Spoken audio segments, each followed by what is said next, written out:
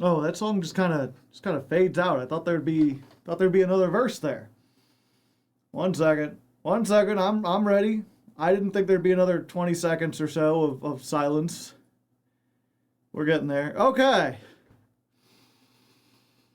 Okay, we're here. Hello. Welcome. How you doing today? You having a good time? Are you having a fun time?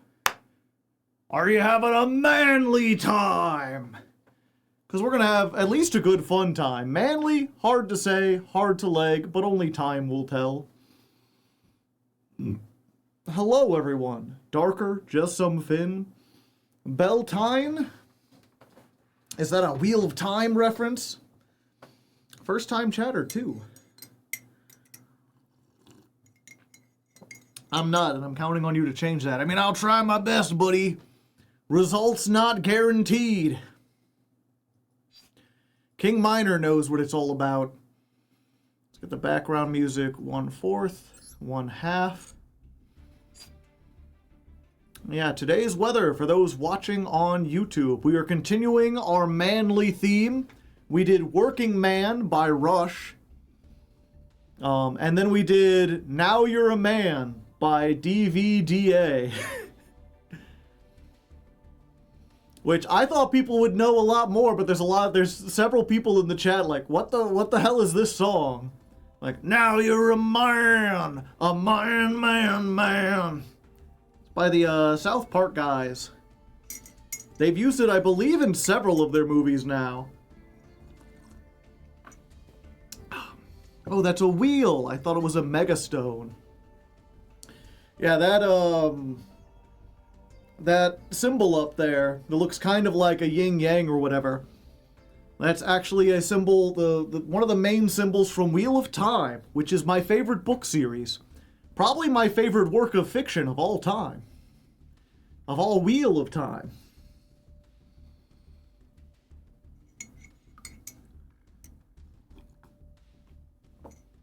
Which is why I have it as an emote. It's A Man's World by James Brown. I'm sorry to say, like earlier today, I was like, oh, I need 4 songs for this week, or at least like enough songs to fill out 10 minutes. And I already had to like cut some. I was looking through. I was like, surely I can find like 4 man songs, and it turns out I could find like 10 of them. And I already had to cut down a bunch of really good ones to make room for 4 that I really liked. 2 today, and then there's going to be 2 more on Thursday. I thought it was a marble. It is not. It actually represents the 2 sides of the one power.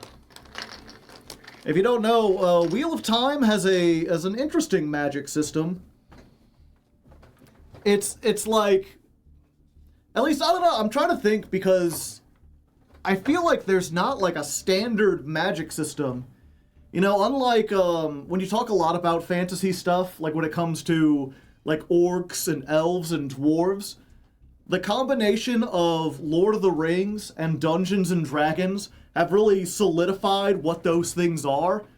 If you look prior to like Lord of the Rings, concept of elves varied wildly. You know, everything from like short little like sprightly beings that can fade in and out of reality to the tall, statuesque, pointy-eared creatures of Tolkien legend, to like more goblin-ish creatures. Like elves weren't necessarily like good beings, and everything kind of like a lot of the lore around, or a lot of the mythology kind of solidified into a common understanding. But when it comes to magic, I feel like there's always a sense of like, yes, I can throw fireball.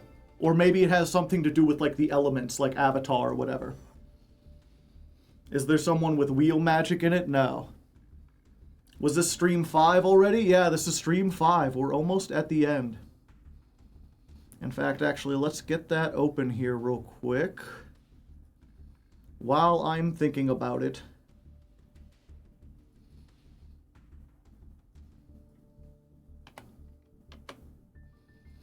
There we go. But yeah, in Wheel of Time, there is like canonically a single, they're like monotheistic. There is a single god simply called like the creator. And the source of magic basically spawns from them. So it's like this monotheistic power where you draw it from, they just call it the one power. And so they can like, I don't know, it's weird because it's like, it sounds almost silly trying to explain it, but they add to it and make it so nuanced over the course of 15 books that like, it's really impressive when you actually do it. Wheel of Time is great for having this thing where like, in the first book, you meet basically a wizard, what they call an Aes Sedai. And the Aes Sedai can do all sorts of crazy shit, but also there's like strange limitations to her power. And they're always like, well, why don't you just do this? And she's like, I can't simply do that. You know nothing about magic. And so it gives you this sense of like, the magic being really wishy-washy, being very like emotions-based. And then several of the characters learn to do magic over the course of the story. And it basically, you evolve your understanding of the magic, where it goes from being this very vibes-based, like, if I have enough strength, I can do this, to understanding that it's actually a very, like, hard magic system, a very almost, like, scientific, almost scientific in the way that people study it and the way it's performed. There's, like, a lot of intricacies and nuance to it. And what you can and can't do is like very concrete. As soon as you went the one power, I went the force. Yeah, there's a lot of the Wheel of Time. They talk about what was it? They talk sort of almost religiously about the world being a tapestry. Every person and everything is like a thread that is being woven by the creator into a large tapestry that is life. And they compare doing magic as to being able to pull one of those threads out and shape it into something else. Take the thread from out of the tapestry and rearrange it in such a way that you can use it to your advantage. And they compare, they're like, doing magic is like weaving. You're taking different threads from different areas and you're mixing them together in order to make some sort of result. And like when they first introduced, they're like, see, all of life is actually made of 5 different kinds of threads, which they name after like the elements for the most part. There's fire, wind, water, earth, and soul. The 5 elements. But then as you go on, you kind of realize that, like, the reason they named the thread fire was because, like, using it has direct control over, like, fire and combustion. But it's also used for, like, healing, and it also has connections to, like, certain plant life and stuff. So it's not as though this is elemental fire. It's just that as the people were trying to come up with names for the system, they tied elements to them in a way to organize it, but that isn't like literally fire or literally the earth. They're kind of like intermixing and they do like various different things. You get the sense that it's more complicated, that there might actually be more than 5 kinds. It's just that that's the way people frame it in their minds while they're messing around with magic. I always prefer a magic system like Full Metal Alchemist where you have equivalent exchange. Yeah.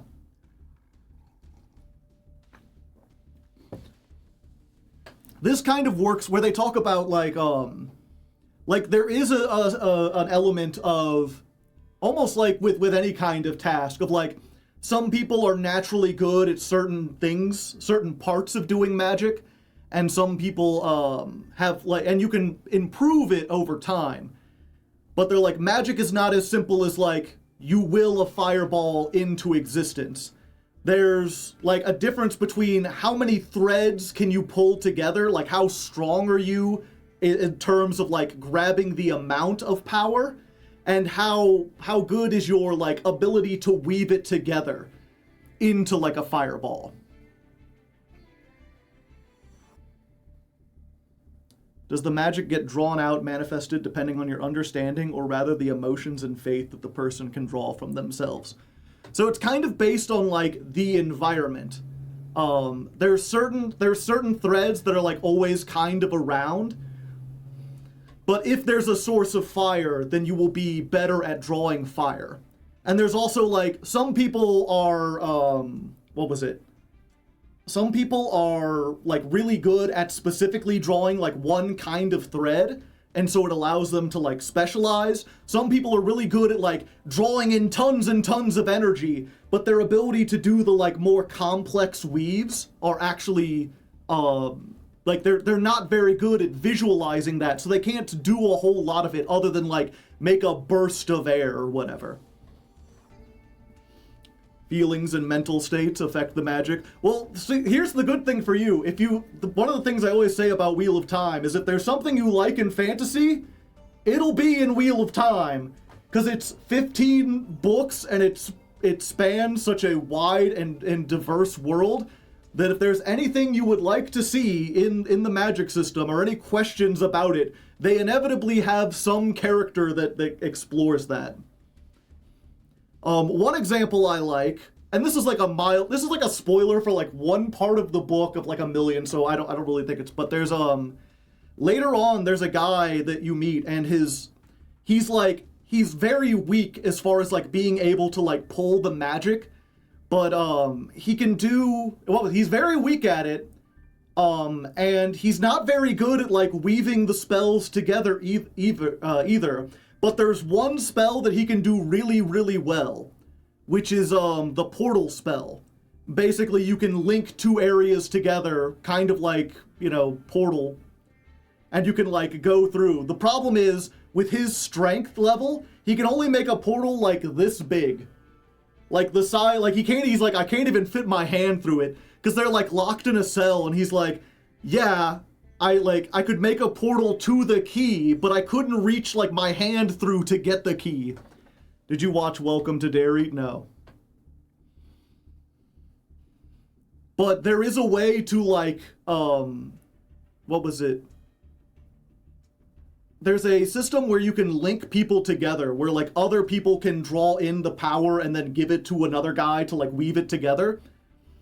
Essentially. You can link magic users together depending on their different, how compatible they are or whatever. And he manages to meet up with a girl who, she's not even like super good at drawing in energy, but she's like slightly above average. But if him and her link up, suddenly he can make like a portal the size of a house. And they do the thing with portals where they're like, yeah, a portal is good for getting from place to place, but also if you open a portal, like, in someone, it will cut them in half, because you are just, like, dividing them. What book would you recommend to get into the series? It's probably best to start with the first book, as long as you understand that the first book is the worst one. Like, I often call Wheel of Time the JRPG of fantasy novels, because it takes like 30 hours to get going, but once it does, it's amazing. No spoilers, yeah. And there's a part where they're like, basically like, Portal Guy and his girlfriend basically stage like a prison break, and they do this whole like awesome thing where like the characters are like, fighting somewhere, and they're like, man, if we're kind of outnumbered, we need some help. And then meanwhile, Portal Guy is like doing all this like James Bond shit with these tiny amount of portals, and they finally make it to the battlefield, and they link him up with a whole bunch of people, and he opens a portal to the core of the earth and drops magma onto an army. Like, it's fucking, you go from this guy who's like, yeah, all I can do is portals and they're not very good. And they're like, but with the right teamwork and coordination, he can make the most devastating portal of all time. Completely change the pace of a battle.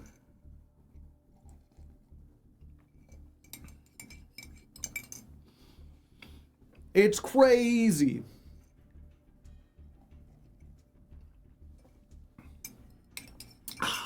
But anyway, I shouldn't get too I can't believe I spent 20 minutes talking about Wheel.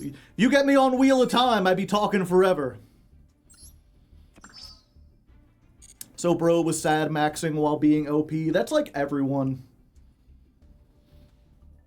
It's like everyone has something that they're like really good at. I could go on and on about all the hype moments in Aura that are in there. They're always so limited. Yeah, like they do so much stuff with like, what was it? They don't even figure out portals until like well, what was it? One of the big things is that like the people they're fighting are like thousands of years old. They're from like the before times, before the world was destroyed, and they have portals. So at the beginning it feels like overwhelming because they have to like physically walk from one continent to the other, and meanwhile their enemies are able to like portal people here and there. And then eventually they reverse engineer how to make a portal. And then they just start teaching like everyone how to do it. And you get to see almost in like real time, like over the course of like 2 books, how warfare completely changes. Because they're like, well, now we can move troops from one side to another. But they can do that too. But then you can also like, you can kind of sense what people are making. So the bigger the portal they make, the more obvious it'll be. So they basically start having like groups that are just to deal with like, if a portal opens up on our flank, you know where to turn. Or they have like Aes Sedai that are basically doing like counter weaves that will disrupt the portal before it forms. You have like, they're in the tent, like trying to plan out military strategy, and you have a wizard whose job is to make a portal on the ground that the other end of it is like a half a mile over the enemy encampment. So now they can look down through the portal and get like a bird's eye view of what the enemy is doing. But then the enemy like realize they're doing that, so they start having archers like shoot through the portal or shoot fireballs through the portal. So it's this like crazy arms race of figuring out like, okay, how can we use this to our advantage? And also, how can we fucking stop the opponent from using this?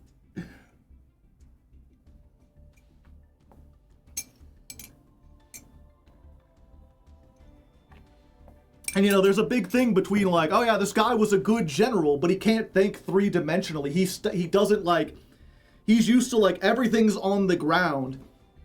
And now that there are creatures that, or now that there are the ability to like drop above or go on the other side of a wall or look down from above, he just like gets like completely useless.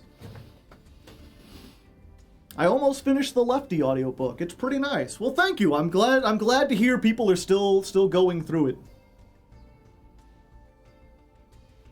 The best part of the magic isn't what you can do, it's the limitations, yeah.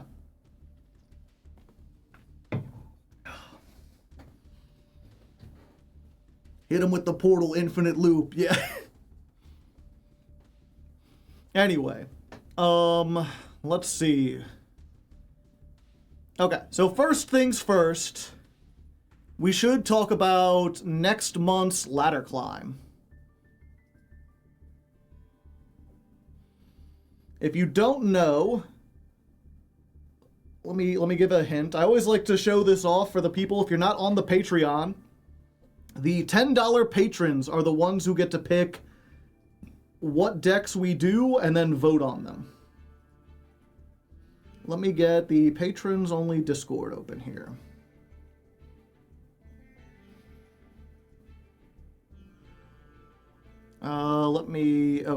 Let me make sure I'm not showing anything. Yeah, I think that should be good.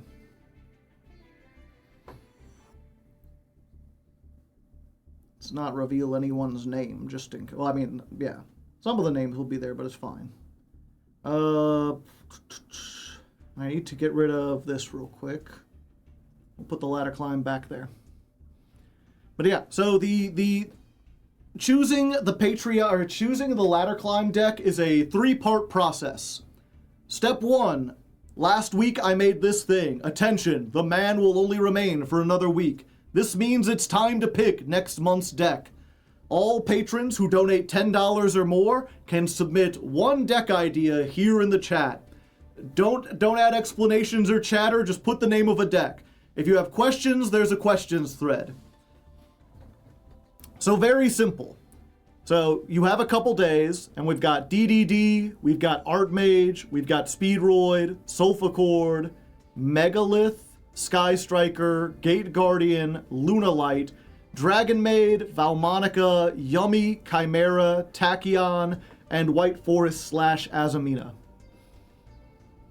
Then, after people have had a couple days to submit, I say, okay, it's time to make your case.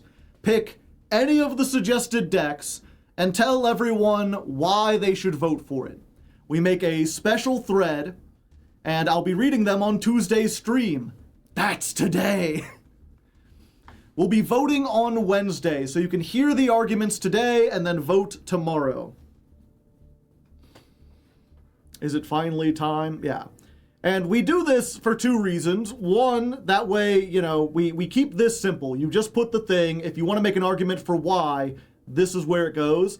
But also we run into a lot of situations like someone put DDD and then like 3 things down, 2 other people put DDD. And I'm like, someone has already put that. You don't need to put it. It's already on the list. But if that's the deck that you want to play, you can still use this to make an argument for why. Wow, someone wrote a fucking novel. Great. No, that's fine. We'll be fine. Yeah, so we're gonna go through these real quick, just so people have it. Because the thing is, we've been doing this for a while, but I feel like people don't go in and read it. If I do it on stream, then you have someone to actually say it out loud and comprehend it and everything. I will always say the best way to do this is to do like what Turbulence has done here, where you just have like points. Points, and hopefully try to keep it a little concise, because the longer you go on, the less people pay attention. But you're right, I just don't read them at all, yeah. It should be, so we'll start with the guy. It should be DDD this month. We never got to see how far it could really go due to being held back by the lack of success with Cosmo. With the new recent support, DDD is more streamlined than ever. Vote DDD to give the deck the run back it deserves. Also, it's a really fun deck, and even the worst hands can end on something. It can also play under Droll and Shifter.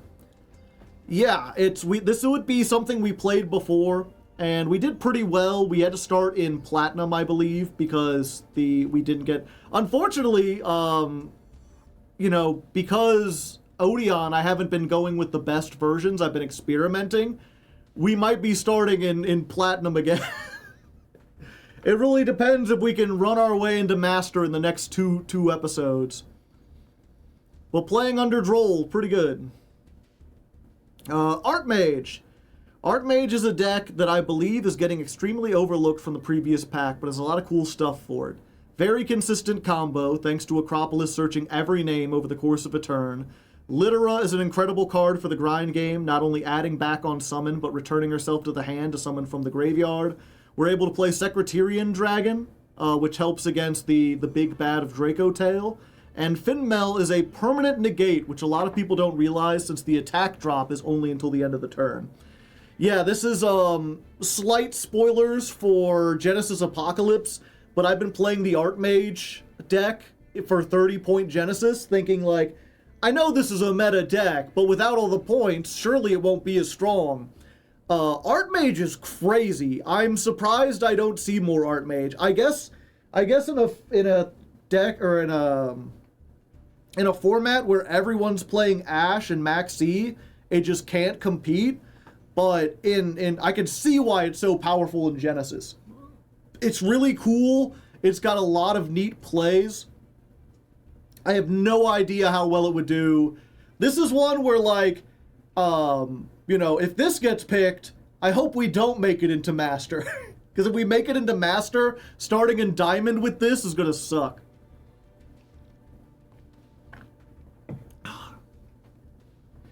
Okay, Cat Monarch. I've argued for Valmonica before, and will do it time and time again. Versatile deck with flexible plays that work well pure. Pairs well with level 4 All or Fiendsmith. Penned deck that doesn't need to pen summon, just needs the scales to exist, and you basically have 15 copies. Yeah, so it's not as combo sloppy as a lot of the other pendulum decks. It's not like if you just get a monster in one scale, you could still do some stuff. Angel Devil on your shoulder for the streams. Yeah, that's something I could do in camera without having to buy stuff necessarily. Strong but minimalistic end boards. Doesn't need to play heavily into Fua or Maxi to end on Change of Heart, Destruction Protection, 2 Compulse, or 2 Imperm. Easy access to Underworld Goddess if required and isn't super tight on extra deck space. Tech card from World Lance to Reborn Tengu to Spooky Dogwood. Many a thing as long as you're willing to try it. Can OTK easily. All the support is here and the deck is fun. No proper one-card combos is the main downside. Blatantly stolen from Sonic because I loved how they put it last month. It's good in Genesis. This is new. It's good in Duel Links. I don't know. The thing about Genesis is it plays more like Yu-Gi-Oh! Than Duel Links does. Like, the thing is, not everything can be good in Genesis. Anything can be good in Duel Links if they give it the right skill. So I feel like it's good in Duel Links doesn't mean anything. Whereas good in Genesis is like, man, if the power level were just lowered slightly, or if they just banned like 5 hand traps, then this deck would be meta. Genesis is where shitters go to be tier 1. Again, though, I don't think it's shitters. I think, like, a deck like Archmage is just slightly behind the power curve. It's not like it's a shit... It's not like it's a shit deck that can suddenly improve a whole bunch. It's like a very capable, very powerful, consistent deck that can end on several negates, that has recursion, that has the ability to recover, has one-card combos, I forget if I already mentioned that, plus a lot of flexibility in the extra deck. It has everything you could want from a modern deck. It's just slightly more vulnerable to hand traps than the meta, and because hand traps are everywhere, it doesn't see play. But it's absolutely, like, rogue playable. To lower the power creep? Yeah. It lowers the power creep. The big thing is that I think a lot of people, when Genesis was announced, they thought it was lowering it like 5 levels, like we were going back to like before Links, or before Pendulums, and it's not quite that lower. Like Archmage is still like a modern deck. It's just like they're basically just lowering it like 2 years.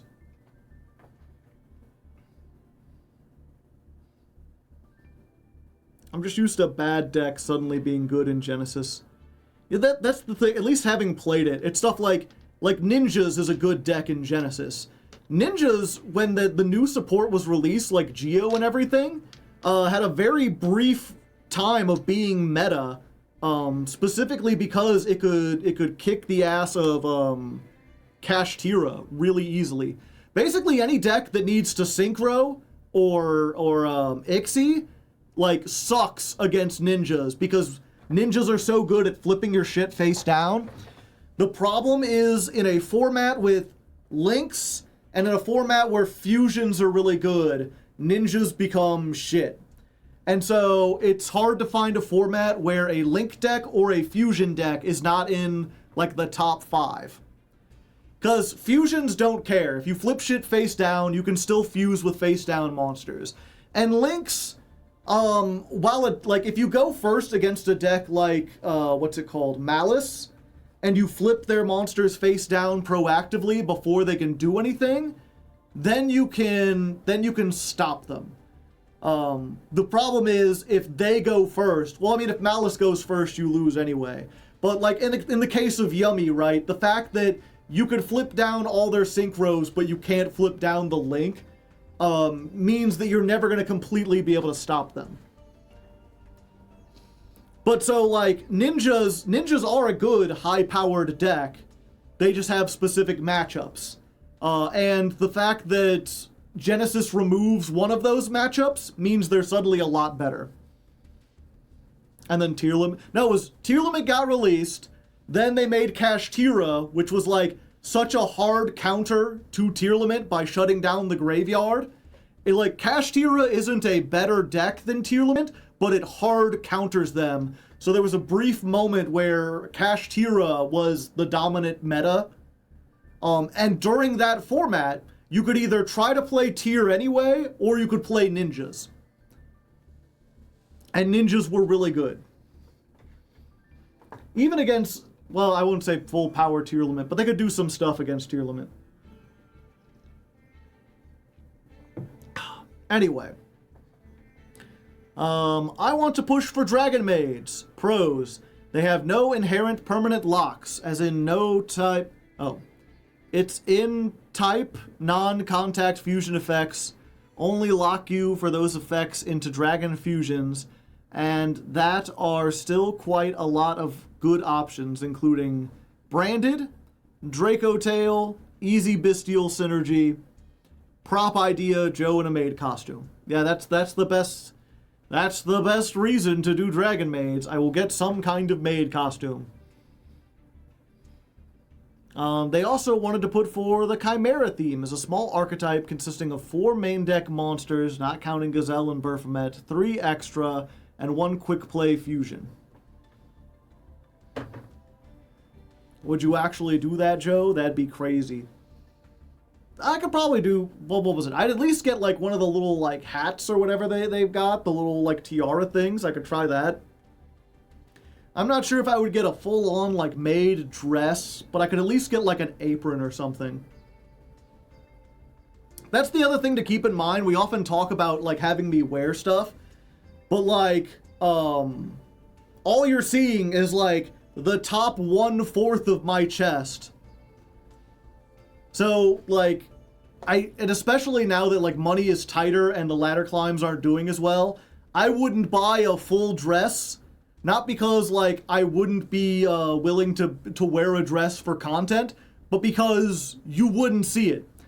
It's the thing I learned with like the Power Ranger onesie was like, yeah, I got it, and then you couldn't see it most of the time. I would be a butler. I could do that too, I suppose. I could be the Dragon Butler. I mean, I have the hair for it. Just be like the bald, look like Alfred. Get a little like tuxedo or whatever. The Dragon Butler. We need a full shot of Maid Joe. The thing is, even if I like this is the only time you could see like my waist at all. And it's cutting off my head. Like, if you... Yeah, there's not really... The farthest back I could get and still be in the frame, you still can't see me. So, like... So, that's the thing. I don't think it's worth spending, like, $20 on a cheap maid outfit just so I can stand up and be like, look, I have it, and then sit back down.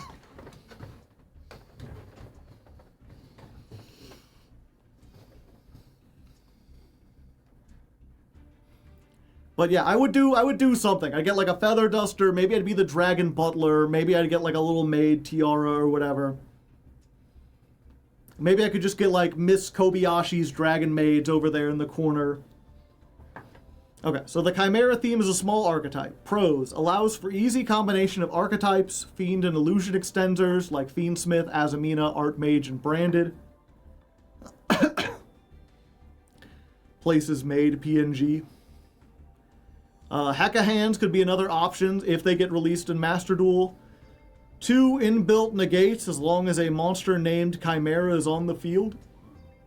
For the targeting of monsters and monsters you control.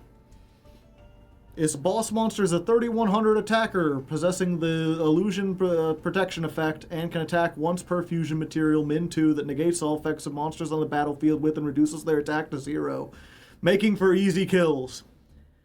Yeah, you've got the points, but I feel like you've written a little too much for each point.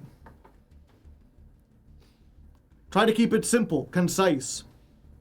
But yeah, the Chimera, Dragon Maids have some options, Chimera have some options. These are both like rogue decks, And especially with 2026, like, if the man with the mark is going to be an example of what we're going to be doing in 2026, I do like the idea of a deck that has a whole bunch of variations that isn't necessarily good, but each stream we can play a different version of the deck to show off different tech cards. I feel like Dragon Maids is close to being able to do that, and Chimera probably could. The big problem is going to be, can I afford it?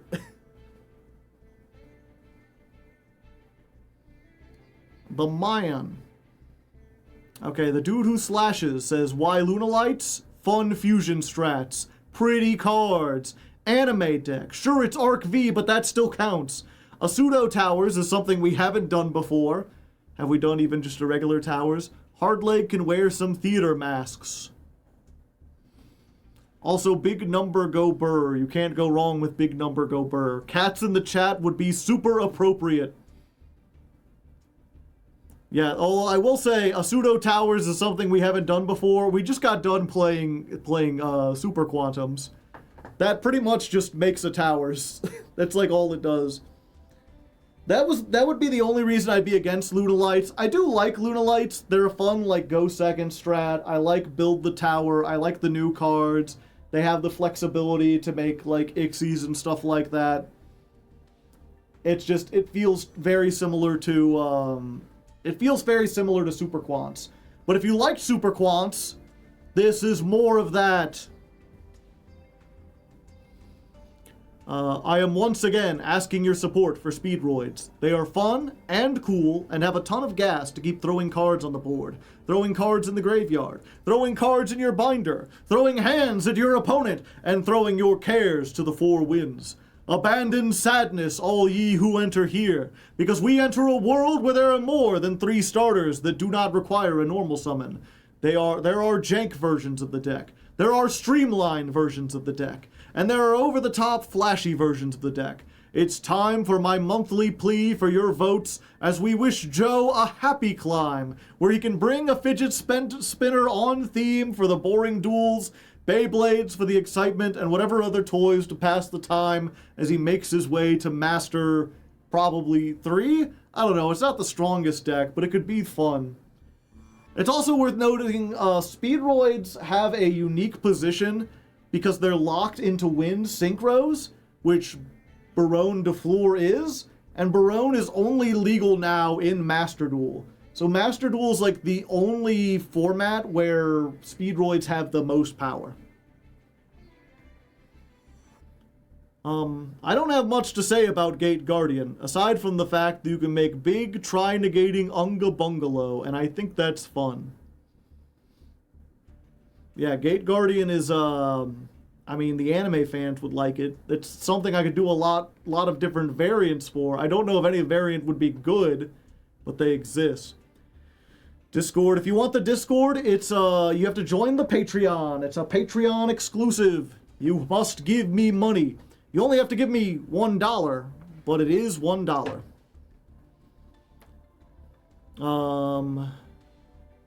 But I might. It's for Gate Guard. Okay, so Cat Monarch also going to bat for Gate Guardians. Synergies with Kashtira and Morganite. I did not consider Great Guardian Morganite. There's the one that lets you, like, normal summon high-level monsters. That might be funny. Best floating in the game. Archetypal Towers. That's not a Towers, which is also a Marshmallow, just because. Good turn can produce 2-piece fusions and combined. I don't know what that means. Rank 7 Synchros. 10s, assuming you play Ghost Girl. World Gears of Theological Demiurgy. Easy ways to OTK, solid variety of tech cards, DM nostalgia, para and doc shenanigans. I don't think I could get away with para and doc shenanigans. I'm too woke for that now. I can't pretend to be an Asian stereotype. Isn't a Towers a monster that can't be affected? Yeah, that's what I was saying. A Towers is something that can't be affected. If something is like, can't be targeted, can't be destroyed, then I would say it's close to being a Towers, like a semi-Towers. But something that's just like can't be targeted, that's not a Towers. Why Megalith? Simply put, the new cards, all three of them, are nuts in such a way that it highlights how much potential the rest of the deck had before it got abandoned to the wayside. New cards, effectively has 3 effects for the deck. An Omni Negate with that. Okay, you don't need this part. You're like, it's an Omni Negate with extra spice. Lets you tribute an opponent's monster if the effect targeted. Reveal the guy in hand lets you... Revealing this guy in hand, I assume, makes it to where your opponent cannot respond to your Megalith monster effects. Yeah, you could just say, revealing it makes all Megaliths spell speed 4. Big boy has a big level. This means this guy is big enough to be the entire cost for a ritual summon. I'll keep going later, writing this as I stumble onto free time. Hagith got better because it now searches a better Ophiel. Discard 1 card to add 2 Megaliths. Then upon ritual summoning, you can either draw 2, discard 1, or tribute an opponent's monster. Which means you can turn summoning Fool off of Megalith Quick Play into either oodles of cards or removal. It means summoning Bethor is no longer the deck's only in-house form of removal. Then this guy lets you recycle like crazy. As always, Ophiel and Hagith, your searchers, have no once per turn clauses on their search effects, so you can just keep searching. Megalith also has something no other decks have, their own Phimena. This thing lets you have turn 0 access to ritual summons. True, you can discard Eraton during your opponent's turn to ritual summon. I do like Megalith. I think it's still my favorite ritual deck. I'm hoping to play it in Genesis Apocalypse at some point. I vote for Megaliths. They rock. Yummy for one thing. Yummy for one T. Think of the possible intro bit. Hardleg being abducted by Snatchy or playing a claw game to grab the cards up. So many interesting possibilities for props as well. Plus playing Yummy pure is not that oppressive. Lots of points and interaction, yes, but nothing that shuts your opponent out. I do like Yummy as far as a modern deck. It's unfortunate that people are like so against me playing anything that's actually like meta. Because I like the aesthetics of Yummy and I like the playstyle of Yummy. And yeah, the bits would be funny. It would, like, I love that I, like, as a prop, I could be like, well, you know, I've been trying to cut back on how many slushies I drink. But it's for my job, you know, I have to get cookies and slushes. That's... It's on theme for me to start every stream with a Coke slushie.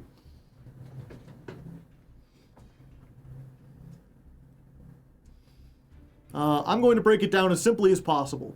DDD is a deck that I love, but through my testing still suffers from many of the problems just to boost consistency.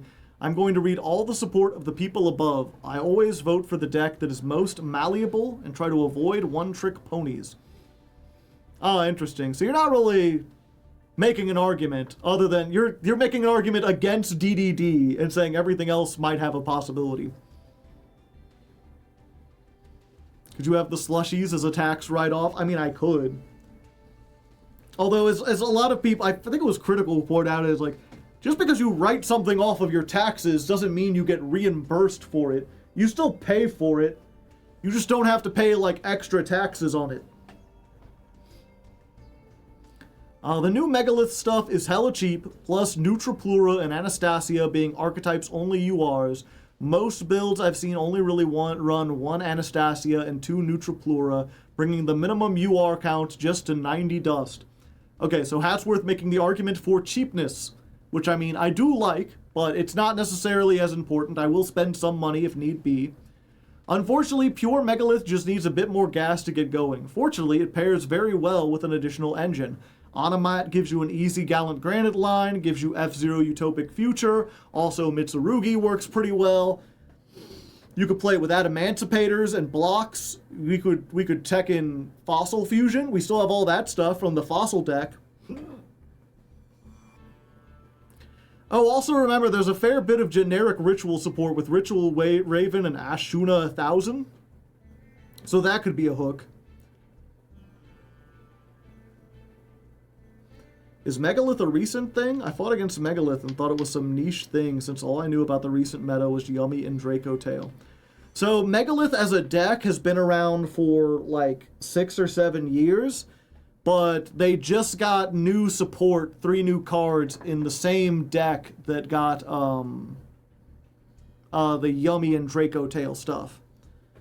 And that new support is like basically better than any of the old cards. They really improve a lot of the cards. So it's the new deck plays differently from the old one.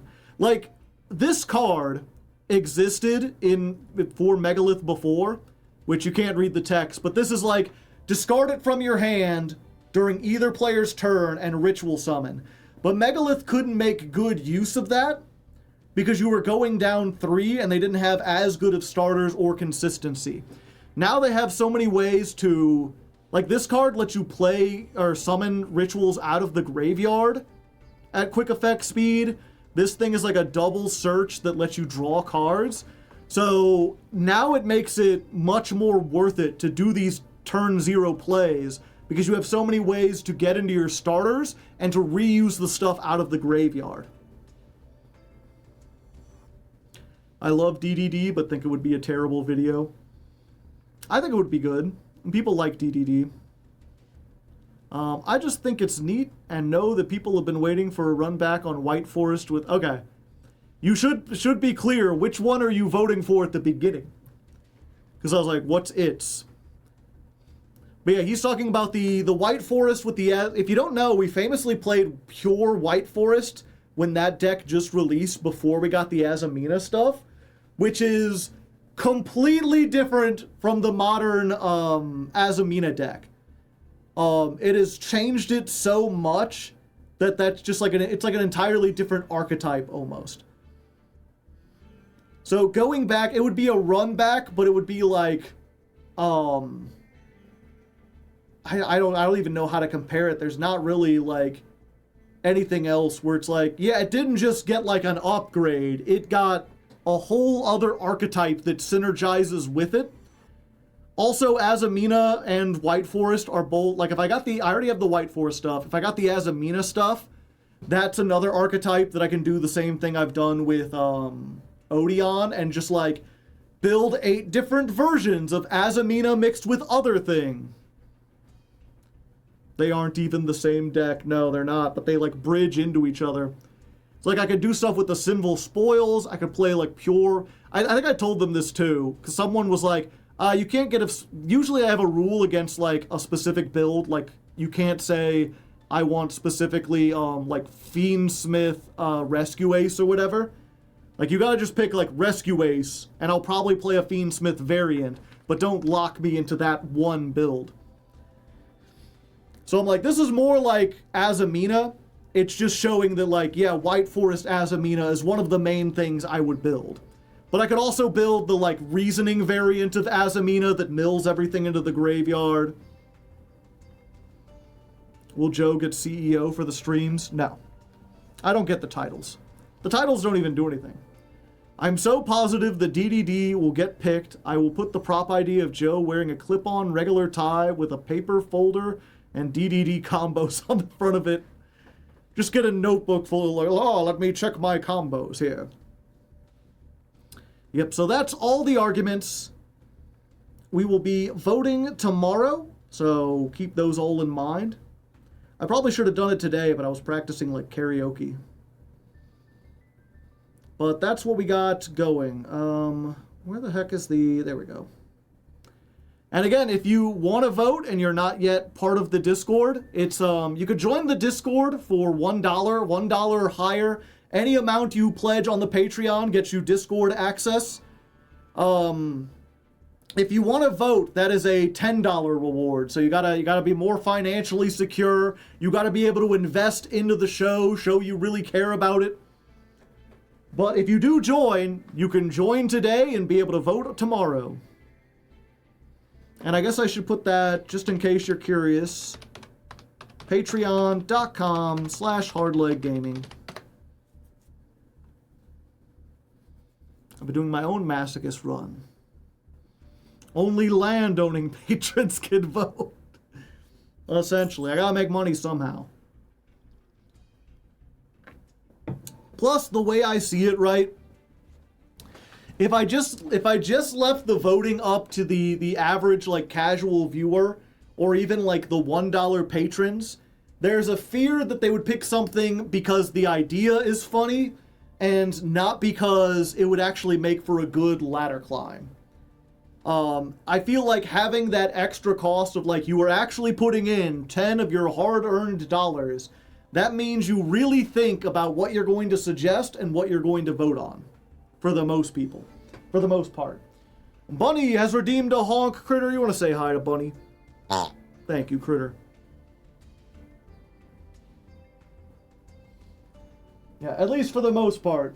I mean, there's still some people who join and they're like, I want to see sous ships. And it's like, all sous ships can do is make like UFD. There's not really a whole lot of variety. It's not very good. Like it would be funny for one stream if I came out with like the sushi hat on and like a what's it called? Like a skillet flipper? How do I hate when I like forget a word that's like a real, like a spatula. Come out with some spatulas, you know? And then after I started playing the duels, it would quickly become apparent that the deck is terrible, that it can't win in 90% of situations. Also, it's really linear. Also, there's not a whole lot you can mix it with without turning it into a combo deck that doesn't end on any sous ships whatsoever. Like, it just loses its identity. And the deck does nothing. You've tested sous ships before on, yeah. Like, in its archetype, it doesn't really have anything. So the best you could do is, like, use it to bridge into Onomat, and then you're just playing worse Onomat.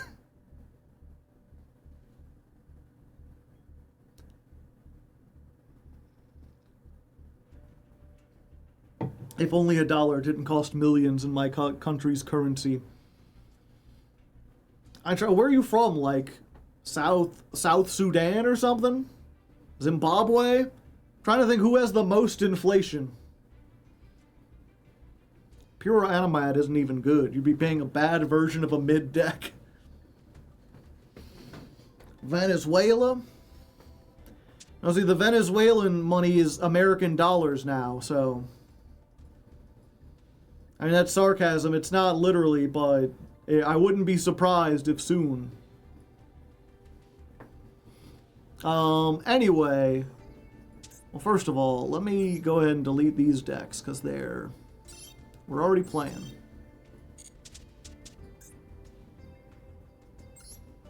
Under new management. Yep. But I can't get into that, chat.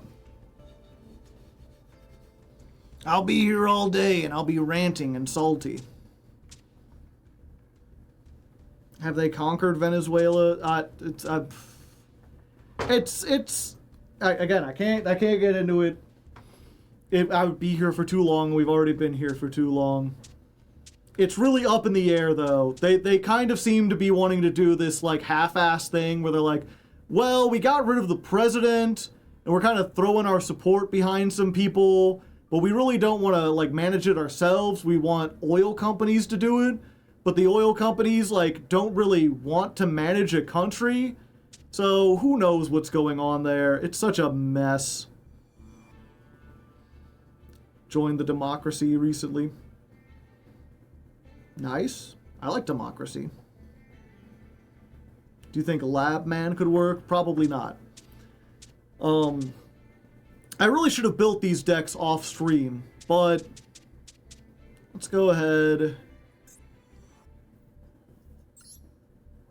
Let's copy this one. And then let us copy it again. A copy of a copy. Okay, so if you missed last time, we were playing something I called Unreasonable Man. It's 2 monsters that can be normal summoned, with 3 reasoning, 3 monster gate, and a whole bunch of shit you play out of the graveyard.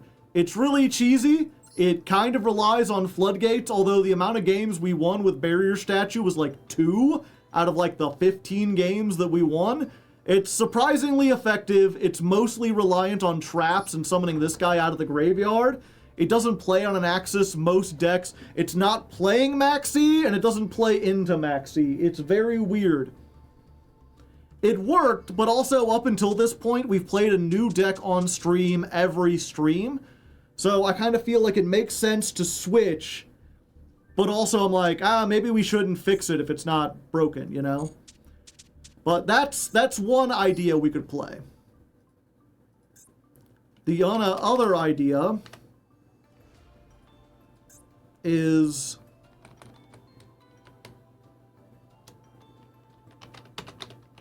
Mansmith. We will be carving out our men. Yeah, as we're getting it, basically, I think what it boils down to is how eager are you to get into Master? Do you want this deck to win? Should we play the best versions of each deck?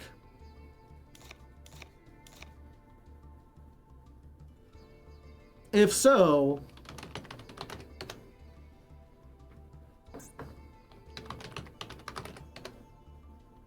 okay, I was like, what did I spell wrong?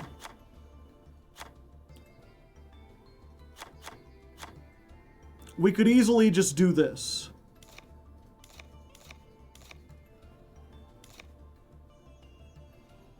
And then we throw in like one of these, we throw in one of these, we throw in that guy, we throw in that guy, that guy.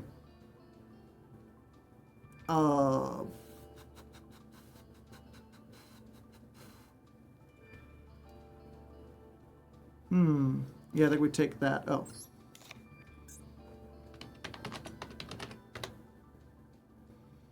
Put in wave high. I guess we go back to Underworld. Yeah, what's his name?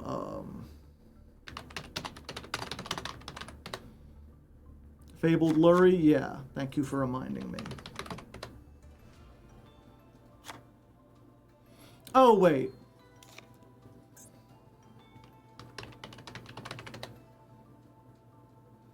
We don't want Underworld Goddess. We want... what's her name? I should know. Moon of the Closed Heavens. Underworld Goddess, but small. Oh yeah, we take this out too. I'm not sure what else we put in here. Just a bunch of hand traps, probably. Just like even more hand traps forever. Oh yeah, we gotta go back to...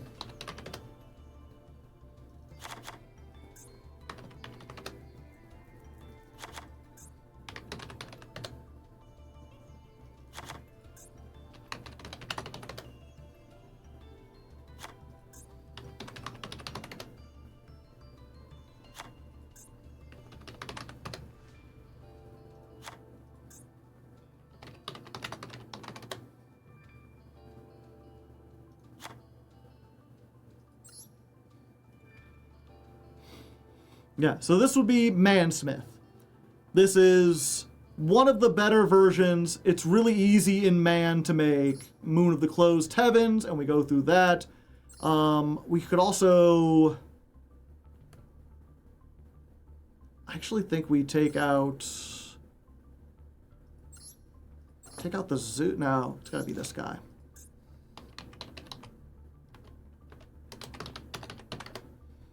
Put a Gallant Granite in. Wait. This isn't a rock, it's a spellcaster. And this is a fiend. I don't know what I was thinking.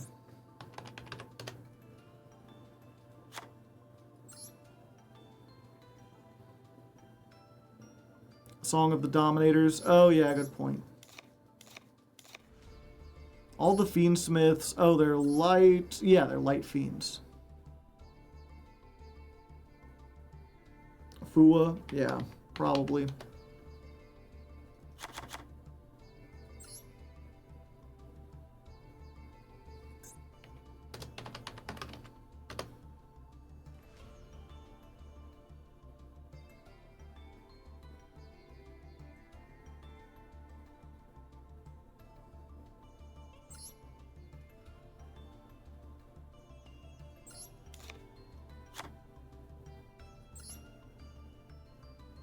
You forgot Maxi for a second there. Yeah. Caesar is blocked by Purge. Yeah, but we won't always necessarily use both of those. We just have to, you know, we have to make decisions. But yeah, so this is Mansmith. The man can easily get us into the Fiendsmith. The Fiendsmith can bait out like Ash Blossom and whatnot without using our normal summons so that the man half of the deck resolves. We've seen stuff like this before. It's probably one of the better ways to play the deck, and then we just get to play like a million hand traps. That is an option. Finally, there is... And actually, you know what? I'm going to delete this version of the deck because this is probably closer to what we're going to be building.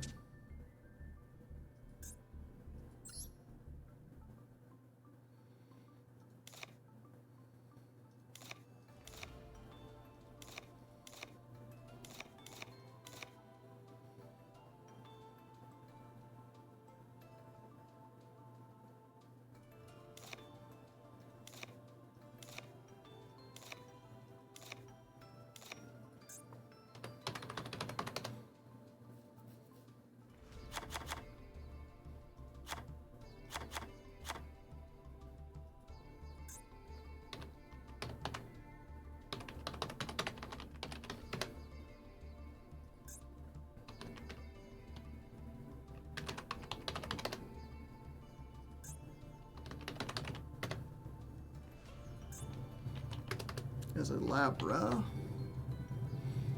Yep, there we go.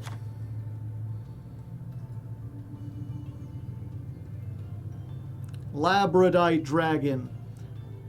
We probably take one of these out too. That sounds incorrect. Is it? I thought this is what they played because this is a level 6 tuner. So the level 6 with the level 4 Man of the Mark or the Apophis.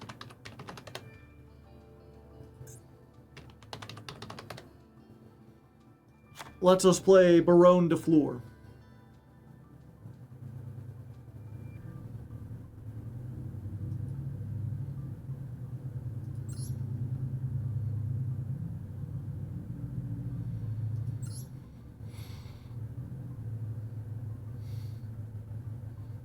Yeah, so this lets us play that. Yeah, we probably actually remove the man down to 1, so we have less normal summons. And then the other thing I've seen is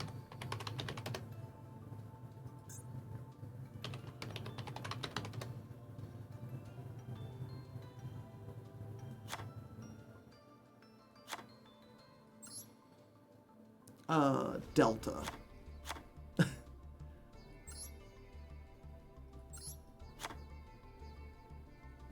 Don't forget to remove Necroquip. Oh, thank you. Oh yeah, I guess that's another point.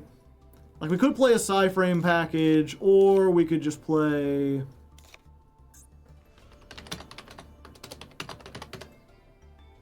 We could put the Song of the Dominators back in, because we're no longer activating cards from our hand.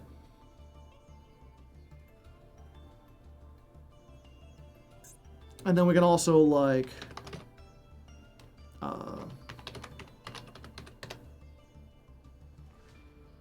add a Chenging in there. If we get a 6 plus 6, that makes us a 12. So we're going to add level 12 Synchros.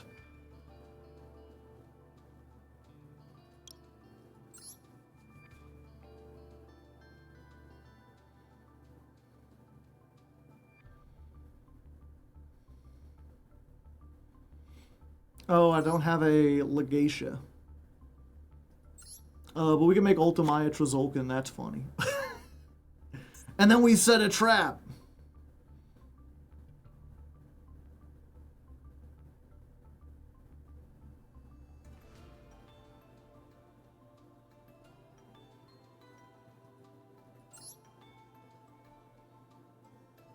Do you have the new Snake Eyes Doom Dragon? No.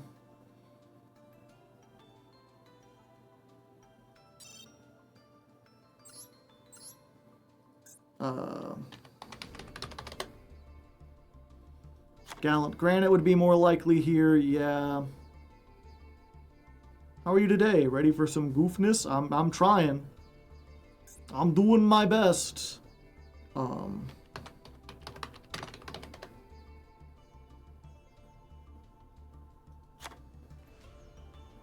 Don't think I would bother with called by or cross out.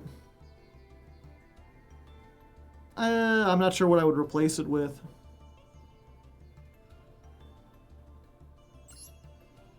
I think I get rid of this.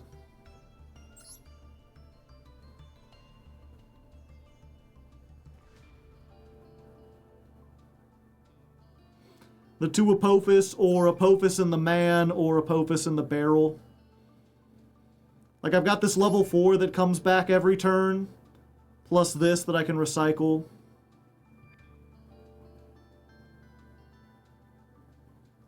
Gallant is generic, yeah. Although, what am I searching? Just Nibiru? Just I can search Nibiru if I want to. We also don't need that.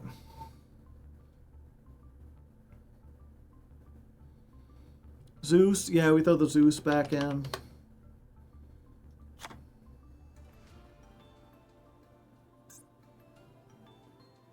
M7. I don't have an M7.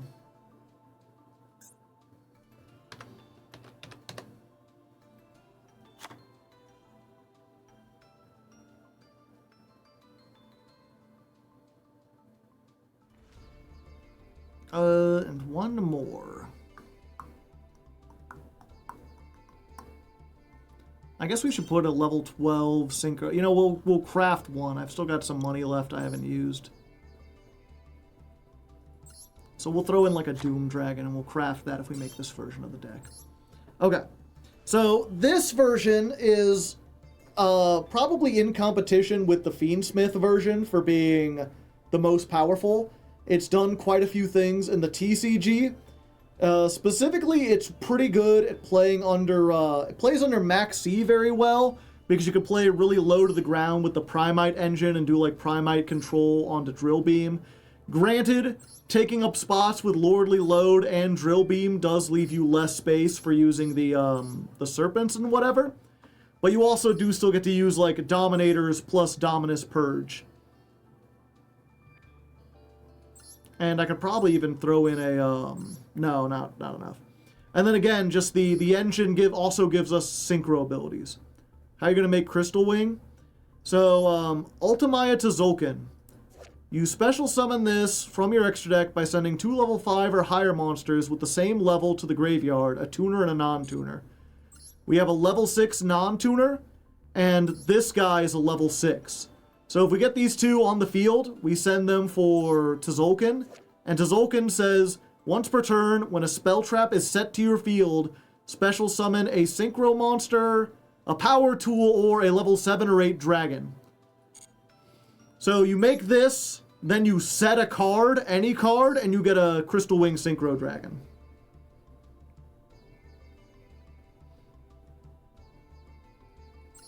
It's very silly.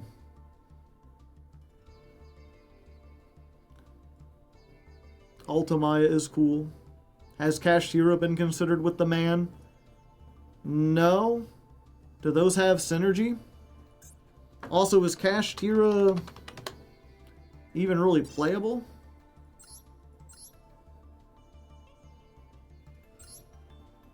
Two Unicorn, 1 Fenrir.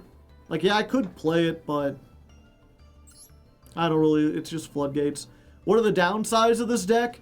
It loses even harder to draw, because now, like, the idea here, right, is like you normal summon Aether Barrel, you set the Primite Trap, you use this to get Drill Beam, then you activate Treasure of the Kings, and you go through the whole line with the Man of the Mark. If you search the Drill Beam, and then they droll you, now the entire other half of your engine is off, and all you've got is Drill Beam and whatever you happen to open in your hand. And if what you opened was like Anubis and Treasure with the Kings, then you're screwed. So that's basically the way to think about it. Like these... Oh, I need to name this. This is... I could have called it Priman, but I call it Manite. Man Primite. The hoodoo, the man with the mark. Yeah, so the difference, right, is like Manite and Mansmith are probably the two strongest versions of the deck.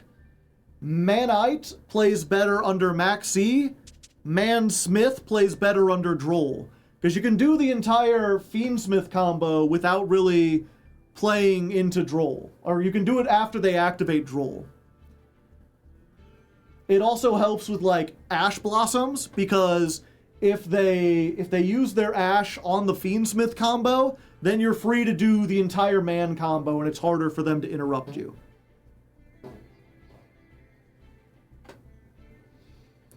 Aether Barrel sets the card. It can work under Droll. You would get punished off of load specifically. Yeah. I wouldn't play 3 Anubis. We might move it down. But yeah, so that's, you know, this one has a big combo that can make monsters, but it loses to Maxi and Fua. But gives you insulation from Droll and Ash. This one can play under Maxi because it's more of a control variant. You don't necessarily have to summon monsters. You're playing a lot more out of the back row, but it loses to cards like Ash and Droll.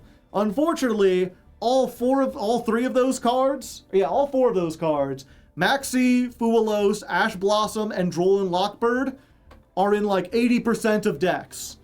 So either way, we're going to have some trouble. It's just a matter of what kind of trouble we got. Then there's Unreasonable Man.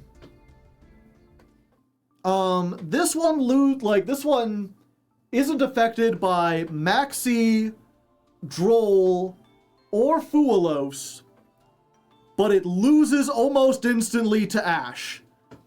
If you activate Monster Gate and they Ash it, sometimes that's all you can do and your turn is over. So you get rid of the weaknesses of 3 of them in order to lose really hard to the one that remains. Also, of all the decks, this has the worst going second matchup. If you go second, you pretty much just have to hope that either A, you open evenly matched, or B, you open with like Dominus Purge, into Impulse, into Song of the Dominators, and also you have a starter like Treasure of the Kings that doesn't require you to use like a monster effect. Because after you do those, you've pretty much locked yourself out of using all monster effects for the rest of the duel. So the question is, chat, we're going to put this up to a poll. What would you like to see today? Which one are we going in? Are we staying with Unreasonable Man, the gimmicky deck that we've seen before but is very funny? Are we going into Manite, the Primite Man deck that focuses more on control? Or are we going to Mansmith? He's just a man named Smith. The combo variant that makes use of the very powerful Fiendsmith engine. Maybe we've seen it a lot before, but we've seen it for a reason. It's very powerful. You got 3 minutes on the clock. Vote now on what you would like.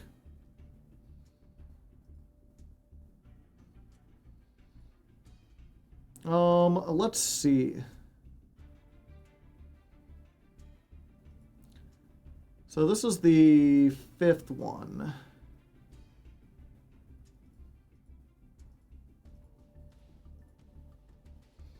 And while you're doing that... Yeah, so last time we added Mark Ruffalo.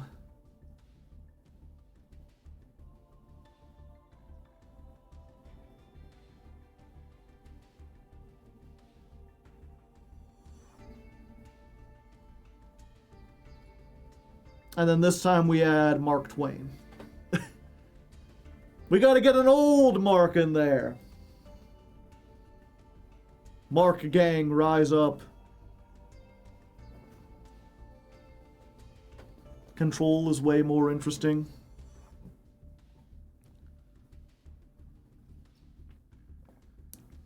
Ash, Amaxi, and Fua are going to be way more significantly common than Droll.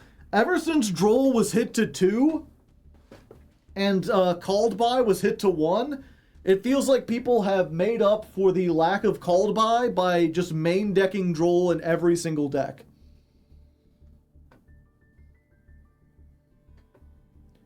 I see a man with the marks, exactly. Looks like Manite is winning so far. They've got 57% of the vote. 20 votes. Unreasonable has 9. Mansmith has 6. Also, you could just play 2 Droll in almost everything. Prime Man incoming.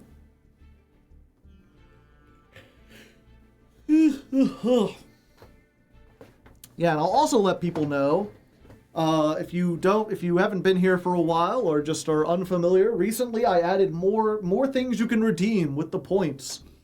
We're finally starting to get some interaction with the Twitch mechanics. So in addition to being able to redeem a honk from Critter, you can also redeem a karaoke. Because there's a certain subsection of people who really like hearing me sing.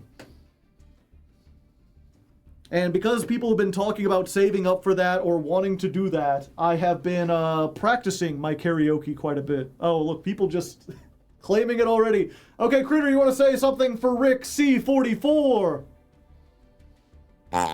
Thank you, Critter. And how about Silver Star 65? Oh, okay. A double honk, very rare. You got the 5-star honk. Okay, Manite has won with 24 votes. Let's look at this real quick. 24, 36. So about 40 people voted out of 140 people. So the other 100, you know, if this wasn't what you wanted, you could have done something about this. You could have voted. You chose not to. The man with the might. Oh, fuck. Okay, chat. Here's a second shorter poll.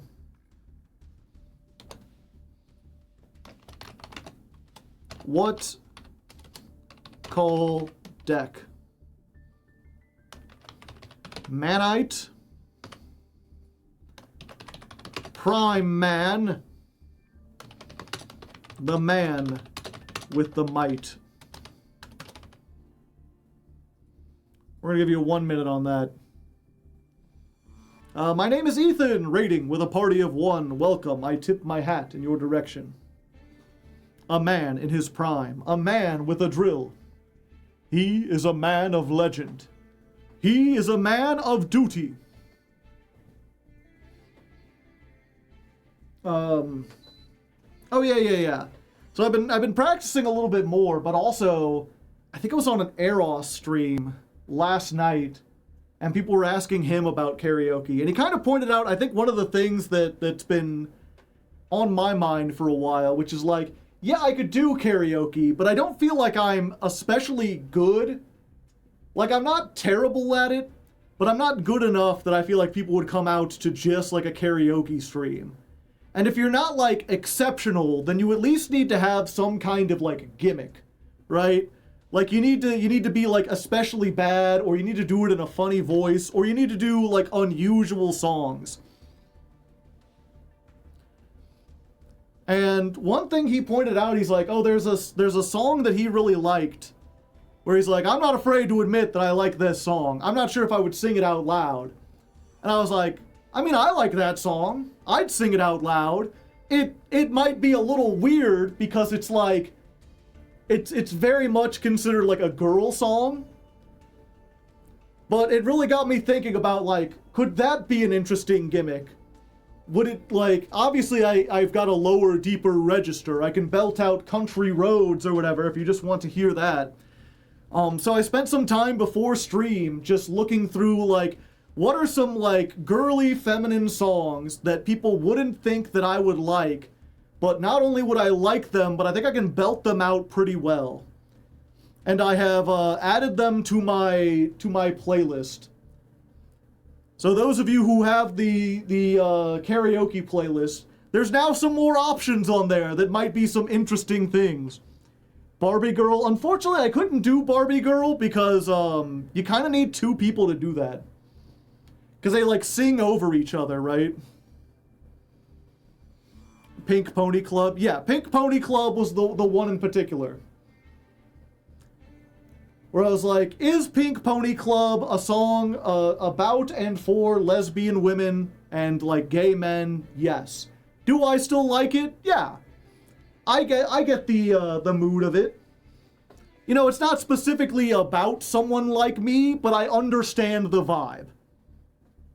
You could do a duet with Critter. It's Raining Men. I don't think I could do It's Raining Men. It's too high.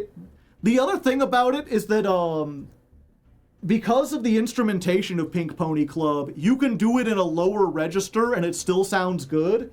Like, you can go an octave lower and still hit the same notes, just on the lower scale, and it still works. Do you know any Tattoo songs? The only Tattoo song I, like, remember was, like, back when I was a youngin'. They played on, like, MTV. The one was like, they're not gonna get us. But I think that's literally all I know from it.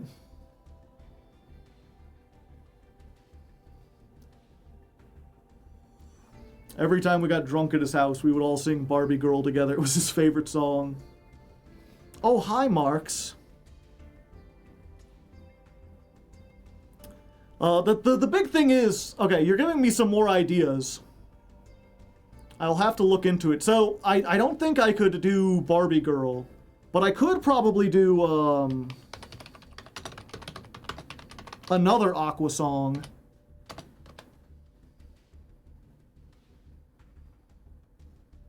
Do they have the, like, speedy version, though? I really like the speedy version from DDR. Yeah, they do have it. We are the cartoon heroes, whoa. We are the ones that gonna last forever.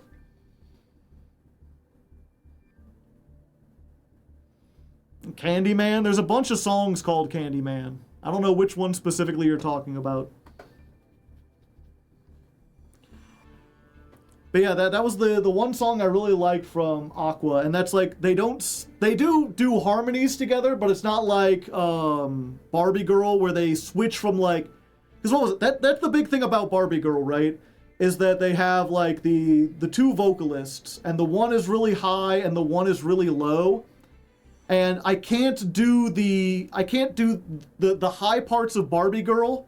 I would have to bring it down to a lower register, right? I would have to do like, I'm a Barbie girl in a Barbie world, life in plastic, it's fantastic. And then the problem is that then when you get to the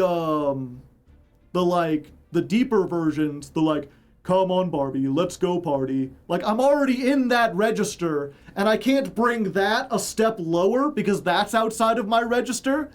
So what ends up happening is the whole thing sounds really static, instead of having the bouncy, like, up high, down low vocals. You can touch my hair. I need a hero. I mean, that's a good song. I could see if I can do that. A lot of these I would have to, like, test. I want to test to make sure I do it so I don't just, like, make a complete fool of myself. It's called Holding Out for a Hero.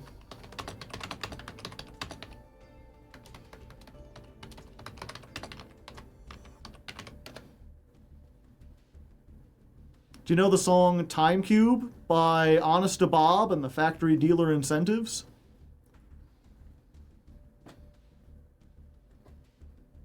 Like, good enough to sing it? I would have to try it. I'd have to, I don't think I know it off the top of my head. You were educated, stupid, and are too dumb to know it, or maybe just too evil to care. Ignorance of the time cube is a blight upon humanity. Something with a time cube that man cannot comprehend. The problem with Bury the Light is it's like a 7-minute long song.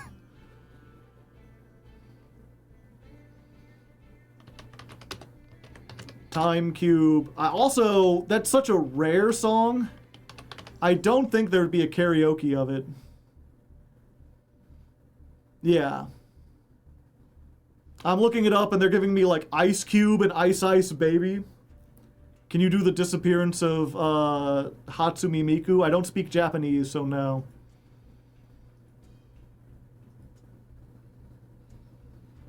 Never Ending Story. Careless Whisper. Are these ones you would actually... The thing of the Careless Whisper I could do, I'm just not sure if you'd be down to listen to me like croon for like 4 minutes. Like, is that a legit, like, thing, or you just think it would be funny to have the stream play a really sexy song? I can't wait till Exo Sister gets support. I need punk and White Forest ain't cutting it for me anymore. You just gotta wait. Holla Back Girl, I just don't like that song. It just doesn't have, like, a very good groove, and it's not very fun to sing. Dancing Queen? Dancing Queen's already on my, like, karaoke list, I'm pretty sure. You're never gonna dance again. These guilty feet. These guilty feet have got no rhythm. And it's easy to pretend you never had a fool. Should've known better than to cheat a friend. This gift that I've been given. Twitch sounds so low these days. Yeah, that's Careless Whisper. 1,000 Miles? I think I already have that on there.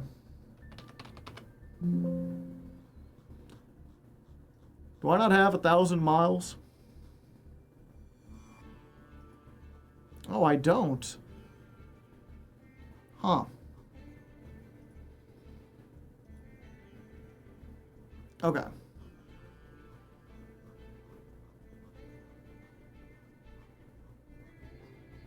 Yeah, I'm pretty sure I used to do back when they had Twitch Sings. Karaoke. Ooh, Bundy, thank you for the prime hype. 18 months worth. That's not Dancing Queen? No, it's not. I didn't sing Dancing Queen because I already had it on my list. Like, you can dance, you can jive, having the time of your life. Ooh, see that girl, watch that scene, digging the Dancing Queen. Ba-dum, ba-dum, ba-dum.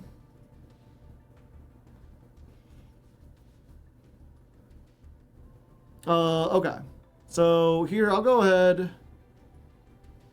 If you do claim one, it'll be a little bit later in the stream because I do need to get this started. But if anyone's interested, here is the list of songs that I have that I think I can do. Most of these I'm pretty sure I can do. Bakamata, yeah, that's in Japanese as well.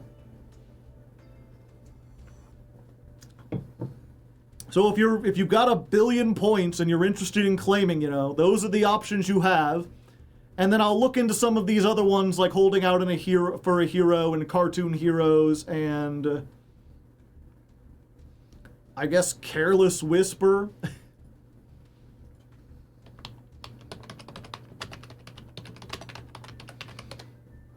I'll put that on my list of songs to like try out, and then if I think it'll work, it'll go on the list.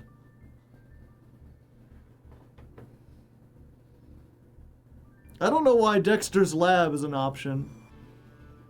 Why, you haven't seen that song?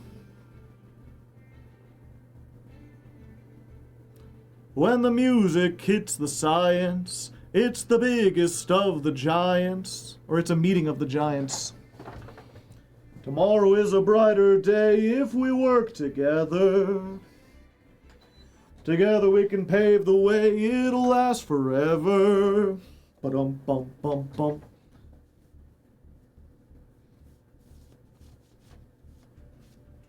Ba-da-dum bum bum ba-dum bum. Okay, so let's get this started, chat. You fill yourself up with cats in the chat. Is the Pokemon opening theme? I don't know the Pokemon opening theme beyond the first one. What about Rasputin? It's fun to dance to, but not to sing. Lady Marmalade, don't know that one. Okay.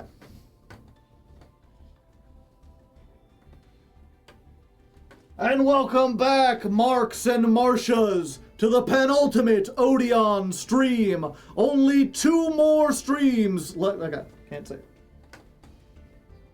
And welcome back, Marks and Marcias, to the penultimate Odion stream. This stream and the next are the only chances we have to try to get into Master. And we're already in, what is that, Diamond 2? Is that? No, it's Diamond 3. My eyesight, okay. Take three, we'll get it. First try.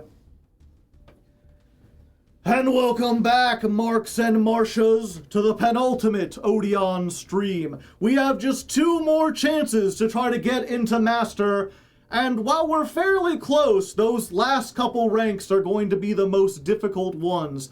Still, we've got a couple more decks that I think might help us get there, and also, we can get the help of an ancient and powerful mark. Bring forth the 5th mark! Mark Twain! Ooh, joining us from the afterlife. The power of his huckleberry spirit will flow or something. I don't know. I've actually never read Mark Twain. Maybe I should. He's supposed to be like an American classic, but either way, he kind of rounds out the marks. There are no more famous marks. Don't bother listing them. No, we're not going to throw Mark Antony. There's no pictures of him. He was ancient Roman and also was Mark with a C, so it doesn't count. Anyway, for the decks that we're playing today, we had a couple different options. We could have stuck with Unreasonable Man. We could have gone with Mansmith. But instead, we're going to go with something that I originally named Manite, but I realized it would probably be better to call it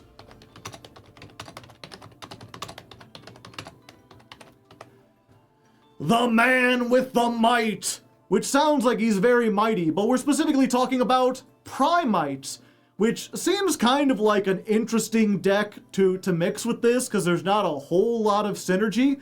But remember that all of the traps are actually normal monsters. They count as normal monsters on the field, which means that Drill Beam is much more likely to be open. It's also more of a trap control deck, so it helps us play under things like Fuelos and Maxi a lot easier.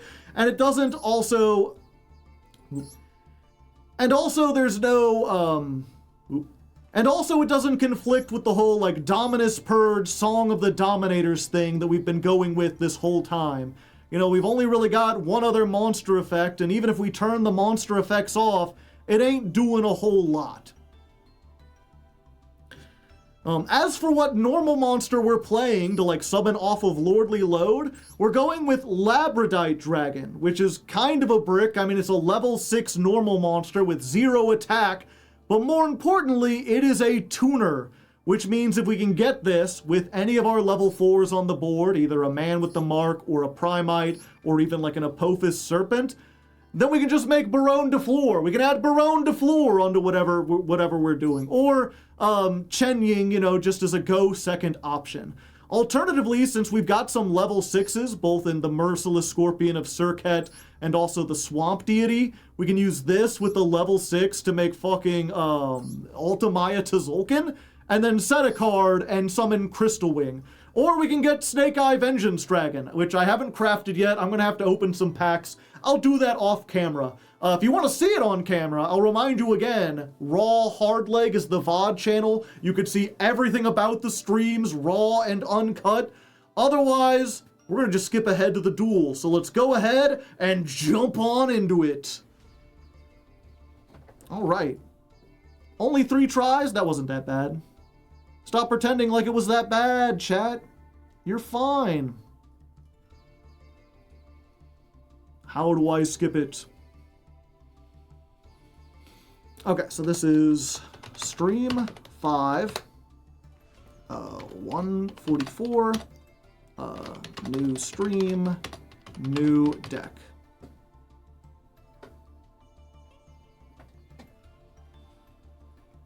And yeah, let's...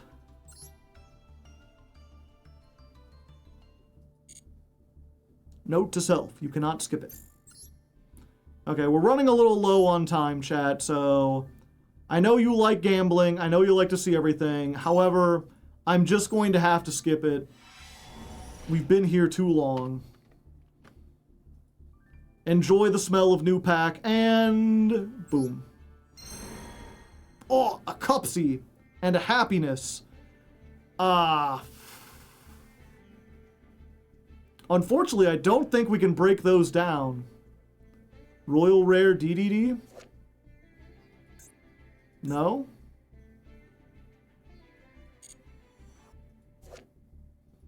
No Royal Rares. We did get the Starham. Okay, so maybe we shouldn't open this one because we've already got everything in it. What are the other packs that are around here?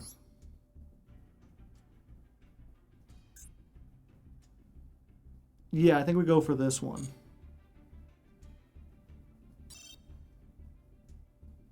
This brings our count to 14,000 gems. There we go. We can break that down. We got some Art Mage stuff. We can break some of these other ones down. What was that would be? 25. We need one more. Yeah, there's still another event this month, so a very expensive episode. That's how it be, baby. One more. Skip it. Okay. That should be good. 2 Apophis isn't viable. We already have 2 Apophis. This is our 3rd Apophis. What are you planning on playing this month? Don't know yet.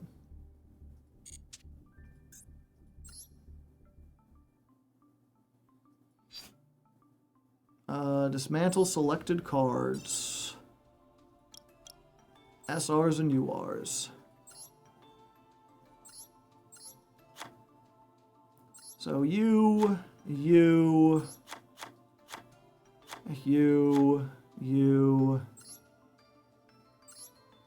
one of you. I guess we'll keep a shiny one.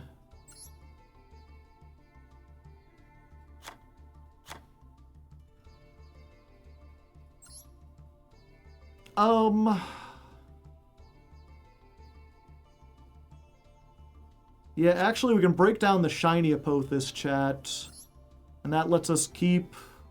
How many Arthelions? Oh, we already have 2 Arthelions. Yeah, so we're fine.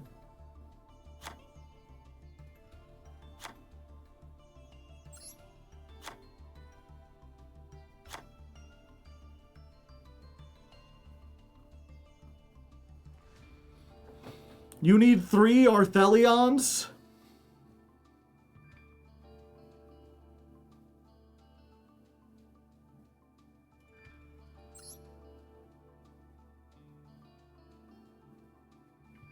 You don't need 3.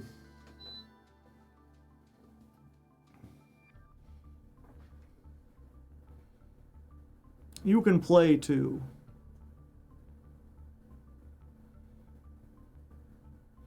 Yeah, considering I probably won't be playing Draco Tail. But I do have enough. We can break it down next month if we need to. Plus, who knows? Maybe they'll like limit it or whatever, and then I can get paid back for it. But we have enough just from this since it's shiny.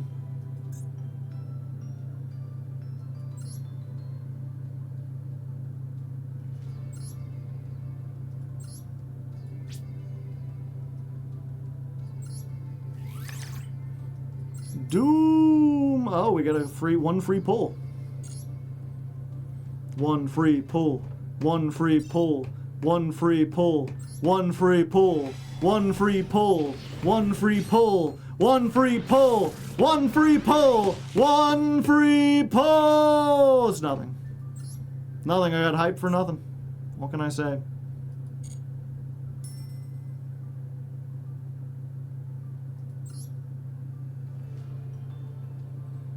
Doom Dragon needs 1 plus non-tuners.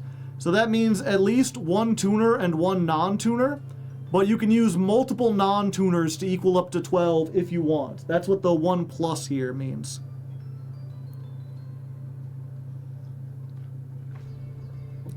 Honestly, this middle plus should probably be turned into like an ampersand sign. That would make it a little bit more obvious as to what they need, although Dirt Spider is here, it is. So it should say like 1 tuner and 1 plus non-tuners. I think they used to actually have the text 1 or more non-tuners, but that was just too wordy.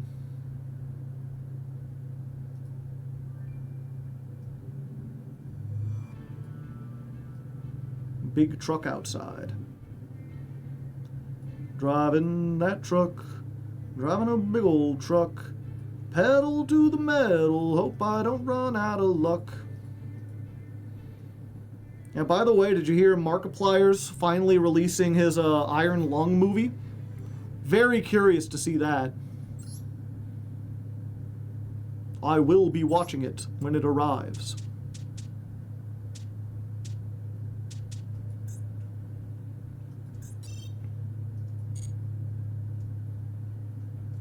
One of those marks about to bite Critter? I hope not. He's releasing what? He's been working on a movie version of the video game Iron Lung. Are you familiar with what was it? Iron Lung is like a weird little like indie horror game where you're in a submarine. That's what a lot of people know about it. Here's what I love. Here's the backstory for it is the most insane shit, and I love it. So it takes place in a far distant future. Mankind is living out among the stars.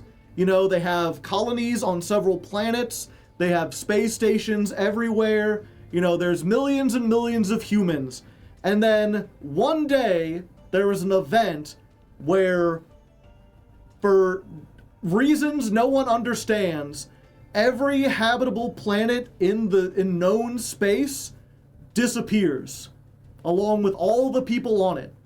Every planet that had people is gone. And the only humans that are left are those that were on spaceships or in space stations at the time that it happened. And while they are alive and they can still do stuff, those planets also had a lot of the food, a lot of the vegetation, a lot of the water. And so after 10 years or whatever of warfare trying to figure out like who was in charge now that like 90% of the race just disappeared, people quickly found out we are running out of resources at an alarming rate. It's a metal band too, I see.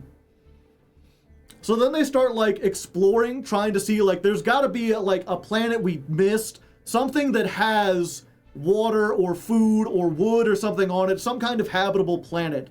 And they do find a planet, which is, it's a small moon, and it's covered with liquid.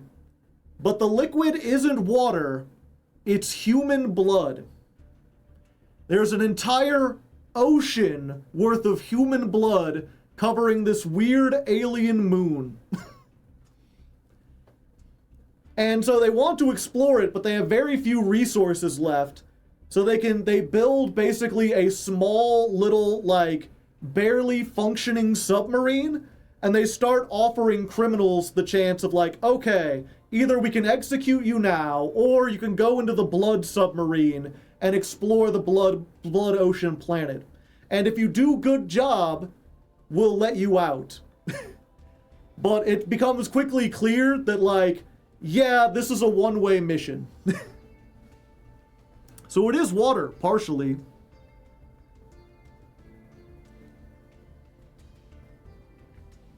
But, like, where did the blood come from? That's what they're partially trying to figure out, like, if they can use the planet, but they're mostly like, where the fuck did this blood come from? Yeah, the sub is literally welded together.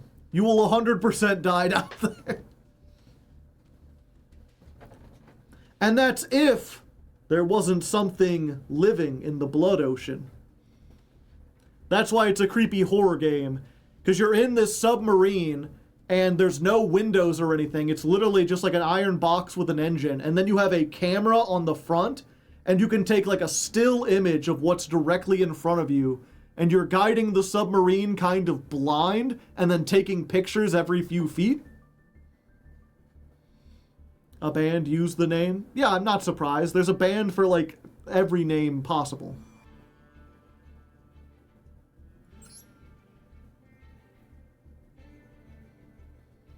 Put a little blood under your pillow for the blood spider. You're talking about Iron Lung? Yeah. Alright. First duel of the day, and we're going first, which is what we want to do. Also, where are my notes? Okay. My notes are good. We add 1 to the going first counter. Seems a little loud today. Let me turn that down slightly. I still need to buy a new keyboard. Okay, we start out with the Primite and pretty much nothing else, so go Primite. Hope this resolves. Hello, it's me. My name's Ethel.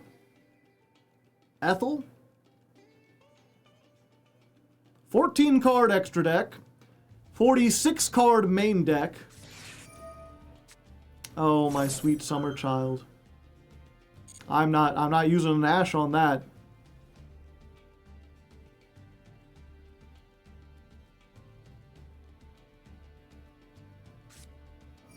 And in perm. Okay. Well, that has a little bit more interaction.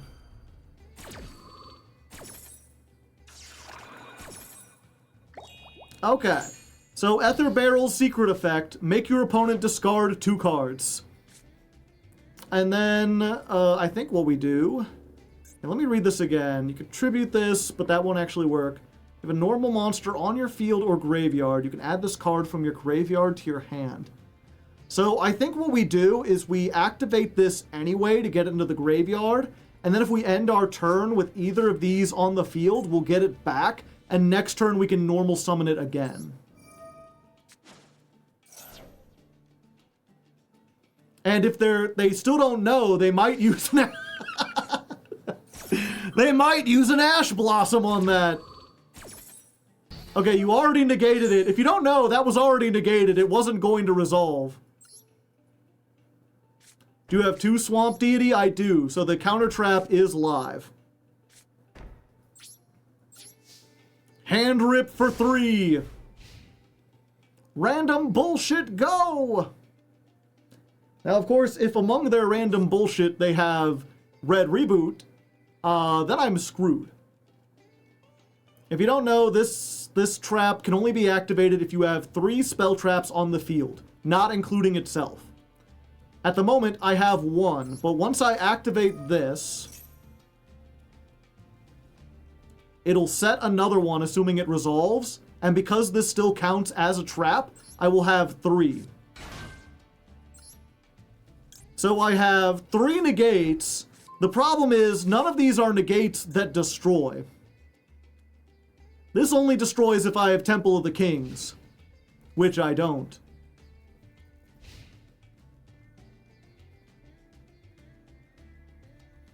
So they've got a 3-card hand. It is before the end of the main phase. Oh, please don't have... No, it's fine. Okay. Good. Yeah, this counts as a normal monster. So we'll draw. And then during the standby phase, because I have a normal monster, this returns to my hand. Surprise.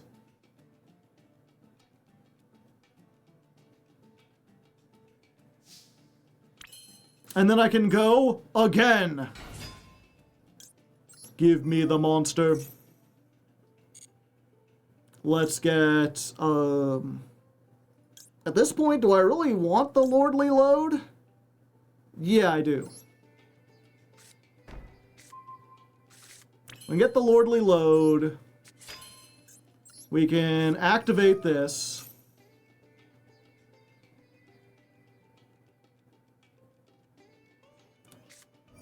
Ash Blossom. I see. So their hand is all hand traps. Let me think. Is this game 16 plus 16? 2, 4... No, it's just slightly under game. Okay, so what we do is we go to battle phase. We attack for 16. We attack for another 16. Main phase 2, we activate the Lordly Load. And we summon the Labradite Dragon.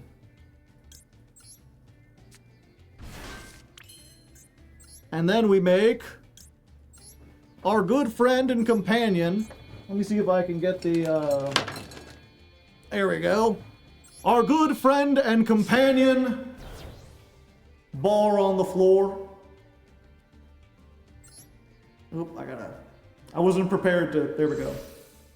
Our good friend and companion, Bar on the floor.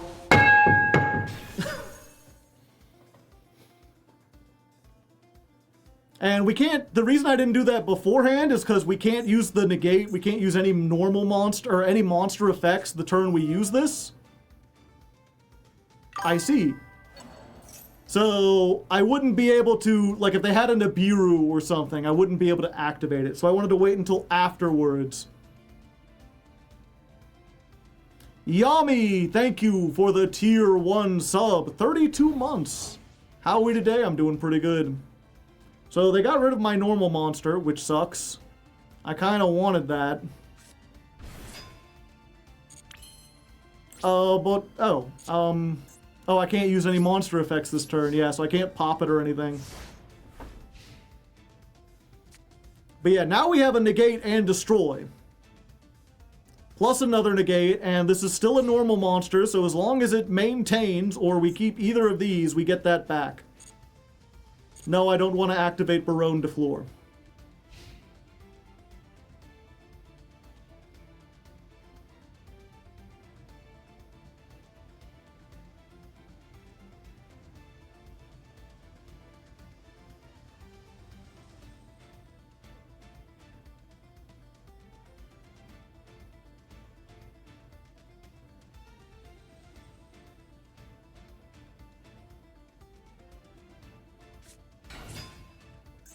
Ah, Moye?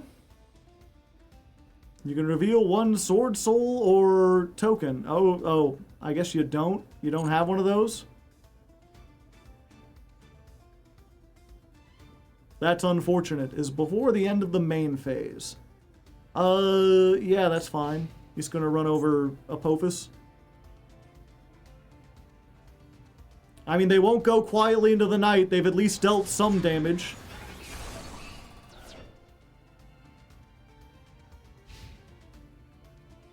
Before the end? Okay, yeah, we'll use this now.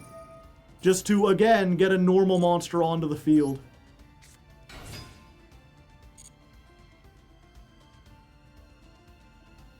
And let me look at Lordly Load. You can declare one, summon monster from your hand, deck, or graveyard. I cannot summon from banishment.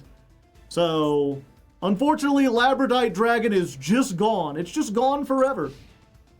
Banished, perhaps, to the Netherlands? Who knows? Anubis, Jamaica. Anubis, Jamaica. We'll go ahead and just get this back. Howdy, howdy.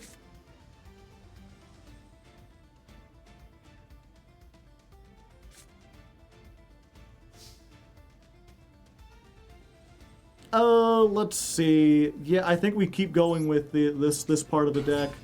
We could get the man part of the deck on, but I think we're about to win here anyway. We get the drill beam set, and now they're like, days are numbered. And the number is very low. We'll use this to blow up their ball drake. They are no longer ballin'. Well, you got something in response to that? Strange. Very strange indeed. We will go ahead and send this. Show me the third ash. You got the third ash? Was your hand all 3 ashes? Ah, no, it's another Bestial. Yeah, I can't allow that to come onto the field, so I'll use my negate on that.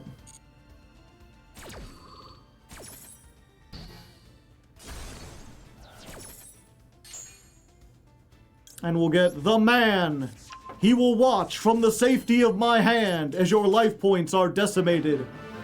I didn't even have to attack. I attacked so fast, they were just already gone. So there you go. Not the most competent opponent. But they also bricked on hand trap, so, you know, can't really blame it for them. But that's the loop. That's what the deck hopes to kind of do. 206. Stool 82. Pardon me. Sword Soul.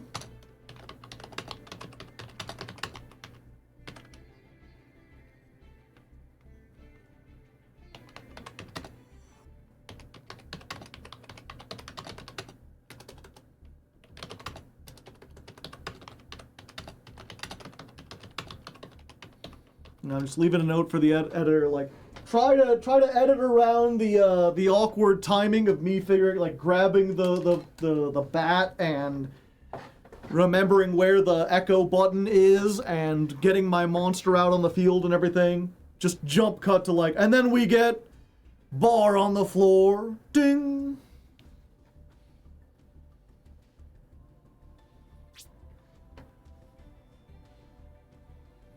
Oh, hey.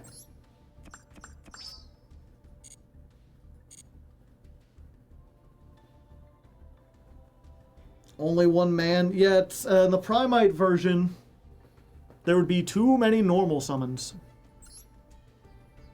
Too many puppies. Ba-da. Too many puppies. Da-da. I see.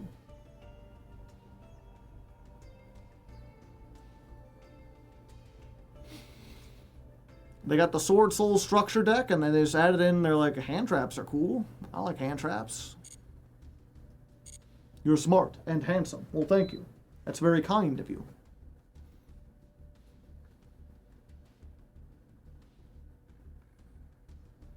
Two man, or one man and one of the level 10s. I have 3 of the man who searches.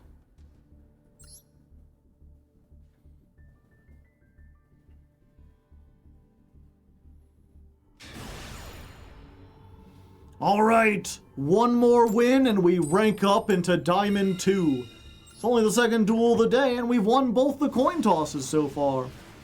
Hey, that's pretty good. Win number, sorry, not win number. Go first counter, number 42.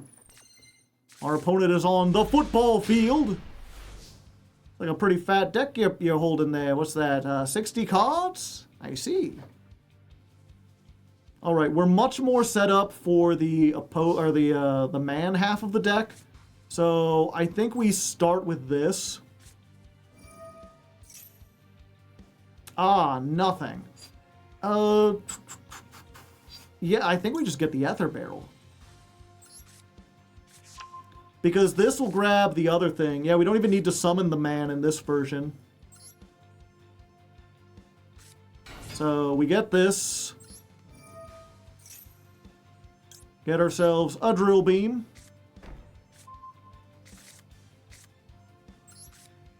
We do this. Set a card? Why, yes, I think I will. Then we can activate this. We're going to get the Merciless Scorpion of Serket. Oh, am I not playing Temple? Even if I was playing Temple of the Kings, that would be way too many things at this point.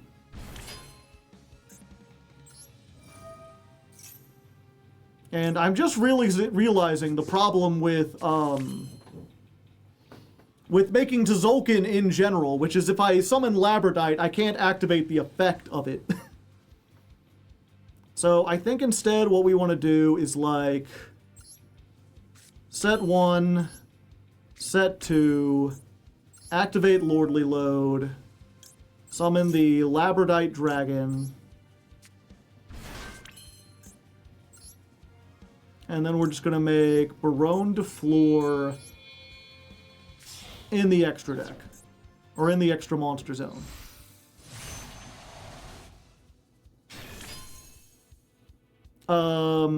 Yeah.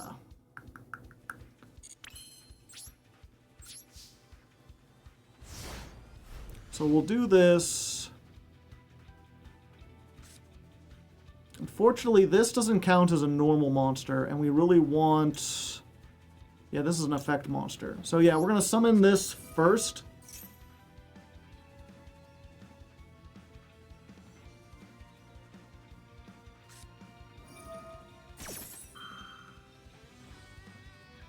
Discard 1 Despia, take 1 Despia.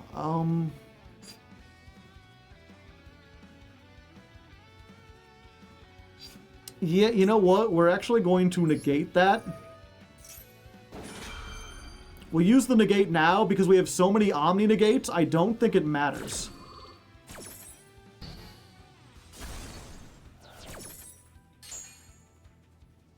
So we summon this, now the Drill Beam is on. We set this card. And then, yeah, we go ahead and summon the Dirt Spider while we're here.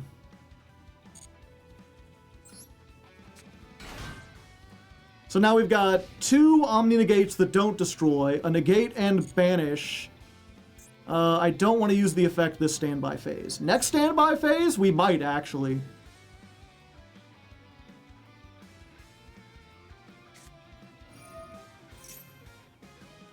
Reveal 1 fusion monster in your extra deck and summon 1. Yeah, so we just negate this.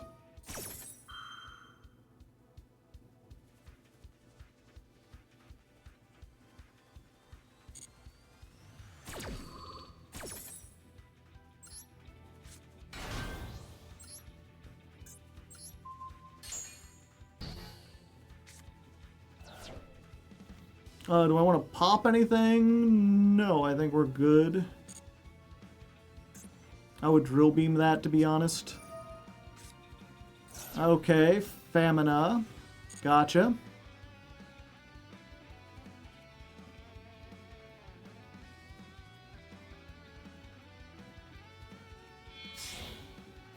Plus 2 cards from hand. Arthelion.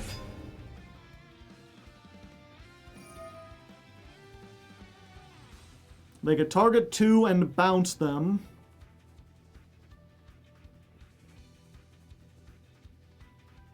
Yeah, I think we Drill Beam this, right? To get it off the field and stop it from coming back.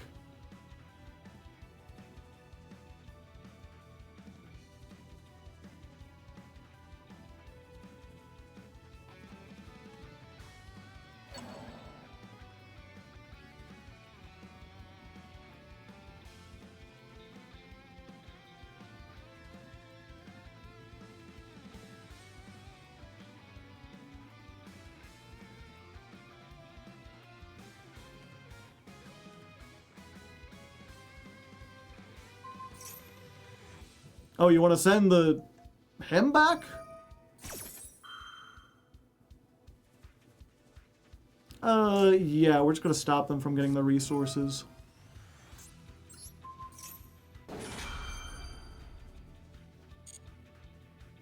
we're probably good either way, yeah. What is Malulu? It's set 1, then negate the effects of one face-up monster your opponent controls.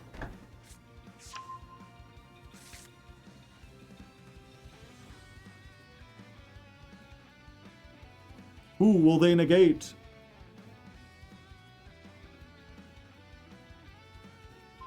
Yeah, they negate the statue, so we can't pop it on resolution.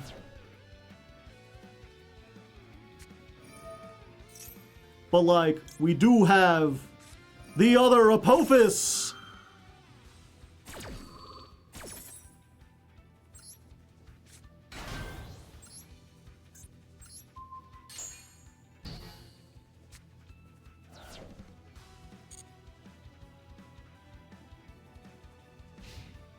And there you go. It's that easy, chat. So many things that we can do! And granted, they started with no hand traps. Yeah, I mean, we won't drag this on. I'm pretty sure this is game. We just untap all our mana and then attack for game. Untap phase. Yeah, that's 12,000 damage. Pretty sure we're good. 3,000. See, you can beat Draco Tail with this deck. Just go first and don't have them get any hand traps and end on like 5 disruption and you're fine.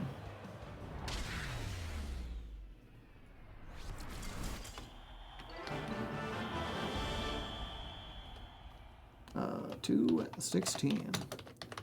Duel.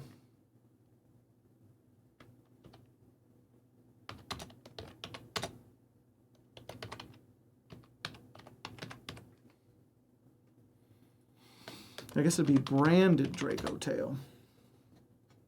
Man the Gathering, yeah. Oh yeah, that was our rank up game. I completely forgot. I got lost in the sauce of like dueling the opponent. I forgot there were stakes. We rank up. Yay us. Diamond 2, buckle my shoe. Remember when shoes had buckles? I hope not. If you do, you're like a vampire or something. You've been around for hundreds of years.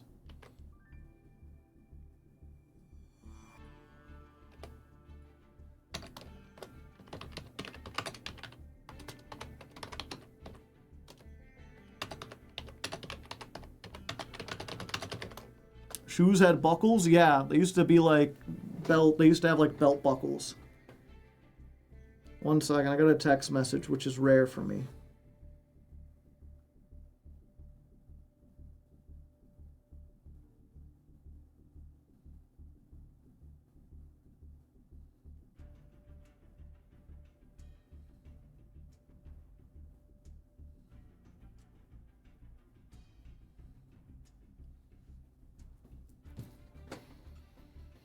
And probably still buy shoes with buckles. I mean, shoes with buckles. Yes, you can. They're mostly like feminine, like loafers that have like little tiny buckles. Oh, there you go. They're like recreation of like old shoes. Yeah, if you're wondering.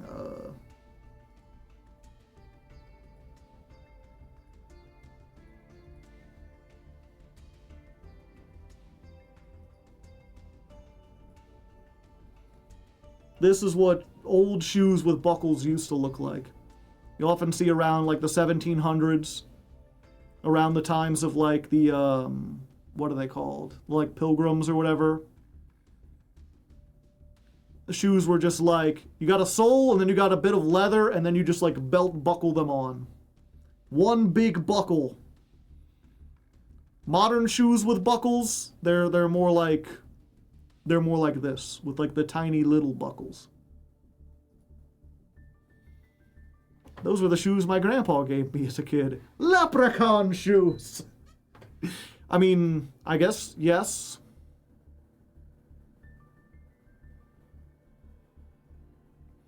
Now I'm paranoid real quick, because if you look up anything that you can like buy It's like sponsored product. You can buy these from here. Was there anything that had like my address or anything or my location? Probably not.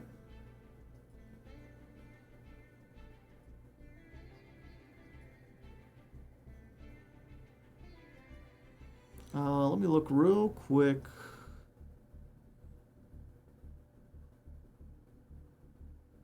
Abraham Lincoln, the manslayer.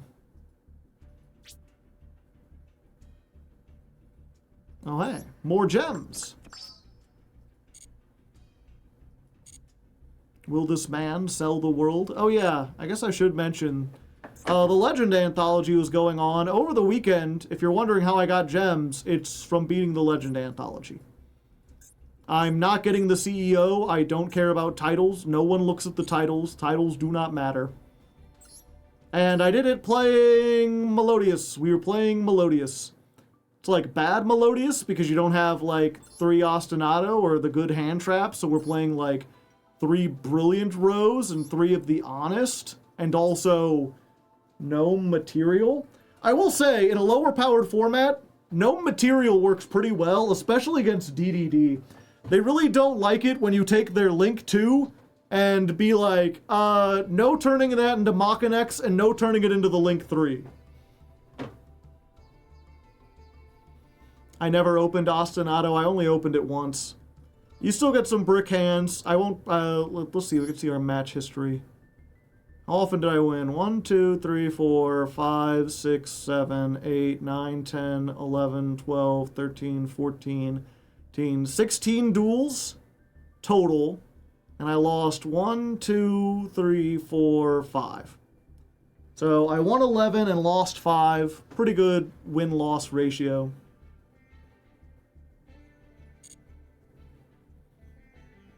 It's cool that you like Melodious. Melodious is one of my favorites. Even before they got the new support. They're a fun deck.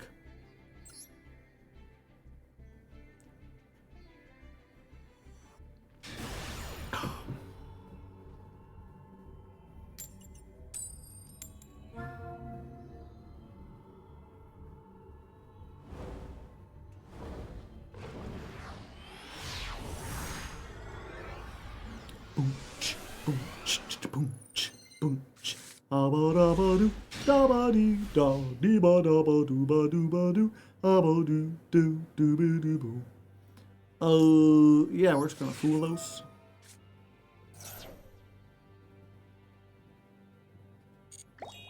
All right. Show me what you got, Hughes.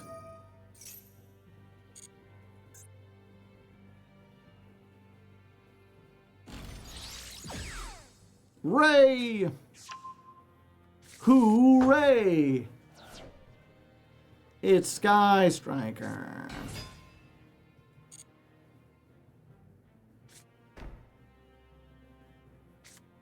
Summon Ray, pass. Kicking no ass. You got me hoping Ray doesn't last. Interesting, interesting, interesting.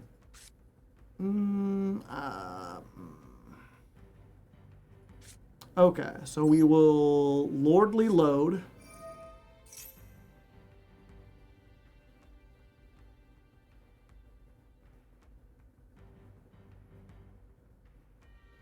We're getting lordly over here. Will you let me search, or do you use the ash on this?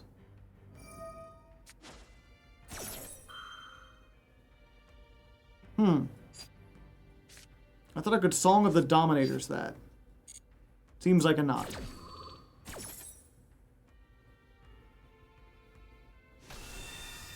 Zero! Yeah, we get the drill beam.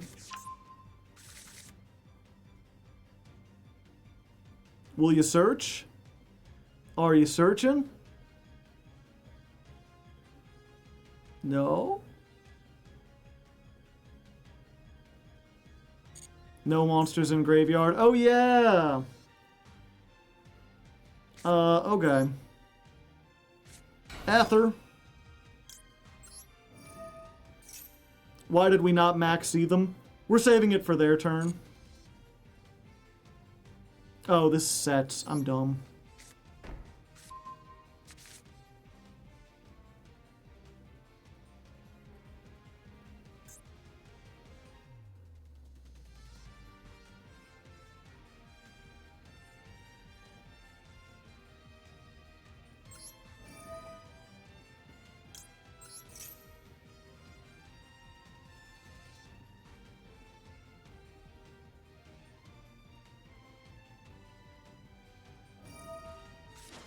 Yeah, plus I expected what they would do is search immediately.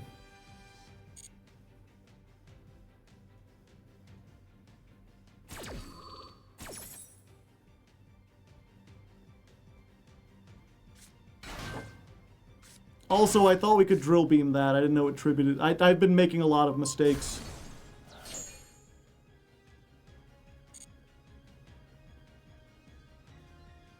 Yeah. Drill beam is reveal one pyre, normal hamster. You control a normal monster or a level 5. Okay. Yeah, I've made a lot of mistakes.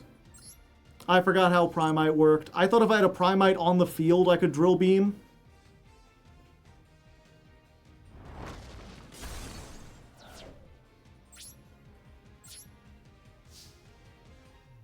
Yeah, I should have done this in a different way.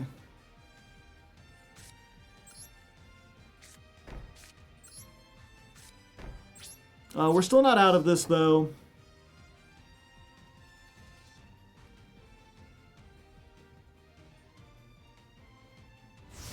Simply calculated BM, yeah. And now we max seed. Because they don't have the quick effect. And there's the Ash Blossom. Damn it.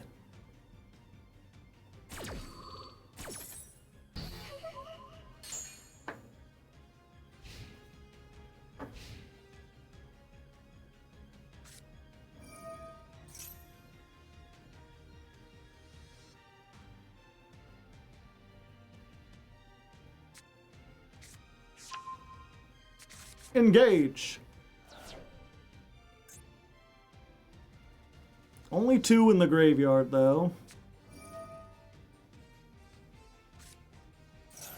Huh. I guess that does get a 3rd in the graveyard. Ah.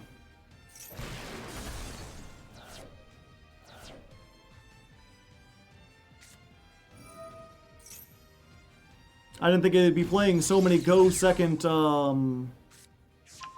cards.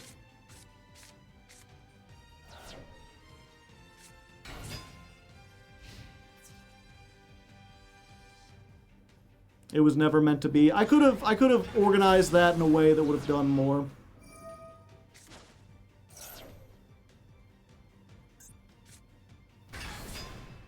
I think we do more. The thing is, they get the linkage. Yeah, I don't think they can kill us. They can get close. This is 2k, then they link into Kagari, they do another, like, 2k, then they can link into another one, do another 2k. But that leaves us with, like, 1,300 or something. I don't think they have a 3rd way to get that linkage back. Oh, this is 3k already? Fuck, that might be enough.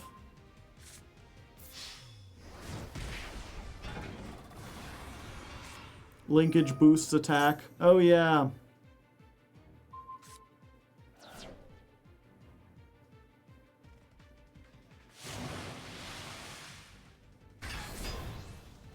Ah, by 200.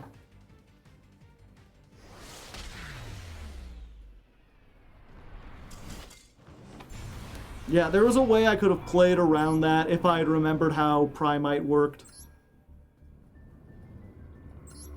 As I often say, the problem in Yu-Gi-Oh! Isn't that players don't read, but the problem with me specifically is not that I don't read the cards, It's that I read the cards, and then 6 months later, I'm like, oh yeah, I remember what that card does, and I remembered incorrectly.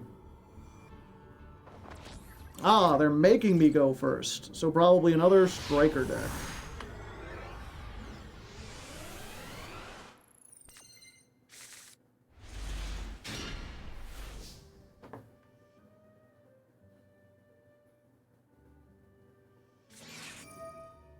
Fuelos, okay, does nothing.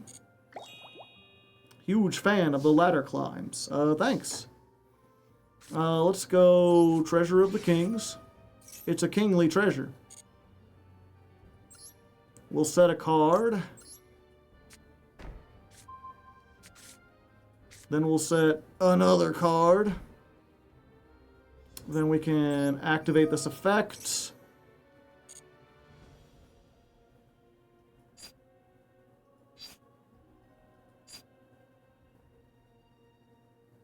Yeah, at this point we do have the normal monster next turn since we're going first. So I do think we get the Merciless Scorpion. Or do we get the man for next turn? Yeah, I think we get the Merciless Scorpion.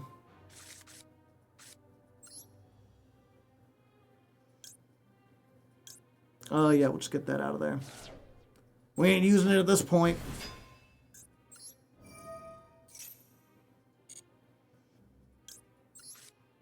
So we grab another one of these. Then we normal summon. Activate the effect. The Lordly Lord. We're lording our load over here.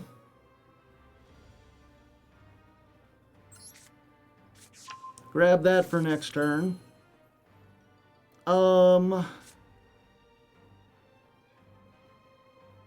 Alternatively, no. Yeah, we just do this. Oh wait, this does give them 2 draws off of Fuelos. I forgot. I forgot. 2 draws for a negate, probably worth it.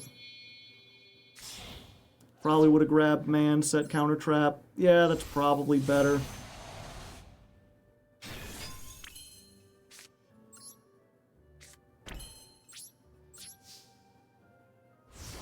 I'm so used to this deck not doing anything under Fua that I forgot that, like, oh yeah, doing that would give them 2. Casual +1. Shouldn't we add Temple? This version isn't playing Temple.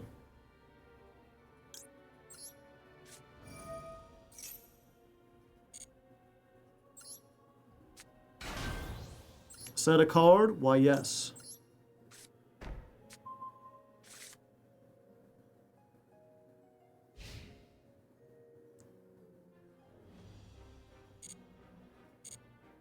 Ether, send a grave, summon from the grave. Yeah, but then I don't get to make Barone.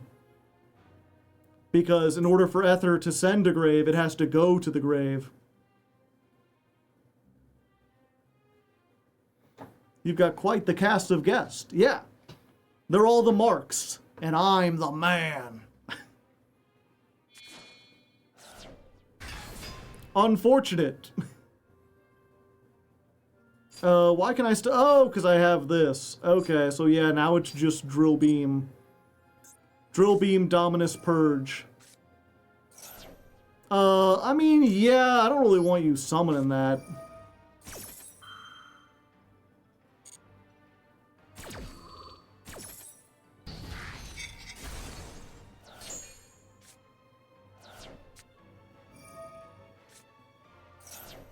I mean, yeah, I don't really want you searching that.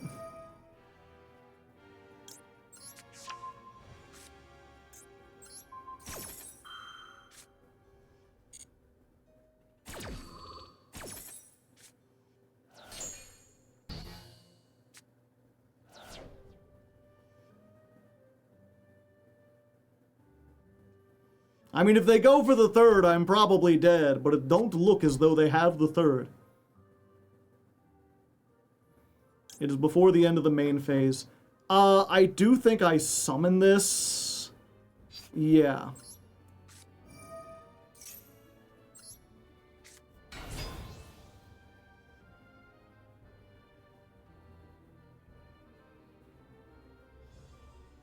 Wait, we're gonna get back. We have an Ether Barrel next turn anyway.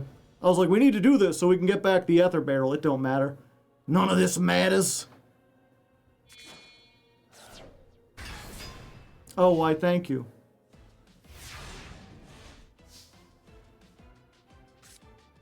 Another one, yeah. Oh, if I have a normal monster. Oh, in the graveyard. Yeah, I should have been fine.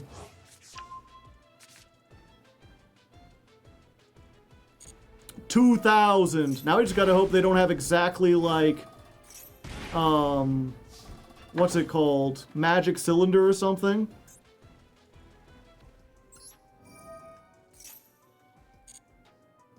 Let's get Anubis. Let's get the man.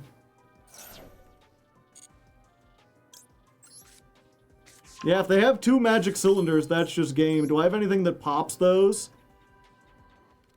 That doesn't give up my entire battle phase? No, nothing that pops those and nothing that stops those. I think because this is like a cheesy burn deck, we play it cool. I think we use these 2 and make Silo Hat.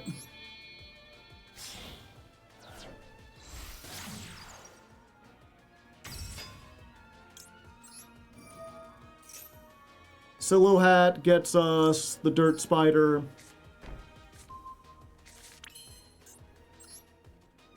Then we do this. We shuffle these 2 back into the deck.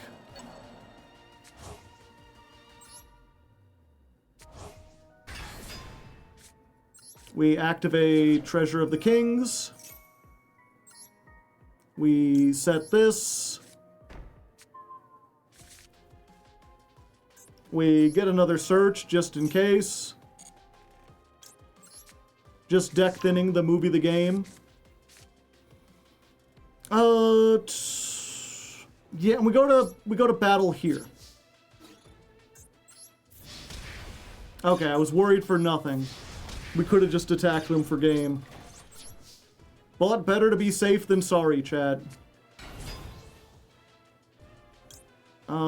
I don't want to set a Primite.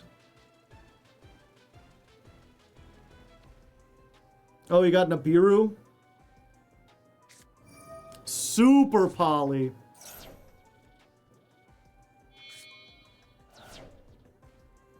Okay, so I don't get the Drill Beam back.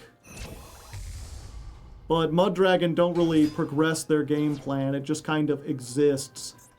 And I could summon the Labradite, but it wouldn't do anything. We're still in a pretty good position.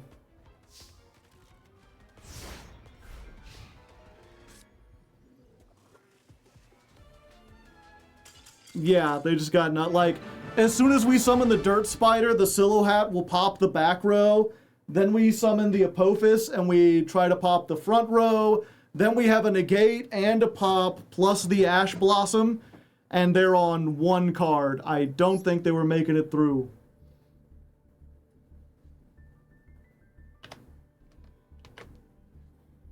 I think that was Makonko. Yeah.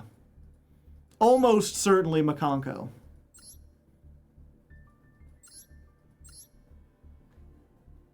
Yeah, because, what's they're called? Tenpai would not give up their normal summon for a Lava Golem. Can't pop Mud Dragon, yeah. I realize. Add pot? Which pot? You want me to add pot?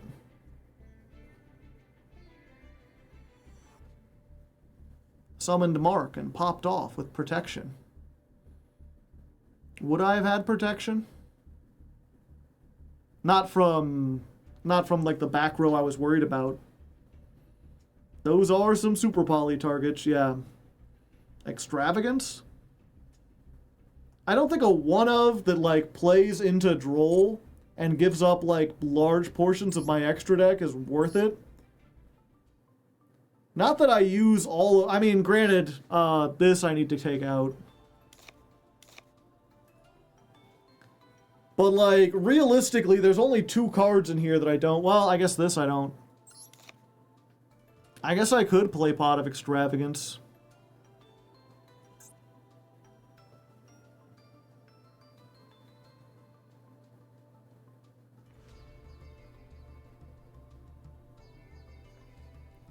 Because I do have, like, I'm a rich person. I own 2 Baron de Fleurs. Do I own 2 rabbits? I don't think so. No. I do own 2,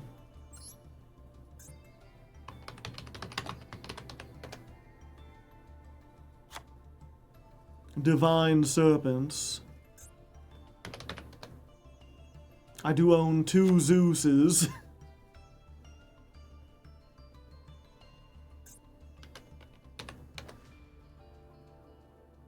And 2 SPs.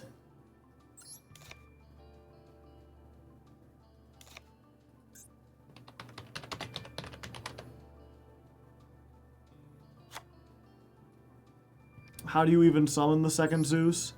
I've played decks like Goblin Bikers and Lyrilusk that like attack often enough and don't have a whole lot of follow-up that sometimes you summon the second Zeus. Also, you can summon Zeus on top of Zeus.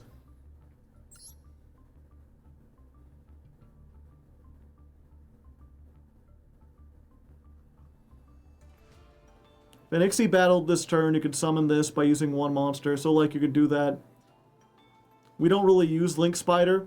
Link Spider is useful because these are normal monsters, so we can send them off for Link Spider, and then there's the extra deck monster we need for SP Little Knight.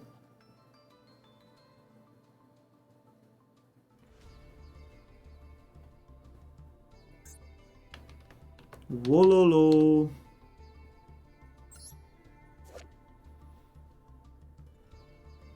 Quick effect, you can target 1 card in your opponent's graveyard, attach 2 materials, then activate the proper, return it to the deck.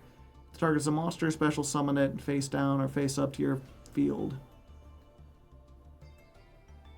It's decent, but I think I like just the generic monster negate. I still think Pot of Extravagance is useful here. Yeah, that's why I'm getting 2 of all the cards. Did you think I was putting in all this redundancy for no reason? It's exactly because I'm adding Pot of Extravagance.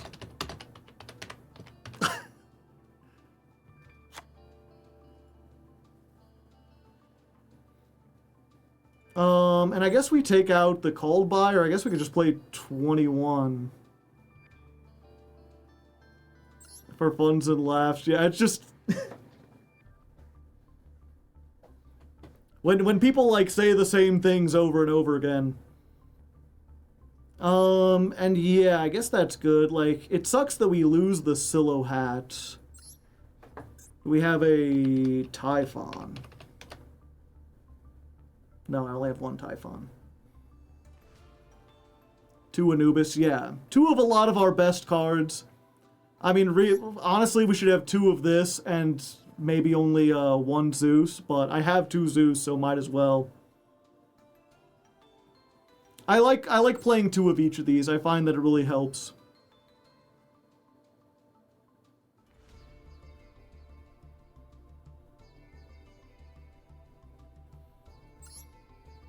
Okay.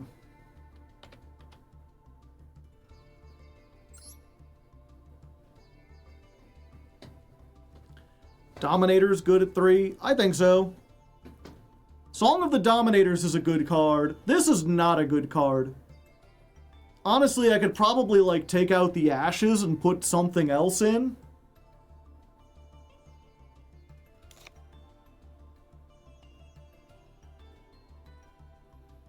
Because mostly what Ash is doing is stopping Maxi and Fulos, which we don't need. And it kind of conflicts with this, because they're both doing the same thing.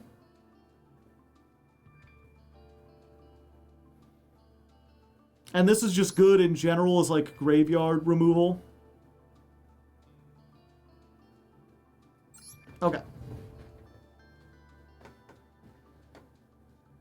Alright, so far the deck has been doing good. However, I realized a big mistake in deck building. I went on about how the Tzolk'in package was good, and I realized that if I summoned Tzolk'in using the Primite Lordly Load, I couldn't actually activate its effect that turn, so the chances of us actually getting that off were very slim. And while I was thinking about the extra deck, someone was like, you barely summon out of it, might as well put in Pot of Extravagance. So I decided to go ahead and do that. We haven't played this in a while. In general, I think unsearchable one-ofs that just draw you cards aren't that important to deck building, but might as well, you know, we have it. And it also lets us flex the fact that we bought 2 of these, we've kept 2 Barones, 2 Zeuses, 2 SPs, just in case we had to use something like this, or we found a deck that needed multiples. Honestly, I could probably break these down, but now we have a chance to use them. If we activate this, we can banish one of these and hopefully still have enough to do all of our plays and everything. Otherwise, the deck is pretty much the same. We did take out 1 Ash Blossom, so we're down to 40 cards, just because it conflicts with Song of the Dominators. And also, at this point, Ash isn't about stopping their searches, it's about stopping Maxi and Fuelos, and those don't hurt us as much, so I'm not super worried. So this is mostly the same. I'm just putting a 0.1. Let's jump back onto the ladder and see if we can get up into Diamond 1. Okay. 246. Deck version 6.1.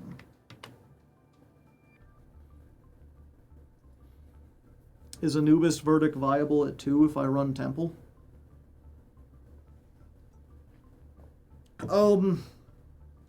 It's not so much if you run Temple. I think Verdict of Anubis could be worth running at 2 or 3 if you were on specifically a trap-heavy deck. Like if you're playing Paleo Man, or you're playing, what would be... Yeah, I guess Paleo Man would really be the only option. I guess you could play like a trap-heavy version that doesn't have another engine, but has something like, what's his name? The Lord of the Heavenly Sky Prison that protects all your back row. Like, you could make something like that, or maybe like a 60-card variant, and put 3 of these in, because this is still an Omni Negate. If you just set 5 pass, it stops, like, Lightning Storm or whatever. But it does have the potential to be a dead card. Because it is only once per turn, so if you got multiple and you have to set them, you can't use all of them.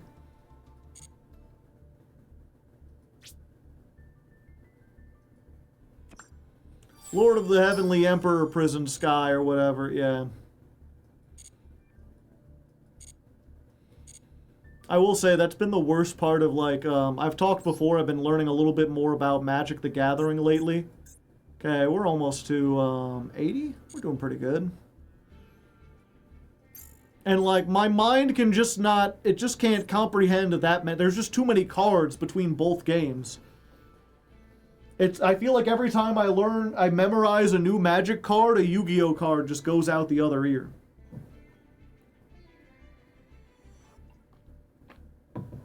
Okay, give me one moment. We're gonna do ravioli for dinner, I think. Let me get my air fryer started because I'm kind of starting to get hungry. And you know what? Actually, I'm gonna use this to do a piss gang break. Comment in the comments if you've ever gone piss before. Many such cases. And I'm gonna go ahead and play an ad. I've been trying to slowly build up the monetization on the Twitch so I can get, like, pay the editors a little bit more. 60-second ad. Obviously, if you don't want to see it and you want to help out the channel, consider subscribing. Consider Twitch Turbo if you watch a lot of streams. That helps all the streamers. If not, just go take a piss break of your own. You know, we'll be back. And for those of you that are still here, because you don't see the app because you're subscribed, thanks. I appreciate it. You're pretty cool. And now I'm back from outer space. I just walked in to find you here with that sad look upon your face. Okay, we got 4 minutes to preheat the air fryer. Surely I can play a Yu-Gi-Oh! Duel in 4 minutes, right? Right? Well, our opponent is having a good day. The way their mate is framed up, it looks like he's one of the marks. Like he's trying to slide in there and be like, Shureg is like the animal version of Mark, you know? Among tri-brigades, Shureg is like essentially a Mark. Oops, all hand traps. Unfortunate. And if they've got Ash, then that just turns off the Foolos. We got nothing. Okay, we don't got nothing. We got something. It ain't much of something, but it exists.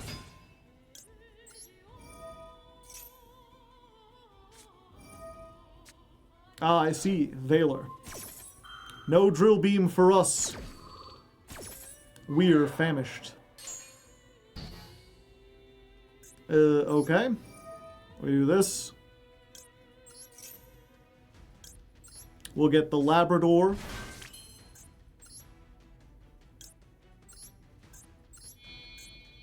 And then it's time for our good buddy. You know her, you love her.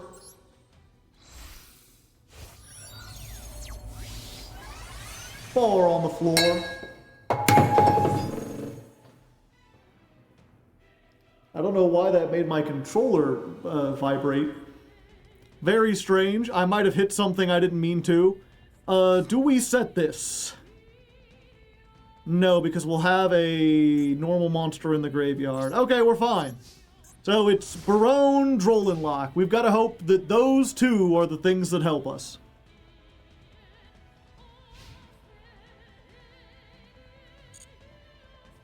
No, I do not want to activate the effect.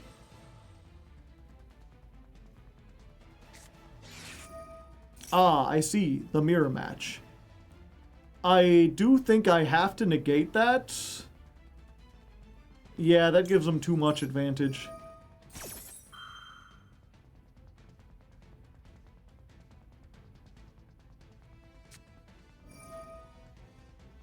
Ah! Lucky duck! They got to open with the drill beam!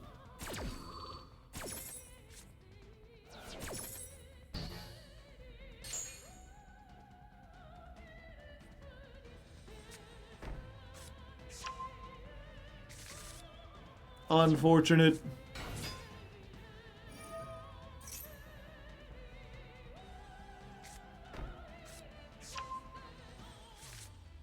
And then that's the 2, so they can add a thing.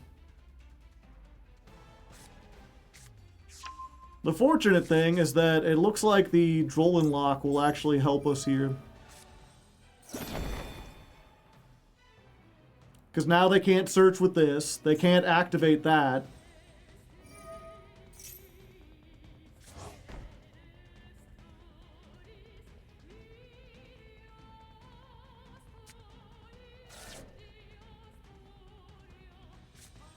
Okay, they are still summoning the circuit.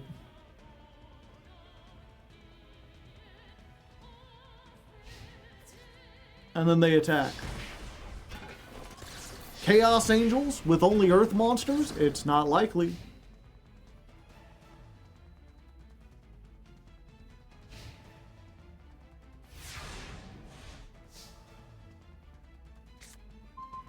Anubis, Jamaica. Ooh, I wanna take him.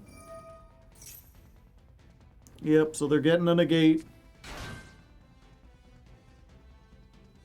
My air fryer. Yeah, and now they have the drill beam on.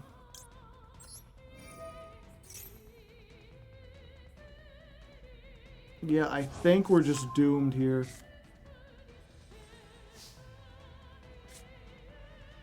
Let's try a second lordly load.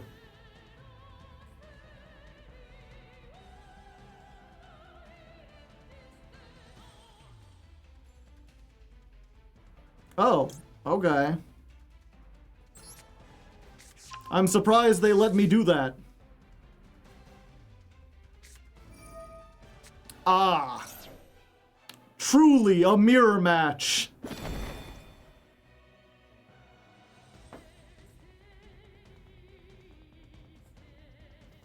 Okay.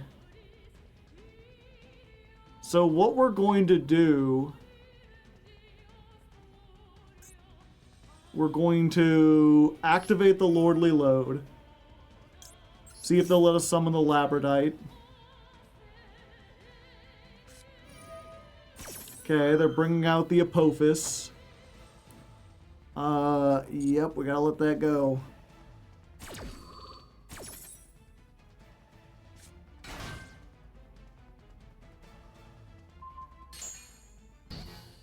Can I use the other one? I cannot. Yeah, I think that's about it, unfortunately. If I had set this, maybe I could have linked. That might have been the way to go.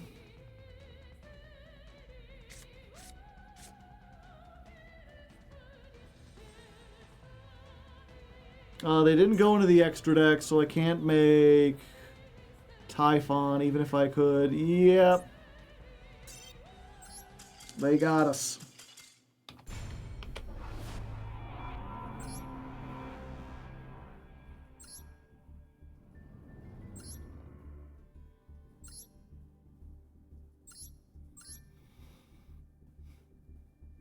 Yeah, they're playing everything. They're like, we're gonna put in Apophis we're gonna put in Odion and Fiendsmith and Primite. Also, 3 Primite, 3 man. It's a lot of normal summons. And 2 Drill Beam. Just in case. I guess that makes sense why they've got the 2 Drill Beam. Okay, give me a second. Let me put my raviolis in the air fryer-oli. Whoa, whoa, whoa, whoa, for the longest time.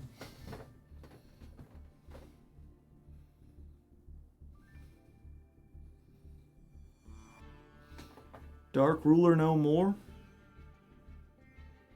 Not in here.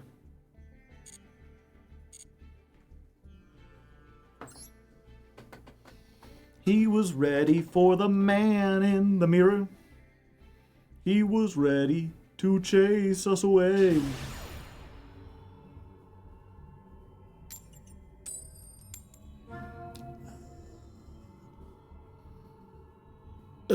Pardon me.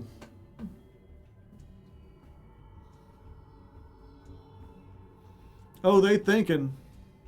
Oh? Okay.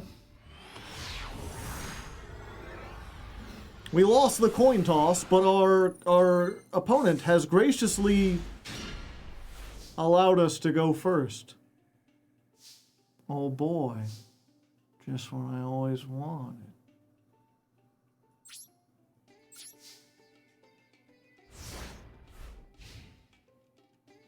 Balatro hand. Balatro hand. When you play Balatro, when you wanna play man, you draw the Fua Charmers and they're there. Balatro. Yeah, I don't want you to do that, please. Balatro hand.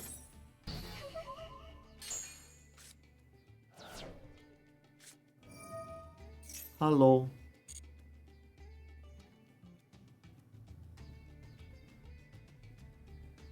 No setting called by. If we did, we wouldn't be able to activate Fuelos. And I didn't think that this deck would put cards in the graveyard fast enough that we'd be able to do stuff with them. No monsters on board. Unfortunately, with the new deck, that's not very much a problem.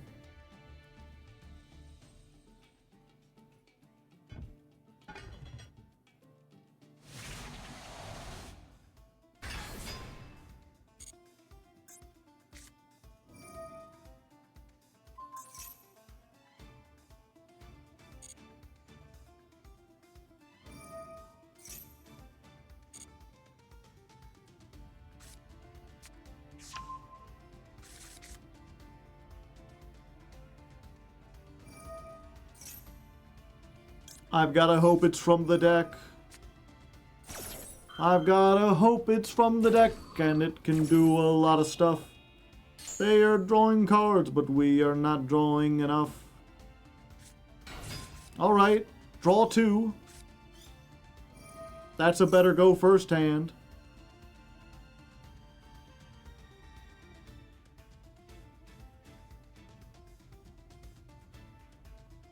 Can they do something with the double-edged sword? Yeah. Kill us.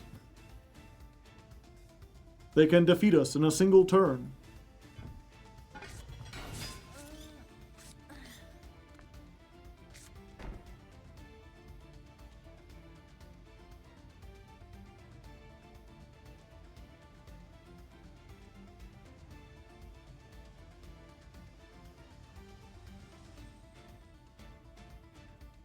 Scared much? Yeah, we pretty much, you know, if they go into 1, I think before they equip, we might have a chance if we draw into one of the Dominus cards.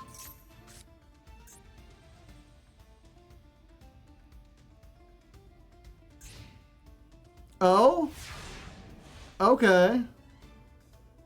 Alright. We live. I told him I was living. Okay.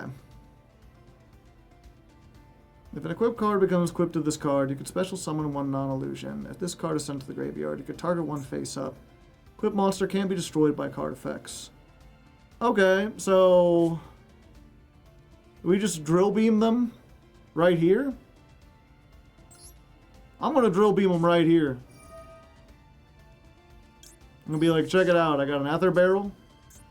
Go away. Would drill beam the trap? I don't think the trap does anything if they don't have a Makanko on the field.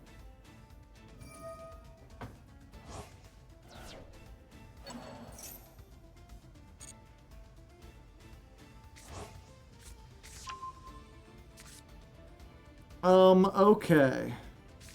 We will activate Anubis.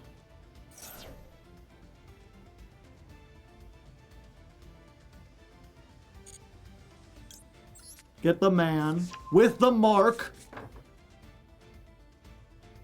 Let us activate Treasure of the Kings. Set a card? Yes.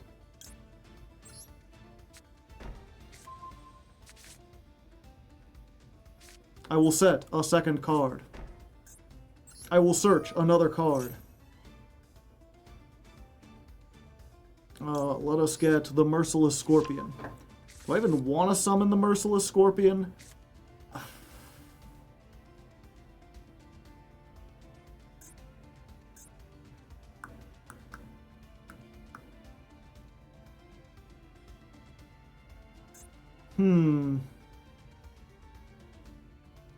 Temple would help putting damage on board. Yeah, assuming they don't have a Nibiru or something. The question I'm thinking is, do we get the counter trap or do we get the drill beam back? I think the drill beam back is probably better. No, they are a bunch of spell traps, and they can't stop that. They can get a normal monster off our field, though. Do we only run 1 drill beam? Yeah, maybe we should run 2.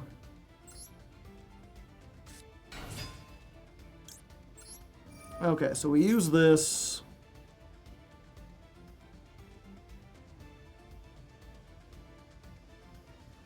We get ourselves the counter trap.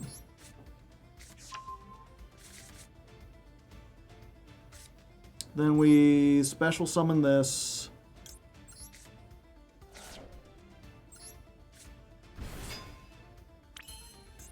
Then we search another spell for next turn, if there is a next turn.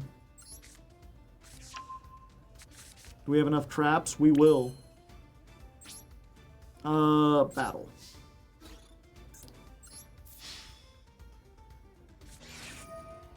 Special summon a Makanko, then equip it with 1 from the hand or graveyard. Banish that monster when it leaves the field. Ah, I see.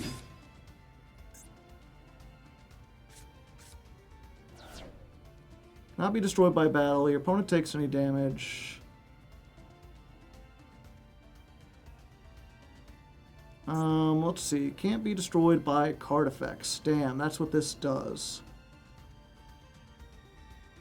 No.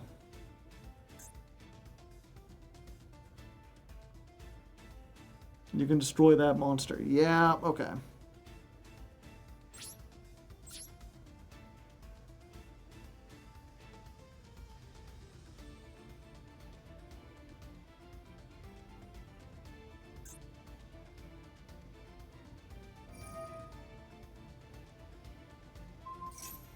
They chose poorly. Okay, so now what we can do is Lordly Load. Add this from deck to hand. Activate the effect.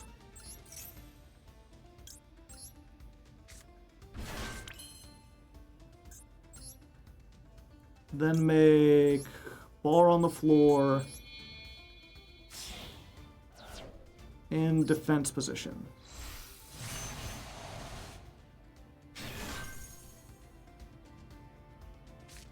Then we set, and we set.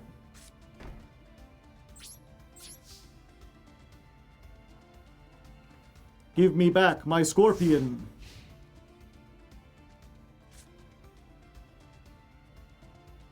Okay, as soon as the turn begins, we do one of these.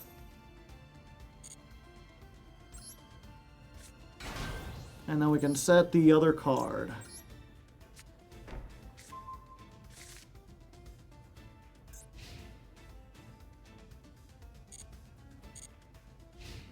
We just gotta hope they don't have exactly Lava Golem. Or if they do, they don't know how to use it properly.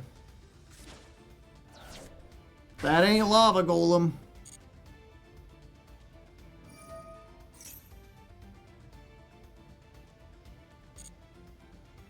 So, special summon a Makonko. Okay.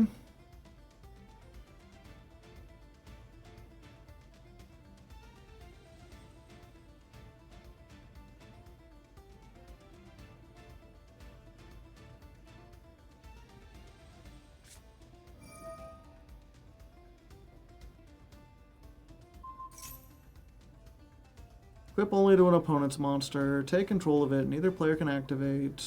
Sure.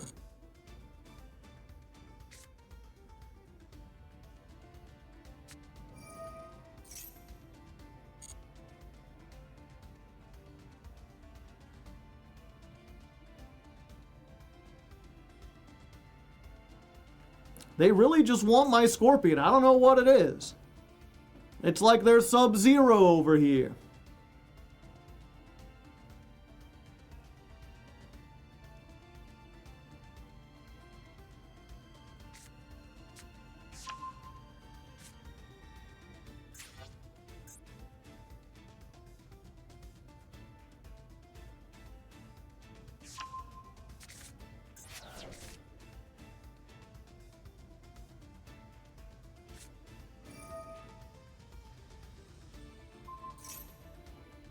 I think we do this now and just wipe the field if possible. Wait, no, they can still be destroyed. Okay, so what is this? The equipped monster can be destroyed by card effects. If at battle, you can turn a card to the hand. This card is in the graveyard. Yeah, that's fine. I really just want to stop if they get, like, the double-edged sword or something like that.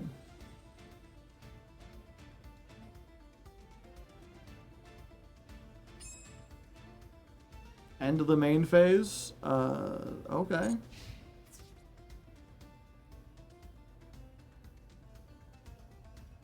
So I take 33.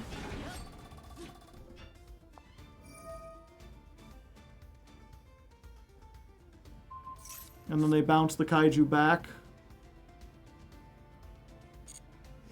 Run over that.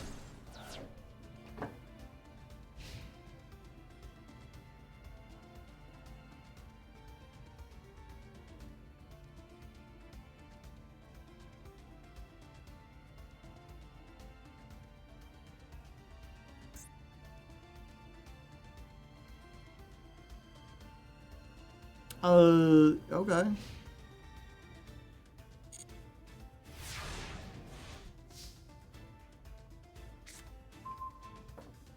Anubis, Anubis.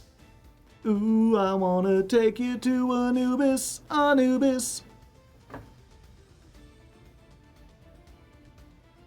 Let's see. You can set one Apophis, this stacks, okay.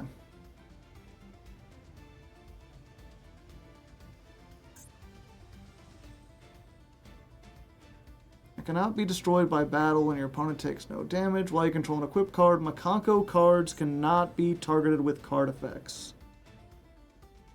Yeah, so I need a non-targeting destruction. Okay, so what we do is we normal summon this. I don't want to set one. We can get the drill beam back. Then we activate Lordly Load. We summon this. We make our good buddy Chen Ying.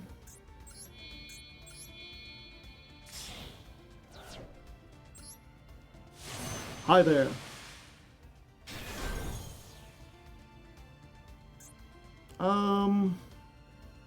Yeah, I might as well thin my deck a little bit.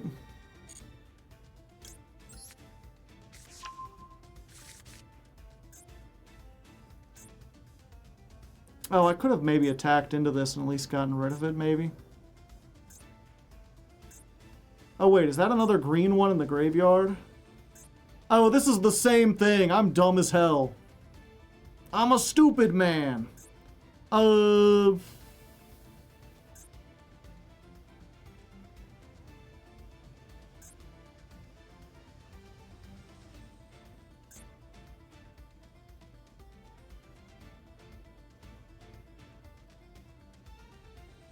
During your main phase.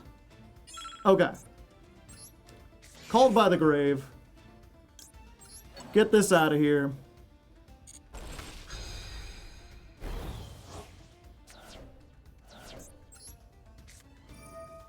Activate this.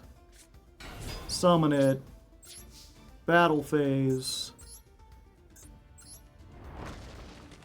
Get out of here. Circuit comes back.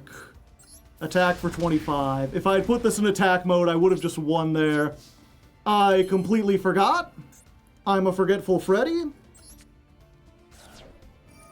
Activate this again.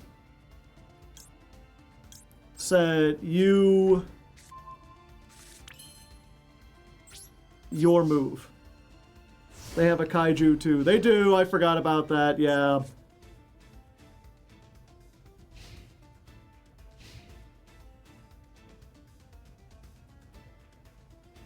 I was setting up this whole thing for like doing a thing and then doing a thing. What was this? Target one Makanko, summon it if you do, equip it with this card, but banish it when it leaves the field. Okay.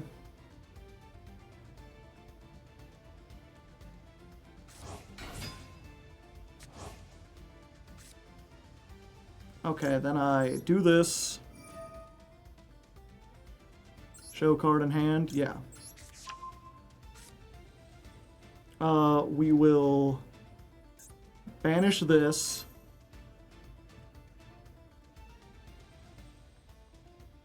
Because you're still negated.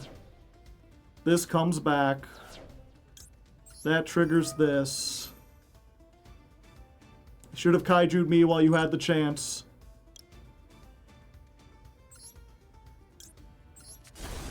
Banish 2 cards.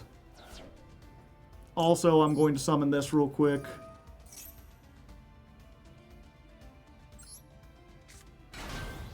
And then we'll set another one.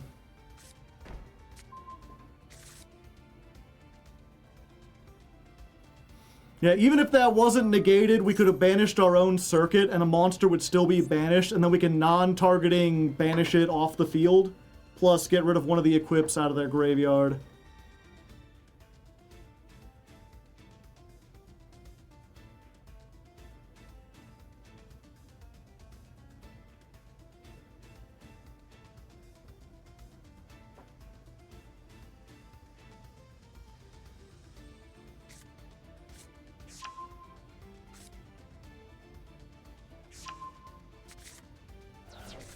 Their own called pie, okay.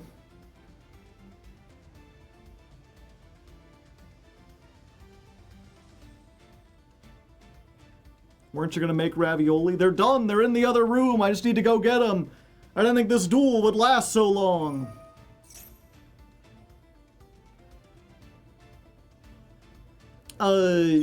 Yeah, we're gonna negate that.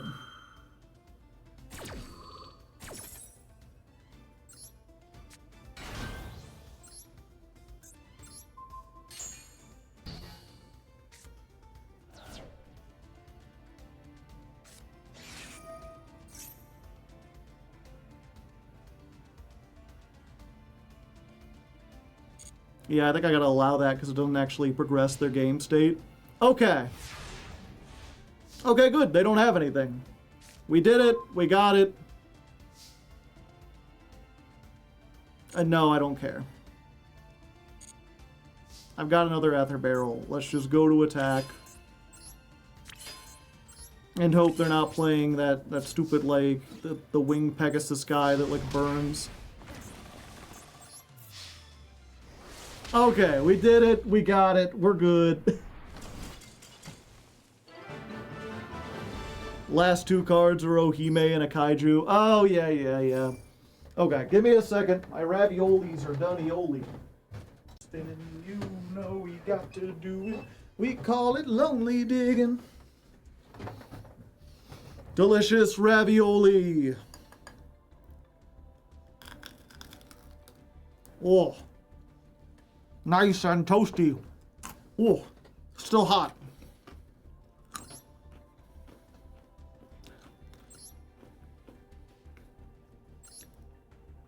Hot and crunchy in a bun, taste it up and yum yum yum.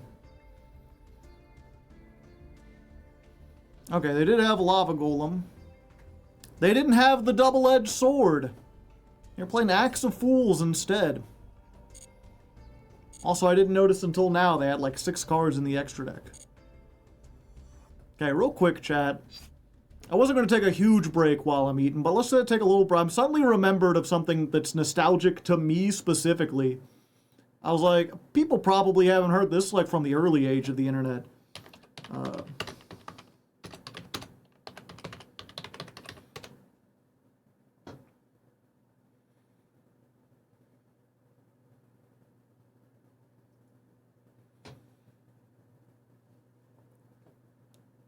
Is this it? Yeah, there we go. I knew it had to be on YouTube.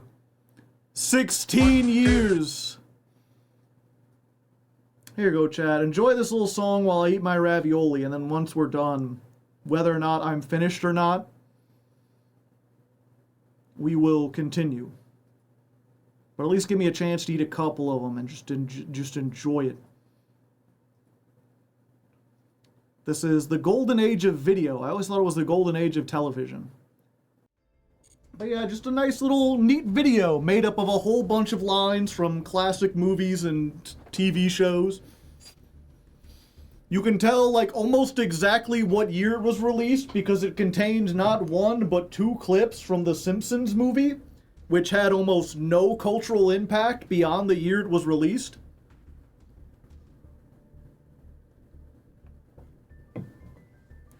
And yeah, if you don't know, that very beginning, the like, we accept her, one of us, we accept her, one of us, gooble gobble, that's from a movie called Freaks, which was like one of the first, this was before movies had ratings, but it was one of the movies that made people consider ratings, because at the time when it was filmed, it was so controversial and so unpopular with some audiences that the filmmakers got like ran out of town.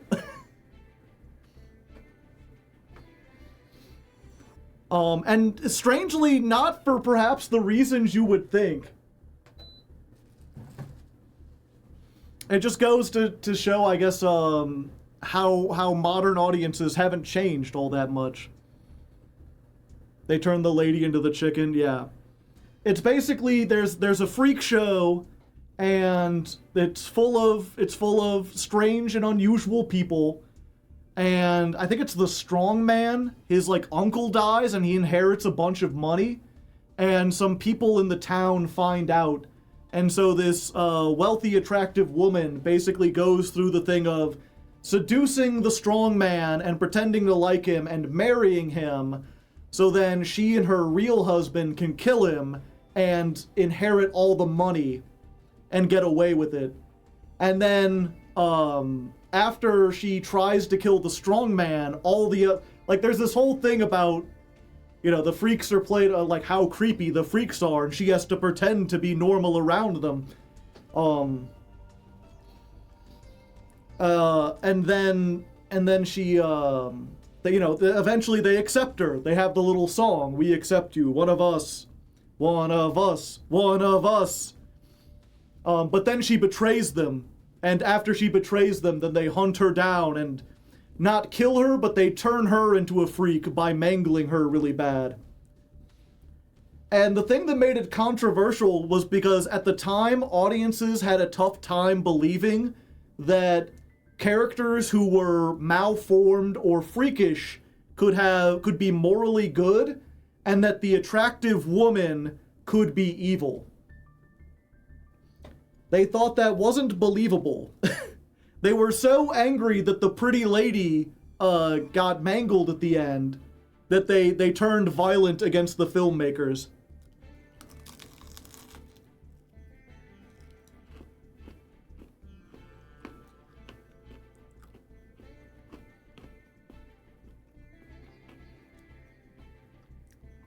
If your evil plan involves murdering a man known for his freakish strength. Well, I mean, they just use poison, or they use, I think they tried to shoot him or something.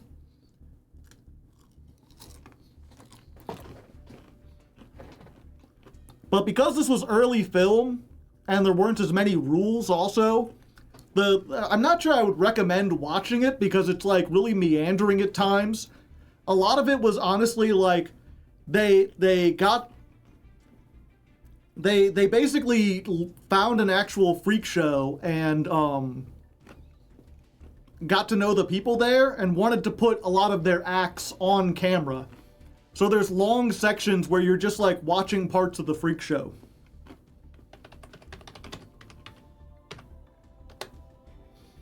But let me see, there's one guy in there who's like amazing. I always, any excuse to talk about good old Johnny Eck. The Half Man. Did you try that gag I told you about? Yeah, I did, and it was a wow. Get up here, Johnny, and I'll show it to you. I did everything you told me, and I laid him right in the sawdust. Watch this, Venus. Watch this. Hello, Venus. Hello, Johnny. Say, Frozo, what else did you dream? Then the dream changed. We was in Paris. Paris? Yeah, at the opera, right in the front box. We was all dressed up. Oh, gee. They're not showing. There's not a whole lot of his act or whatever. It's just, he's like such a handsome, charming young man who just happens to have no lower body whatsoever and walks around on his hands. So the actual actors were circus performers? Yeah, a lot of them were.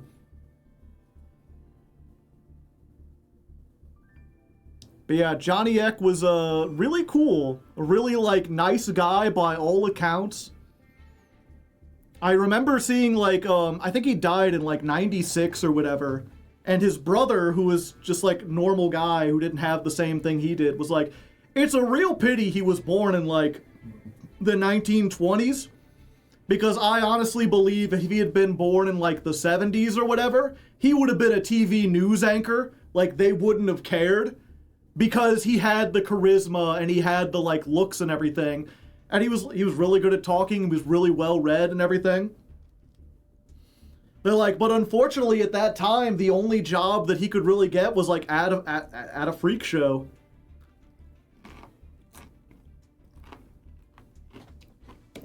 Was just him like walking out and being like, "Hey, look at me! I got no legs." And it's like, man, could you imagine him now? He would be such a good streamer. Holy shit.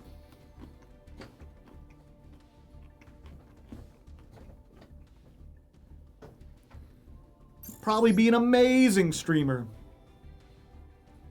I do like also there's a really heartwarming thing where they're like, so were you bullied as a kid? And he was like, oh God, no.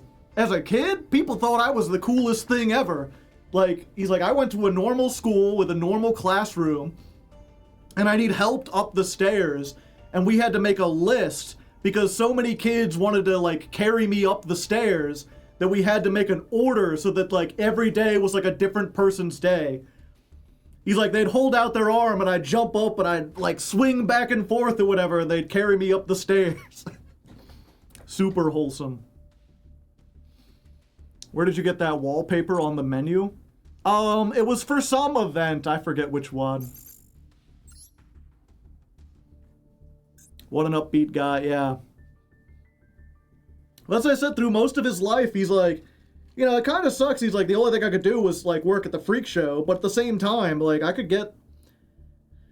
He's like, being a smooth talker will get you out of a lot of situations. And also, he's like, I think a lot of people underestimate, you know, a lot of people like, oh, you know, wouldn't you want to be a big, strong guy? He's like, people are nice to little guys. He's like, and when you're as little as me, baby, you're like, people are extra nice. He's like, you just gotta turn on the charm.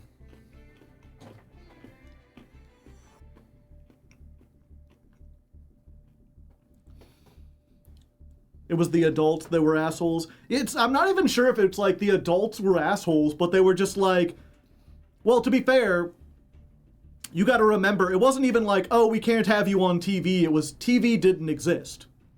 You know, TV didn't really take off and become like a household thing until like the 60s. Before that, you were kind of like a rich person if you had a TV. And so when they started having like newscasters and stuff in the 60s and the 70s, it was mostly like, we need to find actual actors, we need to find the most charming. Like, it was too new. Like, getting people to watch the news at all was too difficult. They couldn't get people to, they wouldn't be able to get people to tune in to like watch a guy who had like a severe deformity.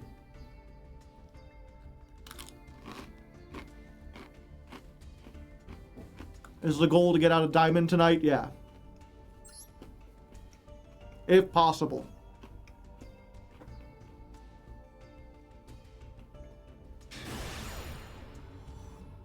So he's like, you know, they were understanding. They'd be like, yeah, you're a good guy, Johnny. You got the skills, but I just don't think it'll work for TV.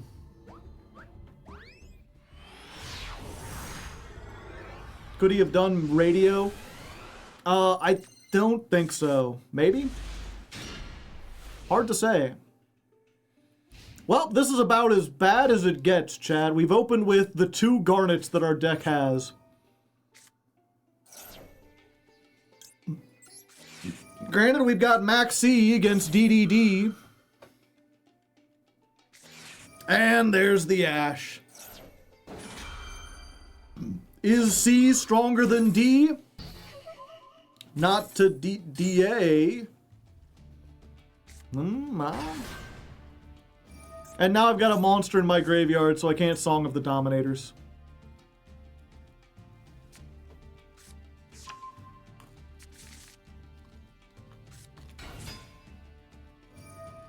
I'd have to look. I think I remember something about like about as far as like him doing radio. There might have been something where like, because that was the thing. Considering he didn't have like a lower torso, his voice was kind of like light. It was a little high pitched, and microphones at the time were really tinny. 6'7"? No. Ugh.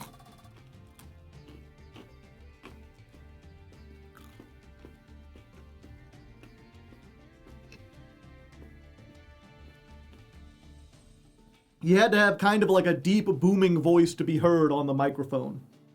On those kind of microphones back then.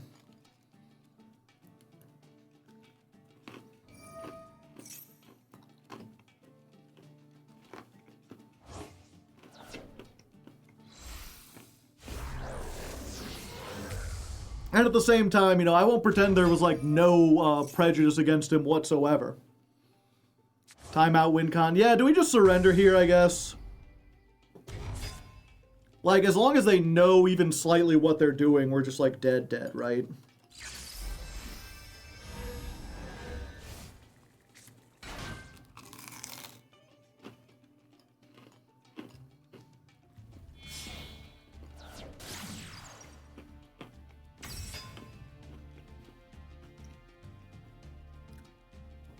Your deck is awesome. It's pretty good. It's just I drew both of my garnets. So we're basically going to be going into this with a 2-card hand at best. And it's going to be more like a 1-card hand.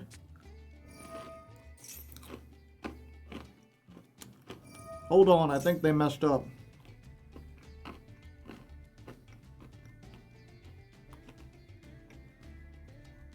Entirely possible.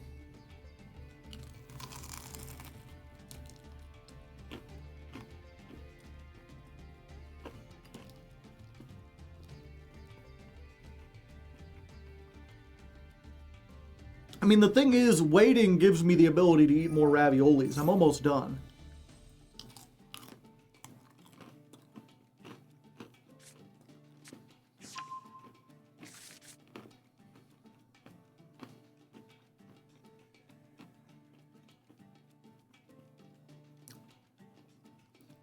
Yeah, to be fair, if I draw 1 card, it can easily turn into 5 cards.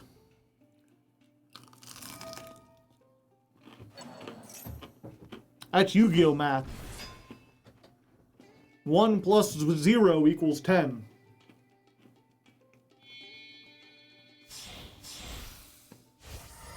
Reminds me of an old saying. I think one of my teachers told me about it. He's like, remember kids, 1 plus 1 equals 3 if you don't use a condom. So make sure you wrap it before you tap it.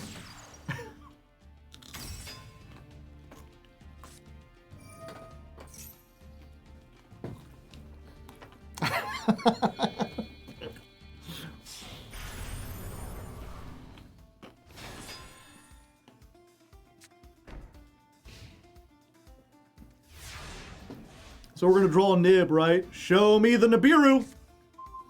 No, it's the second song of the Dominators, which unfortunately doesn't do anything here.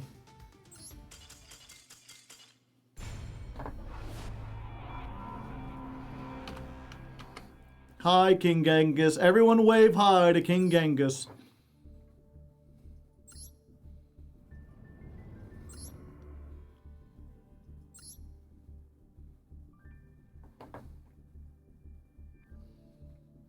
I saw the advice at the bottom there. They're like, for a main deck, aim between 40 and 60 cards. And they had a reason. And for some reason, what they said wasn't because those are the only legal amounts you can play. Okay, we are going first. It makes me feel alive. Something, something. Hyperdrive. This circuit is fucking glued to my hand, man. Nothing but Primites. Discount Primite Warehouse. Alright, go Ether Barrel. Let's see if we can Ether our barrels. Okay, we can. And we have another Primite card in our hand, right? We can reveal the Lordly Load. Yeah, 1 Primite card. Okay. Oops, all Primites. I mean, this is still pretty good. Maxi, yeah, I think we'll do this. -1 for the -1.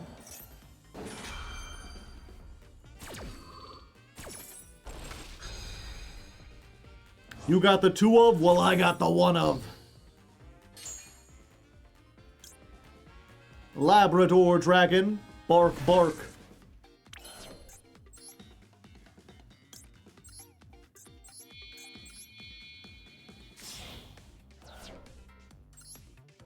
And then it's Baron de Fleur.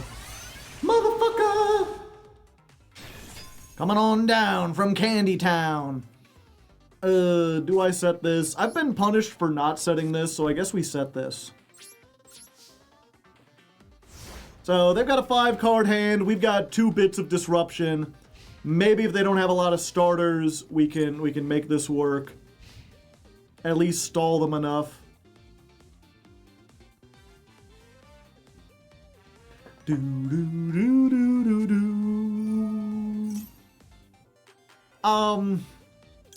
Yeah, I mean we drill beam that, right? Like, not only does it deny them, but like now it's banished, so they don't have an easy way to get it back. Plus it plays around if they have triple tack or something.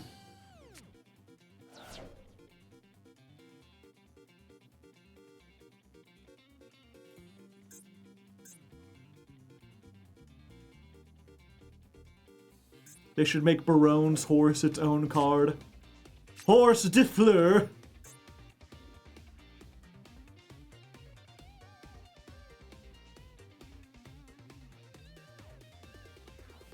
They've got a strange mix, so they're...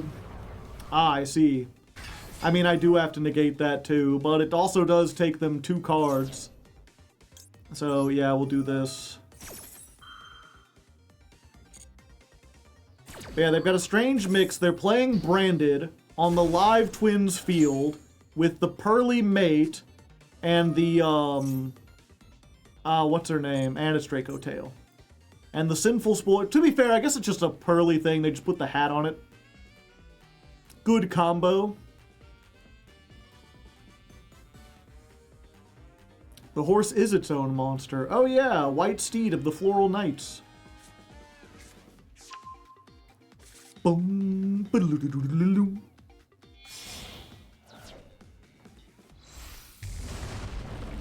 Arthelion.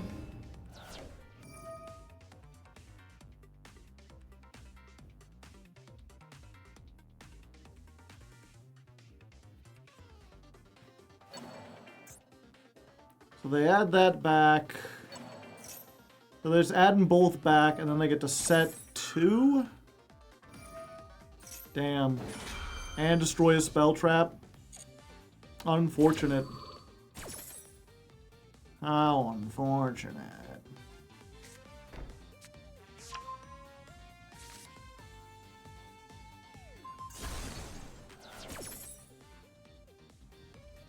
You also forgot they had 2 spells that are just like search and then fusion summon.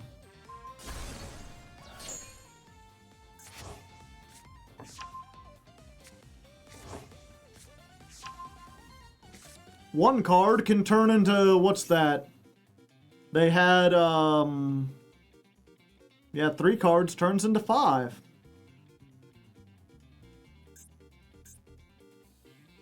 No, I'm sorry, 2 cards turn into 5.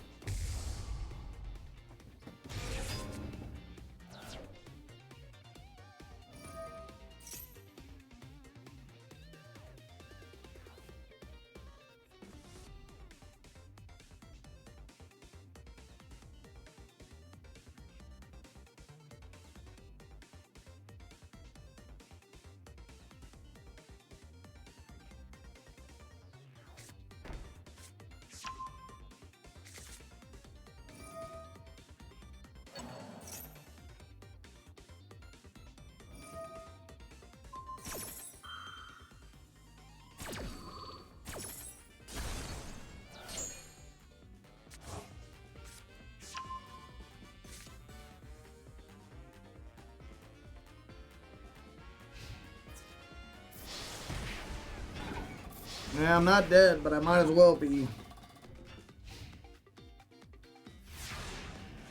Hechuga! Pardon me. The Purge. Give me my barrel back. I want my barrel back, barrel back, barrel back, barrel back, barrel back, barrel back. I want my barrel back, barrel back, barrel back, barrel back. Chili's at their barrel back ribs. I want those barrel back ribs, barbecue sauce.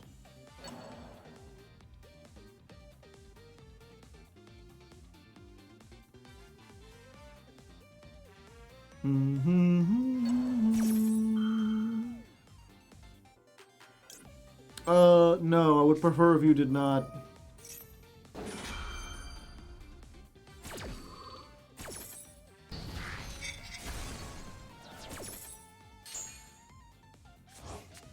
I will get my ether. Or I won't. Yeah, this is one where, like, if I had a second drill beam, maybe we should add in.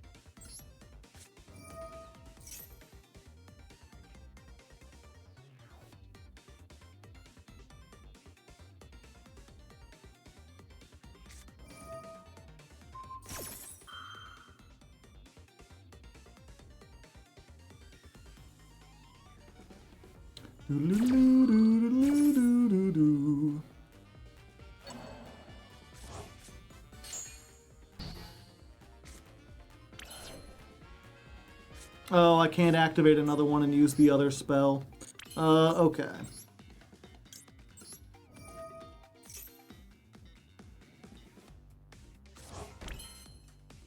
Set that. It's Typhon time.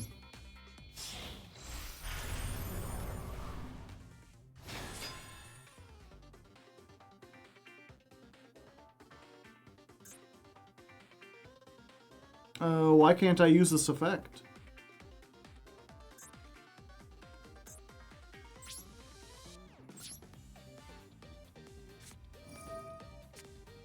Oh, purged. Yeah, it's a dark monster.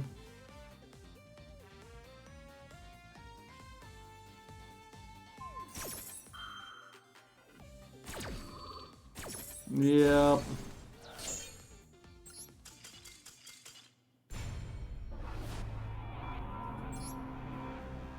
Yeah, maybe I should have purged the other one because I had access to it anyway.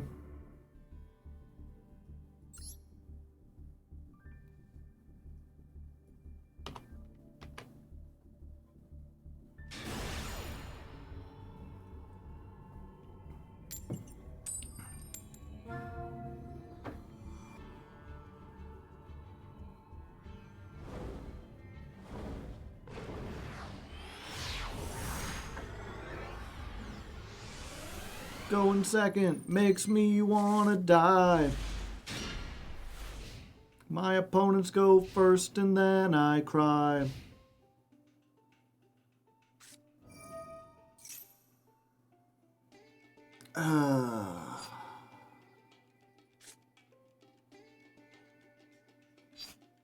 Yeah, it turns off Song of the Dominators again. But, like, if I don't do this now and I use Song of the Dominators, then this is off, and I kind of need this. I just gotta hope they don't have the Ash or the Called By. I don't think they can droll me, because I think they need to search.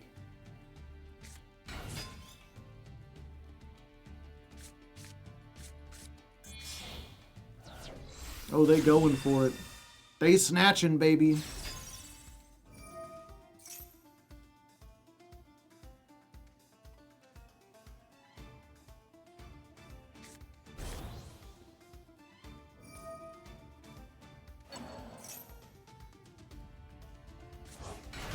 But it came back.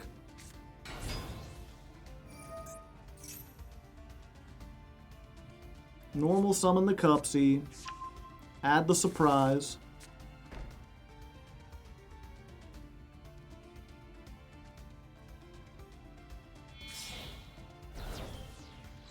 Another one?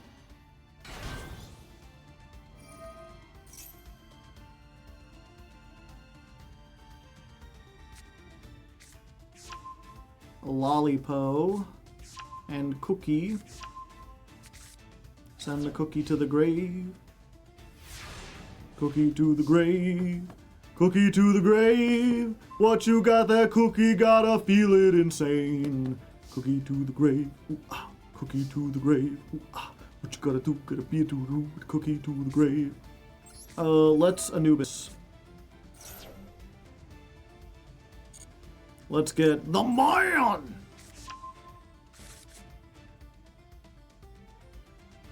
Yeah, I don't think I want them to know we're on Primite. I think it's better if they don't know. Yeah, and if like this, they want to negate this, that's perfectly fine.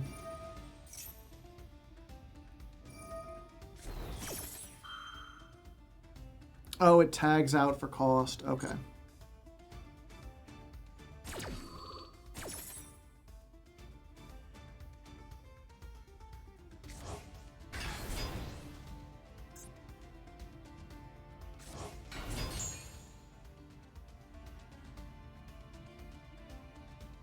Yeah, we get this.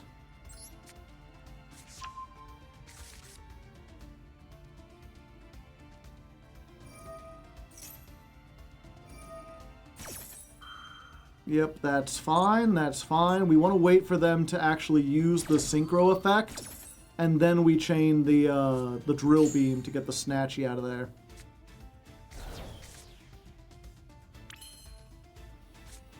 Okay. Treasure! The Dutchman's treasure! And that's when we hit him with the surprise. What up, fucker?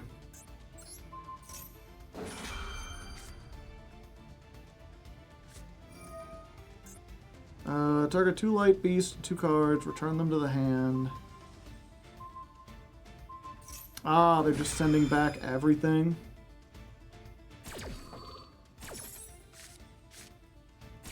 This isn't once per turn, though. Oh, I guess it is. Well, that ruins my pooin'.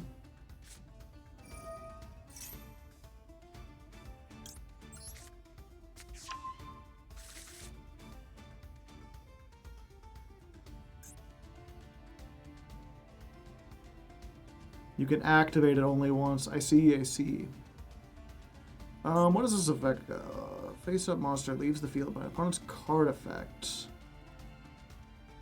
Yeah, and we just want to clear things off, so I think we do still, like, summon this.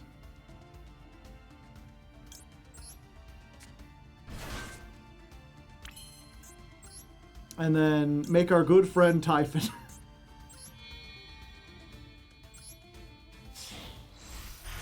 What's up? Big machine. SpongeBob, big machine, pants okay.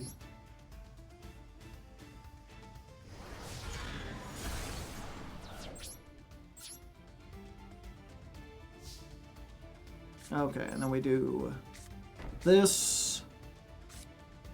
And this. And this. Too many normal summons, what can I say?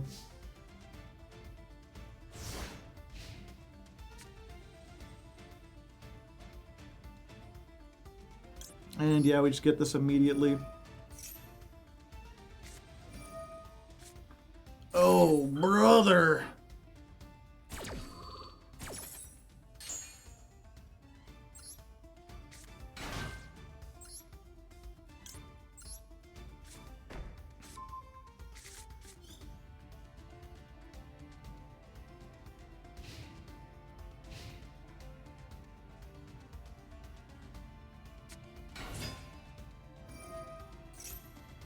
Yep, you can draw a thing.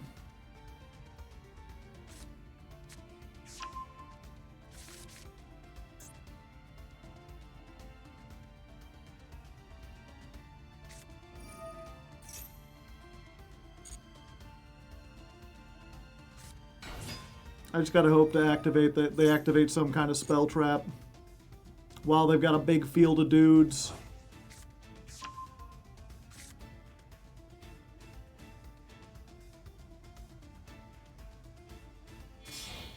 They've already used their normal summon.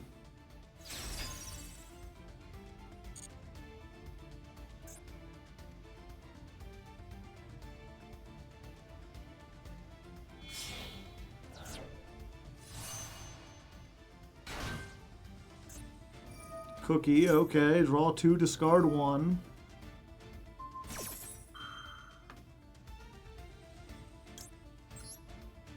I mean, I have to.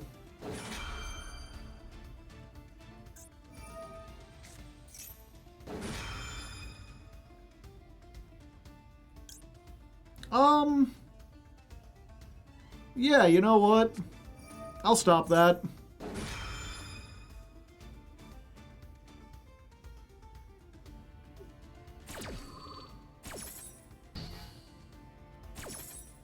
Negated in the extra deck.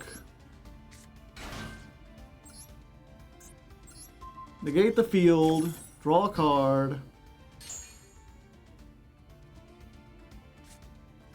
I don't have a trap in the grave, so I don't get to search another thing.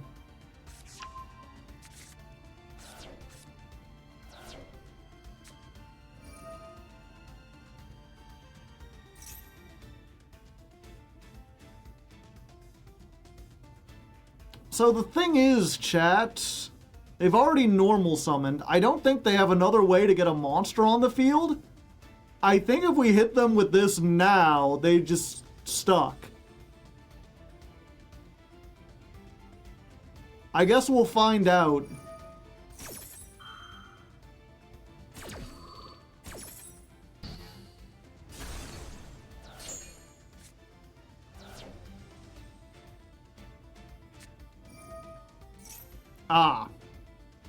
I see. They had a whole other engine this entire time. They aren't the only... I'm not the only one who can keep secrets.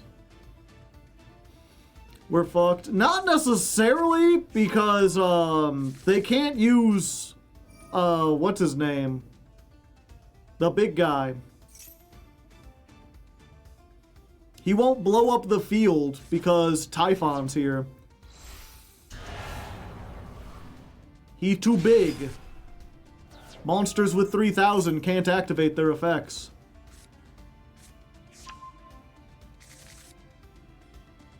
And if they tribute him off, he won't come back either. Yeah, they realized it. I told him I was living.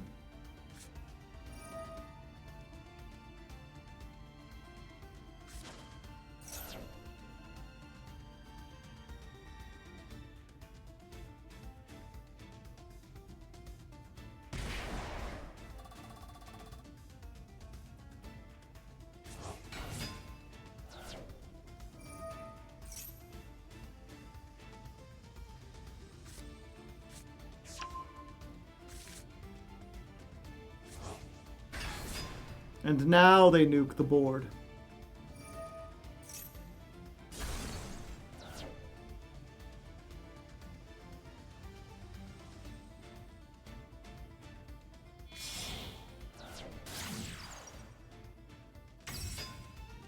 Huh?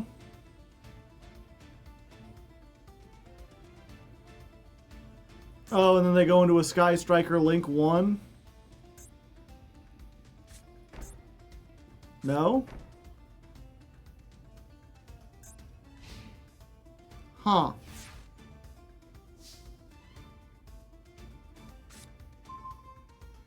I wonder what they're doing.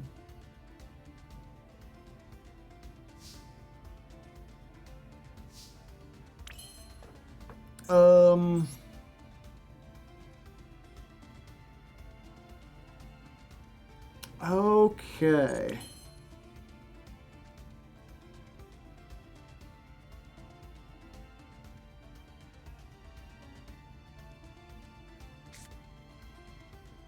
Yeah, I think we start with this, try to see if we can get this on board again.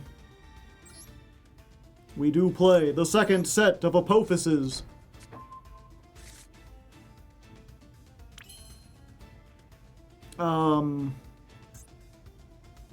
Okay, we have to summon this. No, we won't activate the effect.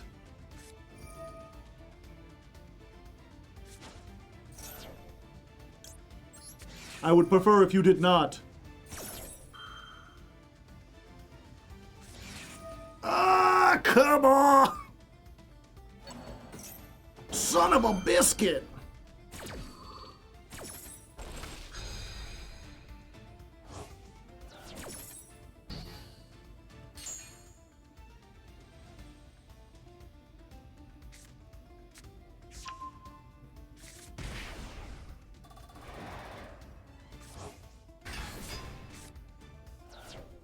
Yeah, how was this deck gonna survive without Max E, chat? They needed it.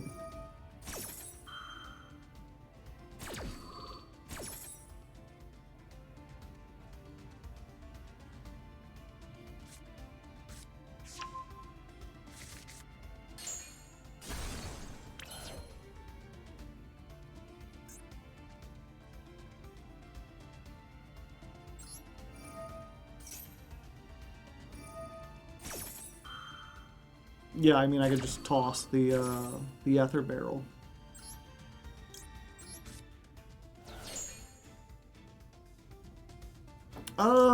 This does kind of get rid of it. Yeah.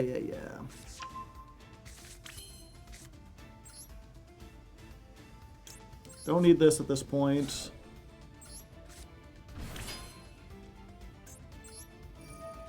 You got an Ash for me? No.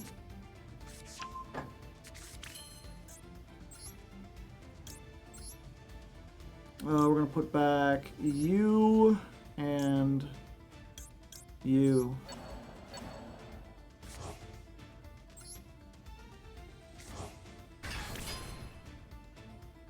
Go to battle phase. We will attack this into this. Get blown up, please. And we'll attack this into that. That's dead. Does this have an effect when it's destroyed?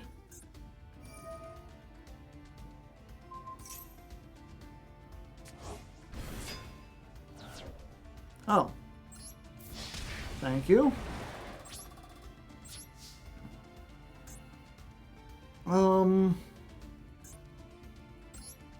Yeah, and I think we have to Silo Hat and go into control mode. That might be the only way we get out of this.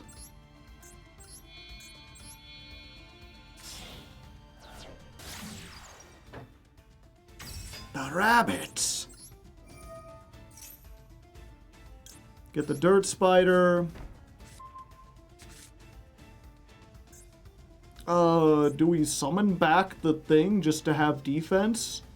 I guess it couldn't hurt, right? Yeah.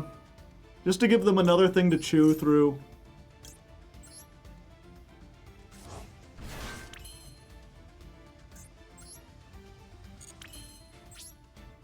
Okay.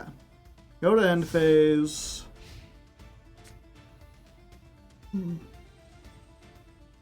Turn begins. We Statue of Anguish pattern right away.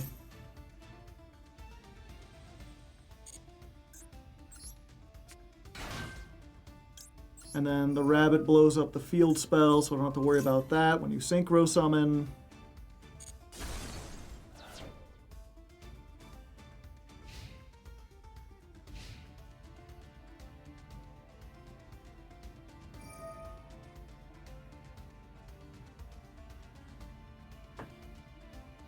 Fortunately, this doesn't draw, it just shuffles stuff back.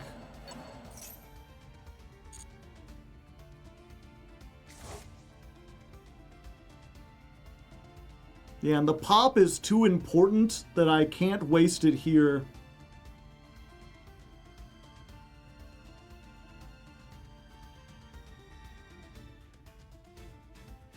The big thing about Yummy, specifically, is that, like, they're like Sprite.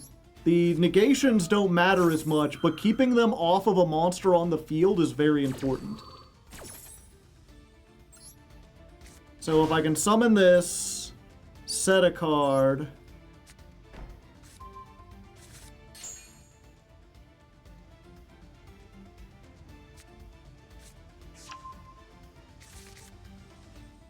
And then activate this to pop it.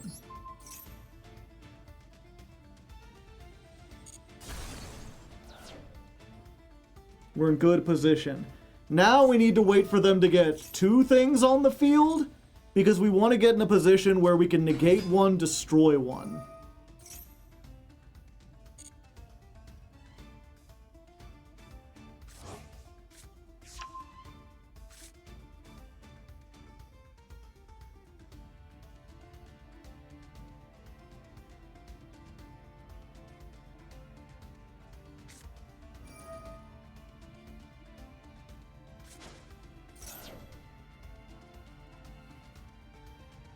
Yeah, I can't allow them to do that.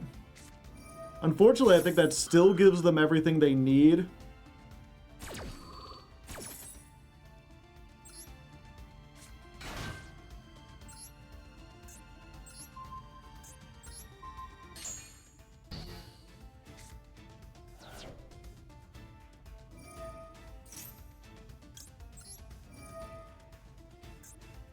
Let's get rid of that.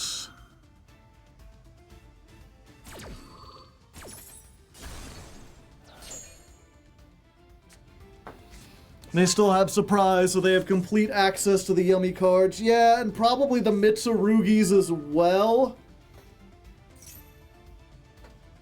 But I know they can do a lot. I've heard you can do cold fusion with yummy combos. But a lot of their most powerful stuff kind of relies on you activating effects. The bunny can't be destroyed by battle. The dirt spider can't be targeted while I have trap effects.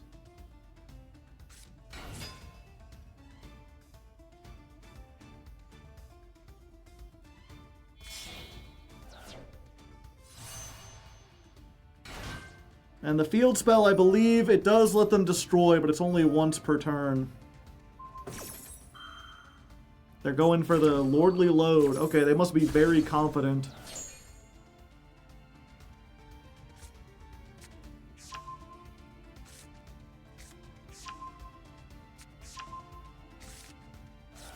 Ah, and then send off that so they can bring back the Murakumo. Yep. I should have negated the marshmallow and popped it.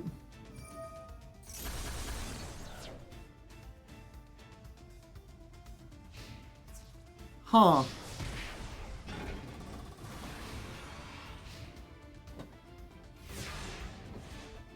Interesting. I feel like they could have and should have done more there.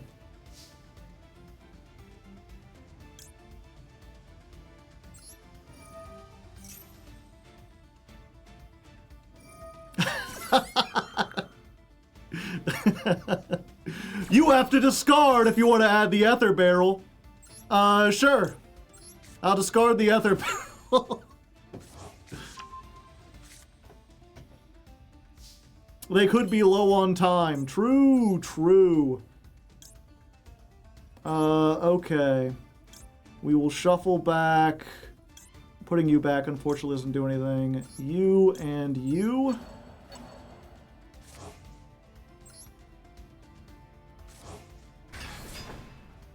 Equivalent exchange.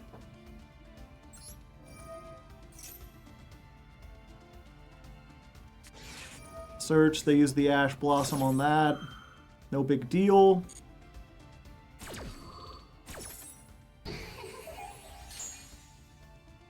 We activate another one.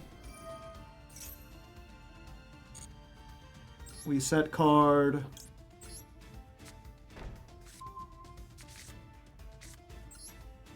We normal summon. We set card. And they surrender! Somehow, some way, for some reason, we beat the Mitsurugi Yummy! Never give up! Never surrender! Never kill yourself! It's what we call manpower. 412. Dual. 6, 7, 8. No. Dual 90. Versus Yummy Mitsurugi. Sanctuary! Sanctuary!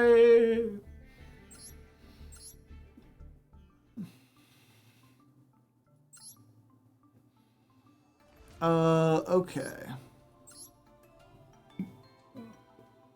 Pardon me.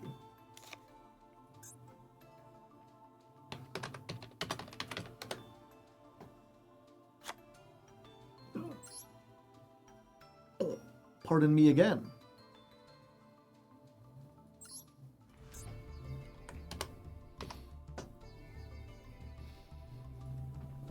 Northern Dan, Joe, never heard of him. Okay. Alright, so the deck is still doing okay, but we have to make... Okay. Alright, so the deck's still doing alright, but we have to make one small change. We are adding in a second drill beam, and to make room, we've taken out one copy of Anubis. I find that we're still ending with way too many normal summons, and all Anubis does is get you a normal summon, so taking that out feels like it makes sense. And being able to have the second drill beam, so that if we have multiple copies of the Lordly Load, we could grab another one to hand, keep one in hand to use for the drill beam. We're not reliant on getting it out of the graveyard. Seems like it would be a lot more effective. This should hopefully help out some of the more gummy game states we've been going into. This is 6.2, running back in.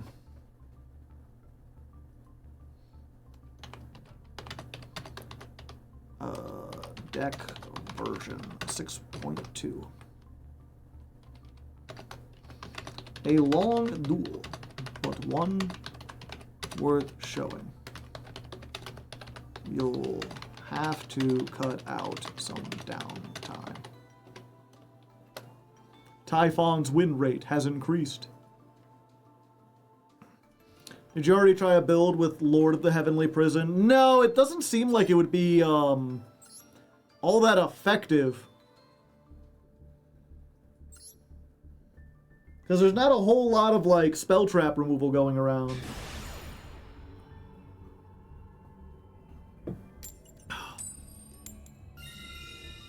Ba-dum, ba-dum, ba-dum, ba-dum, bump. Going first. Going first. It's not the worst. Haha! Ho ho! Hee hee! It's an interesting one. I think we just lose if this gets negated. Go man? It just got negated. Do we even set the anguish pattern? Probably not. Yeah, we just hope that our opponent bricked as bad as we did, or they lose a turn to Droll Lock.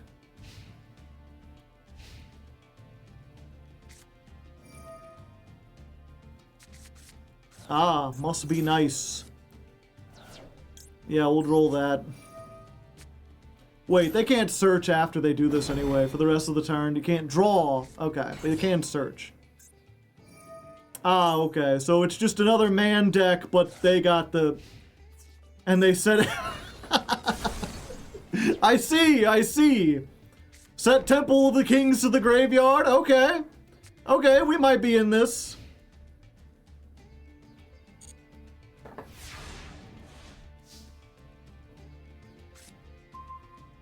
Verdict of Anubis. Fuck, we're getting all the one-ofs.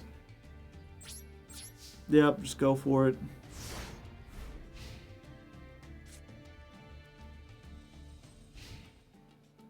What do you got, buddy? Another one. Okay, they get a Temple of the Kings. They kingin'. What is this, the Amazing Digital Circus? What is this, Kinger? Are they gonna be hacking stuff? With his hacker powers? The Royal Apophis. Activate Anubis. Gotcha. Another man. Many men. Battle phase. Do not play Circuit?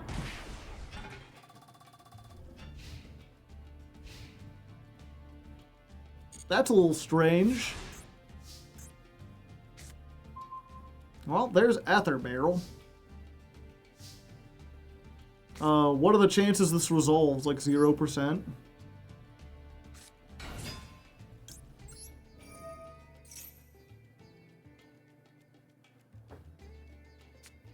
Yeah.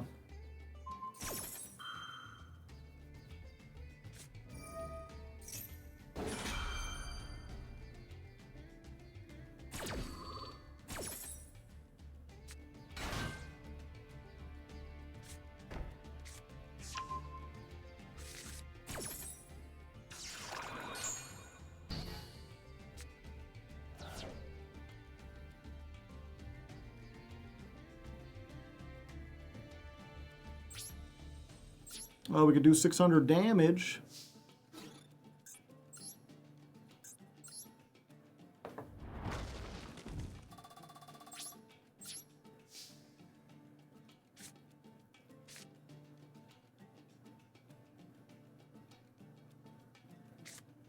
Yeah, I guess we set this just so we have something.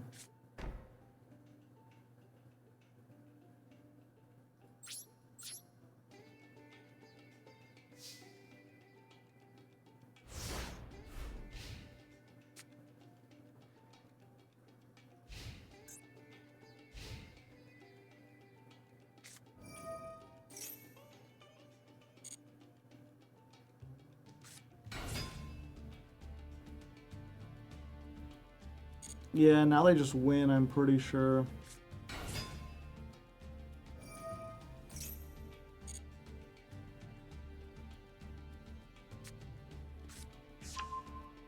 Another one.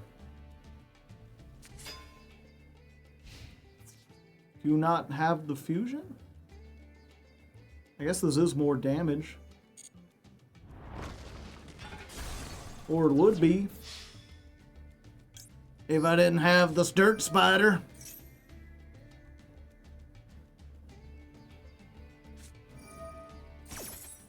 Verdict of Anubis on that. Well, I'm glad they used it here.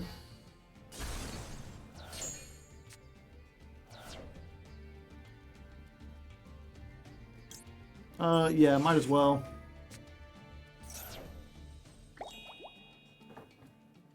That way, if they make the fusion in main phase 2, I get a draw on it.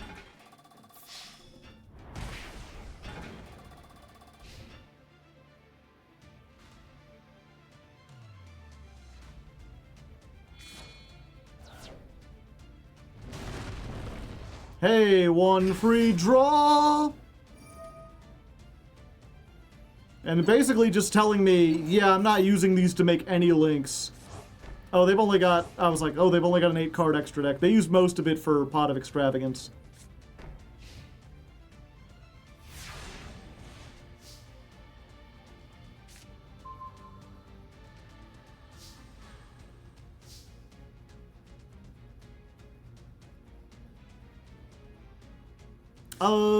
Yeah. We just use Drill Beam here.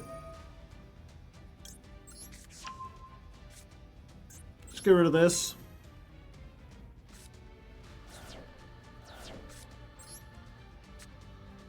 Activate this if you don't mind.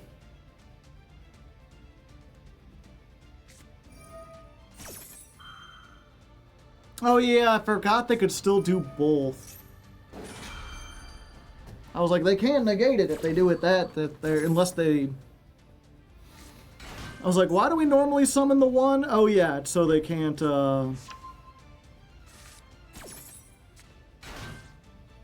It's so we can get to the second copy.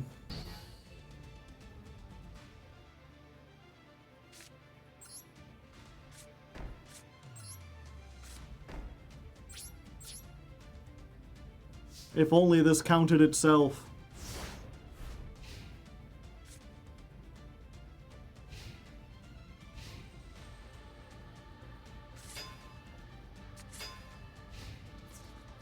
Yep. It's weird because we seem to lose a lot to worse man decks than ours. Specifically.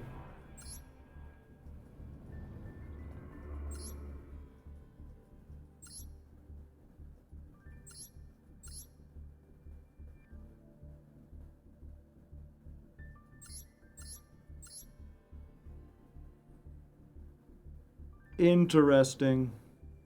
Very interesting. Oh, they hate Mitsu.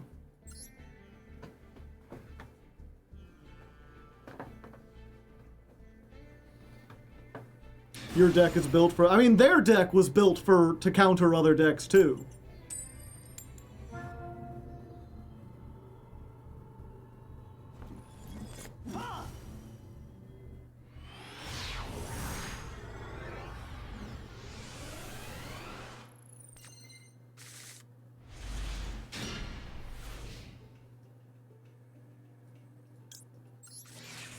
Yep, just throw this down.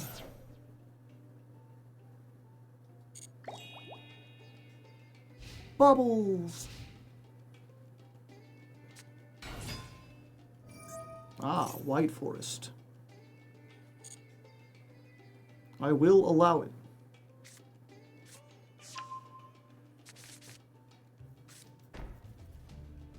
I shouldn't have allowed it.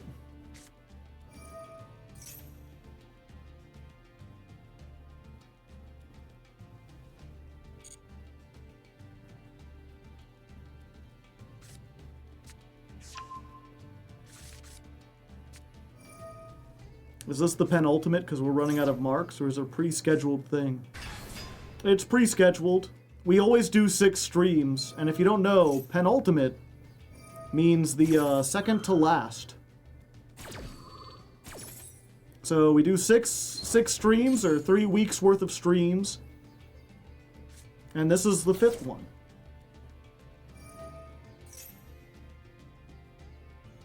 Yeah, I don't want them searching a spell trap.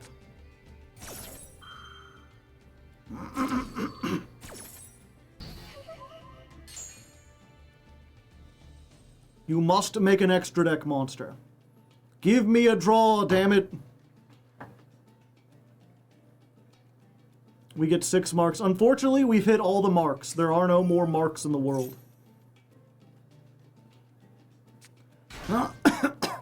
Pardon me.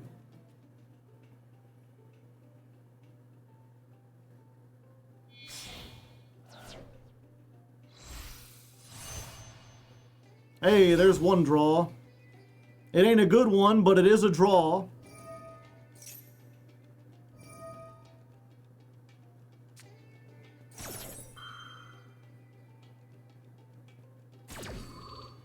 All the other marks perished. No, it's just there's only 6 in all of recorded history. 6 marks. Or I'm sorry, 5 marks. Once you get to Mark V, that's it. There's no more.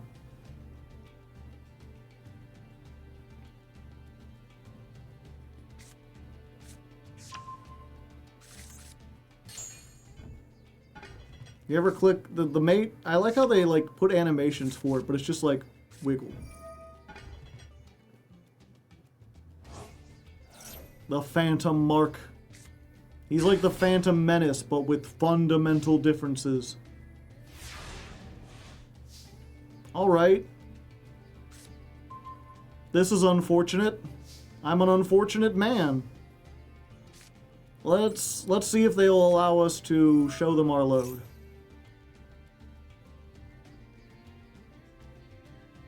Or will they pay half their life points to negate the load? They will not.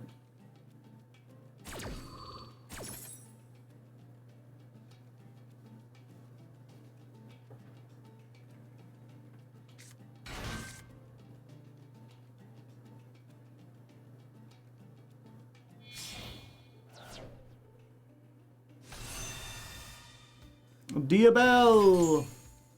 It destroys, not negates. Yeah, but if they negate a continuous spell, then it's just dead. That's fine.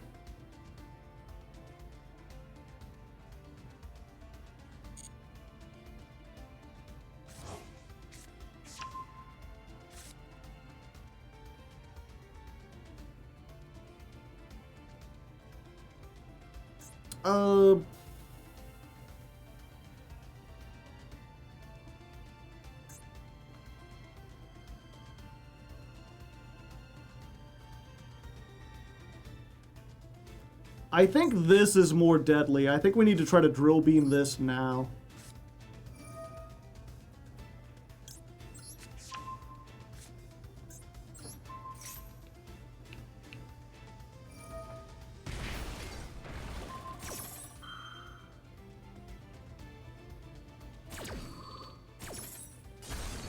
So they pop that.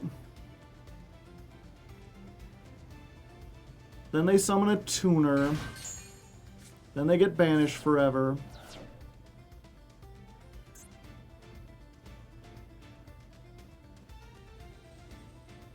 They've still got the ability to make a 12, which is unfortunate. We'll go ahead and Ether Barrel.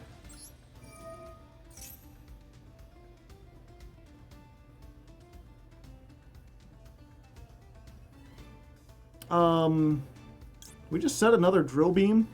Now we got 2.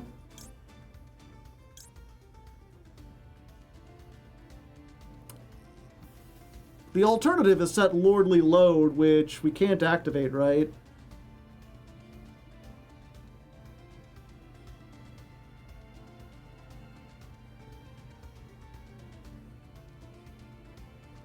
You can only use each effect once. Oh yeah, and when the activated, you must add. Yeah, so let's just set another drill beam. Let's use this effect to set another drill beam.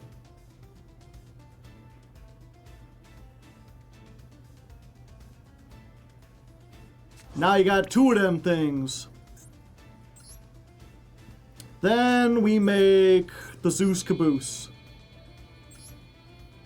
That's a nice vengeance dragon you were thinking about making.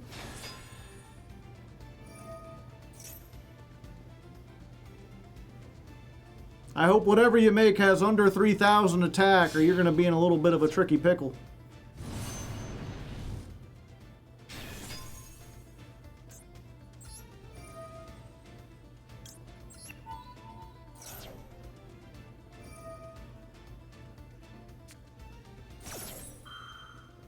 Yep, so they get that. The thing is, this doesn't target, so I can immediately return this before its effect goes off. Just be like, no, no, no, get that back out of there. You're not allowed to flip me face down. That's very rude, Jonathan. Of course, they get all the searches in the world, but then we can battle phase. We can run over this. What does this do? You can target one other phase. They can't even activate this. So, main phase 2. We Anguish. We Apophis. We Apophis. For the first time, the Balatro-ass hand is working out. We got 2 of a kind down here, and it's gonna be brutal.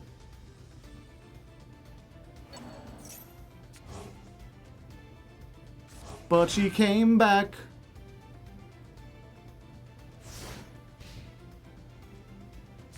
Okay, so they're gonna draw.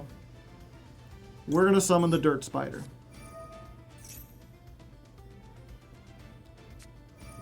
They're going to immediately try to Synchro Summon.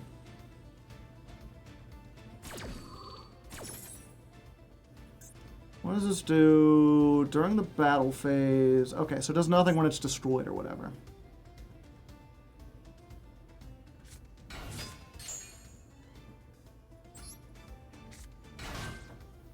So we got this. I can't activate this because it's the draw phase. I need to be able to do the main phase to do these.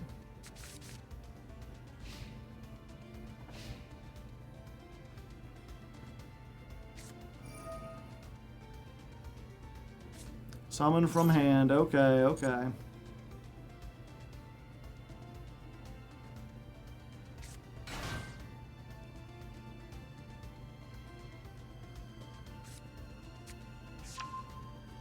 They get a Stellar.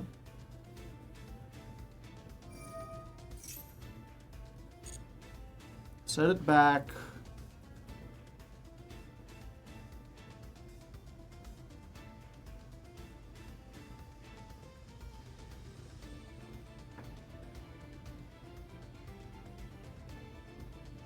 Is the Dirt Spider considered a normal monster? No, it's an effect monster. These 2 are normal monsters, though. So once we summon one of these, the Drill Beam will be back on. So what we've got here is 3 negates and 2 pops. Silvera. Yeah, so like, they go to Silvera, we Apophis.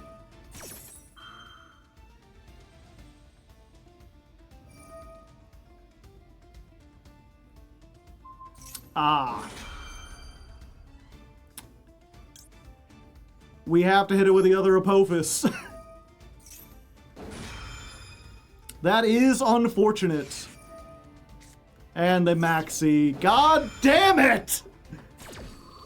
Ah, there's so many times in this game where I'm like, man, this would be a nice back and forth game if my opponent didn't have exactly Pot of Greed. Yeah, I guess we'll negate that.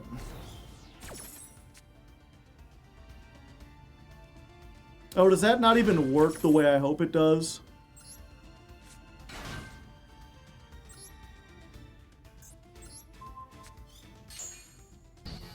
Okay, it is actually negated. Yeah, we do this. And we do this.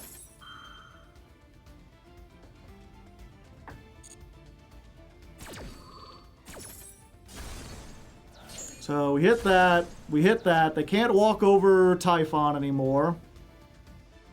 They still have a normal summon though.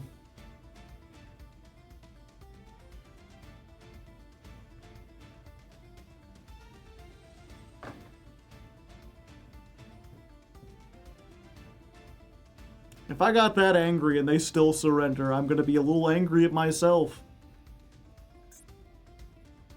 Even with Maxi, they almost came back, but it's you understand, I hope. They have fodder in the graveyard for Diabellstar. Which Diabellstar? The one that's banished?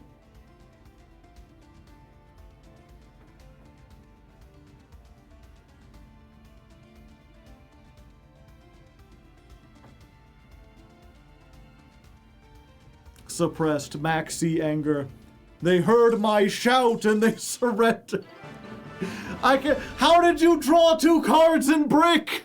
What, you didn't draw into like a Diabellstar or one of the many cards that searches it? All you had was the one normal summon and the rest of your card couldn't set cards and maybe try to play on my turn? All I had left was the one Drill Beam. Well, I guess I win anyway. Fine, that's fine. I'm happy. Who says I'm not happy? I dare the man. 4, 36, 8, 9, 12. That's 92 versus White Forest. The timer is killing them. Silvera's not once per turn. Seeing the roach always angers me, but it especially angers me when I think I've got like a good game going, when I'm like, okay, we're in a nice back and forth. This could go either way, and then they drop the Maxi and it's like, well, now everything's in their favor. They had this in their hand. I'm trying to think, what could it have been that they like couldn't activate anything? Did they just draw all their ashes or whatever? People still playing Retaliating, yeah. Trying to help. Were they locked into synchros by any chance?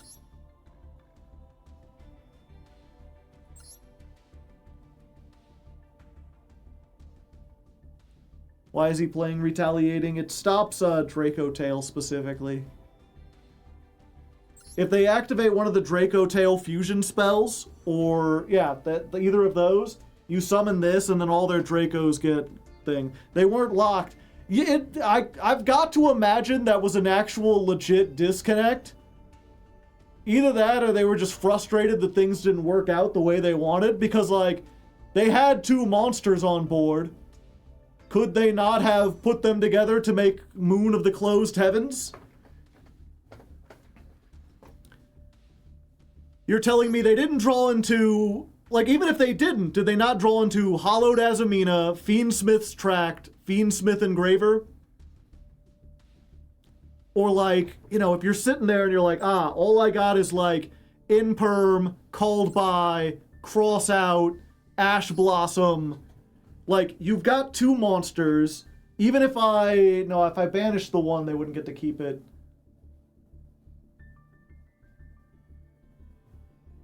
They don't have the Link 3 or the fusion. The Fiendsmith fusion.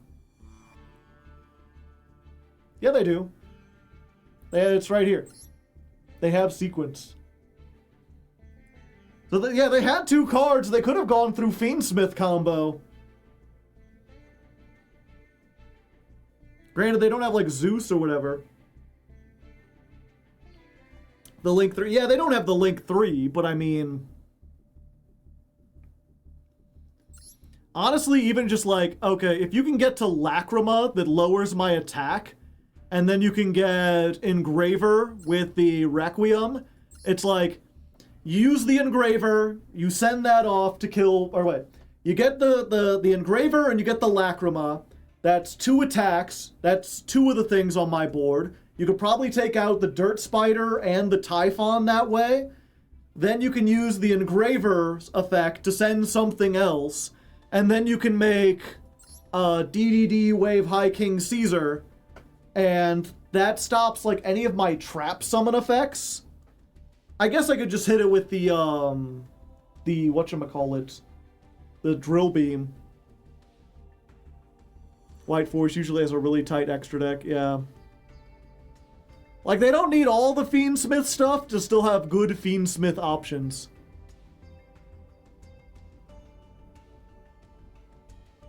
They're barely playing Azamina, yeah. I'm also surprised they apparently didn't draw into Debtors, Sinful Spoils of the White Prison, Deception, or Hollowed.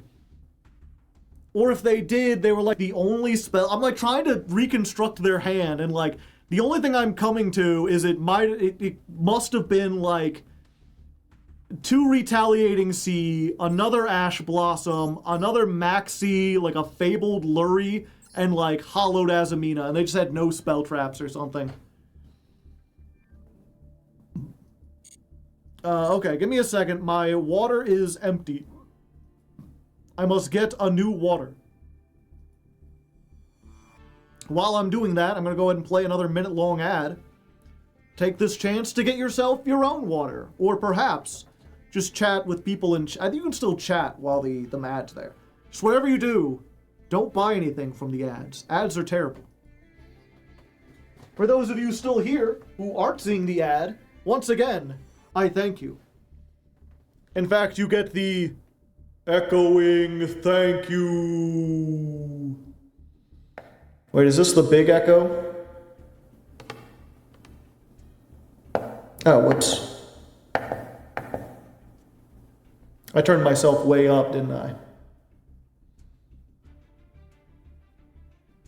Oh. Okay, this is the echoing thank you. Okay, there we go. I had it on the wrong echo the whole time. Alright, I have returned with water in my Hardleg tumbler, which you can still get in the link below. Are you enjoying Odion? He's alright. Honestly, playing pure Odion feels like playing pure Fiendsmith. It's like, you can do it, but it feels like an engine more than a deck. Hello, Joe, which may or may not generally be infantry. I've been drinking so much milk lately. If you drink too much milk, you can give yourself, what's it called? Lactose intolerance. Isaac1234, thank you for the prime hype. I'm a big fan of control decks. I like me a good control deck from time to time. This one just feels a little too simple for my tastes. Oh shit, chat. We're up against him. I thought I was him. I thought I was the man. But this is a man with some wishes. This is a man who gets everything he wants. It's Himmy Turner. Dun dun dun dun dun dun dun dun. Unfortunately, we're going first, and we've opened with the Foolos yet again. Can I get my effect? I would like my effect, please. Give me the effect. No. No, that's rude. You're rude. I wonder if he has fairy godparents! Hopefully not. Or maybe if he did, he didn't wish for, like, Yu-Gi-Oh! Skills or whatever. Yup.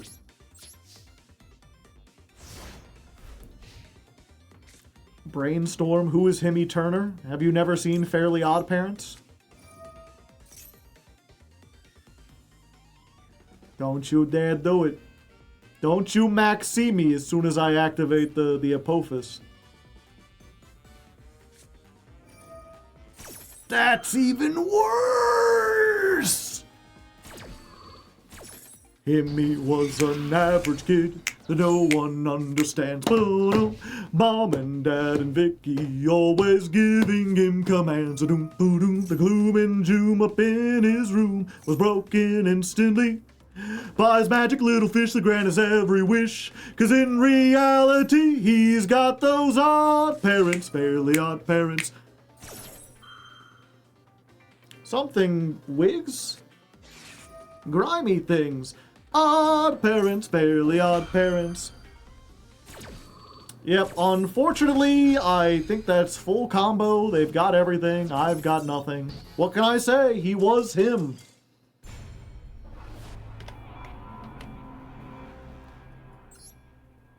Wands and wings, pointy crowny things.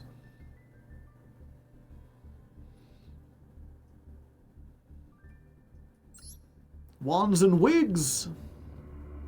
He's like Timmy, but with fundamental differences. What the heck is this? New festival awards? Exciting. Yeah, I think we'll do one more chat, and then I'm gonna call, or we'll go until we lose. We'll go until we lose, and then we'll call it a night. We've been here for quite a while. Alright, going first.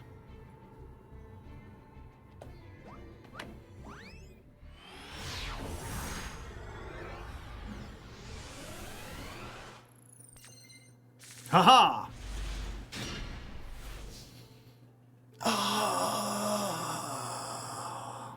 Hate.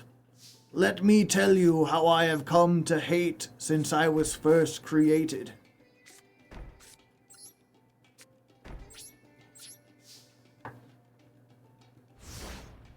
Come on, let's go. Big win streak. That's what I'm going to name my kid. Okay.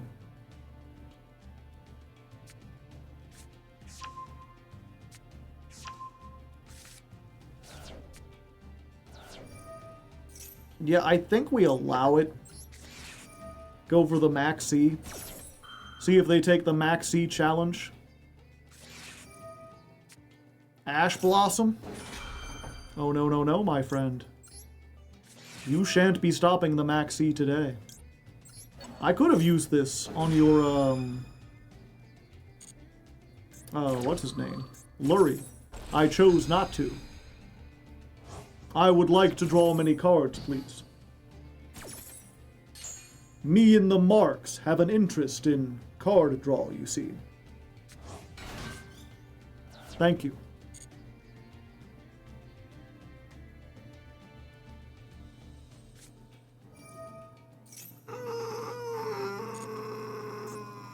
Fuck. The Council of Marks would like to have a word with you. Ah, and it's Tearlament. No, no, no, no, no, no. Be cool.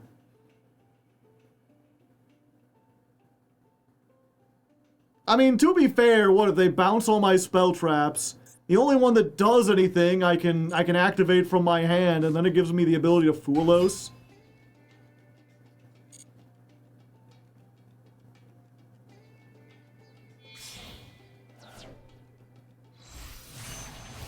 Oh, look, it's our good friend, Bar on the Floor.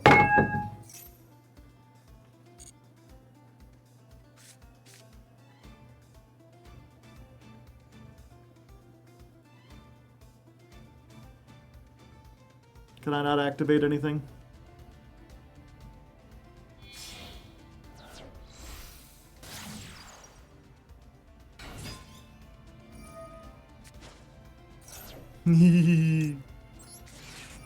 Go, Fuelos!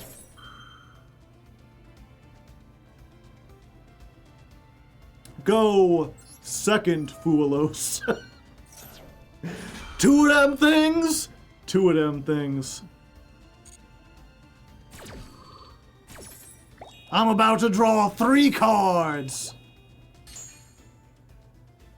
He's letting it go. I assume that the idea is, right, if I get a Nibiru, they just negate that. To be fair, I don't think I'm playing Imperm this, so they might just be able to kill me no matter how much I draw.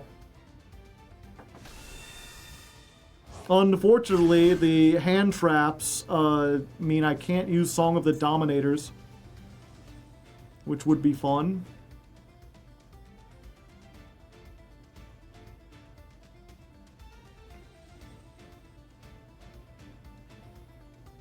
Yeah, if we were going second with this hand,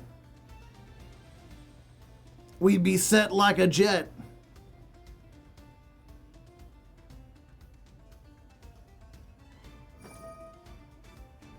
Fusion. They just fusioning now. Lacrima.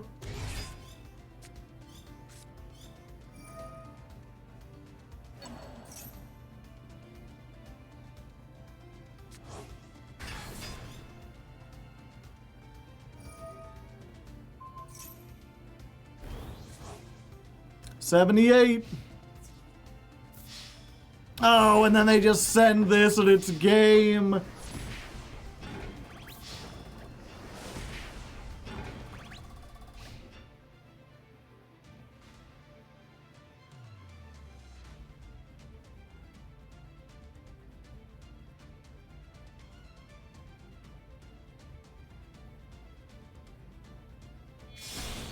Ah!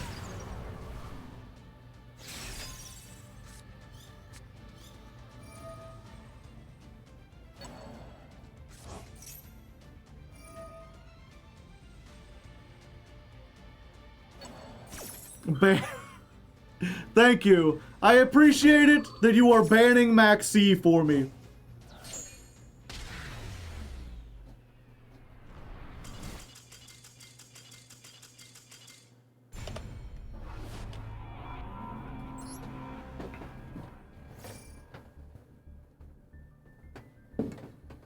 I think it's time to cut songs or add in perms. Yeah. I don't think we've resolved a single songs today. New event missions added.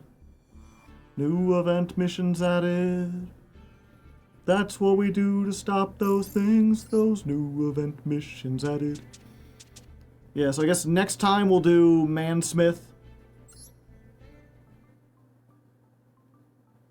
We'll try that out for the final stream and see if that's a little bit better.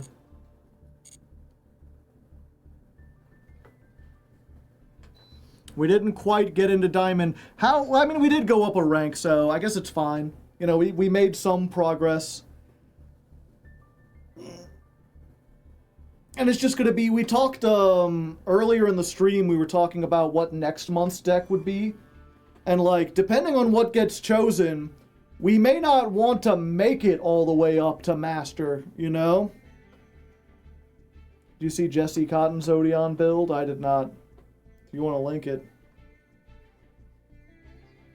Regenesis is a fun option if that hasn't been explored yet. I don't have any of the Regenesis stuff is the problem.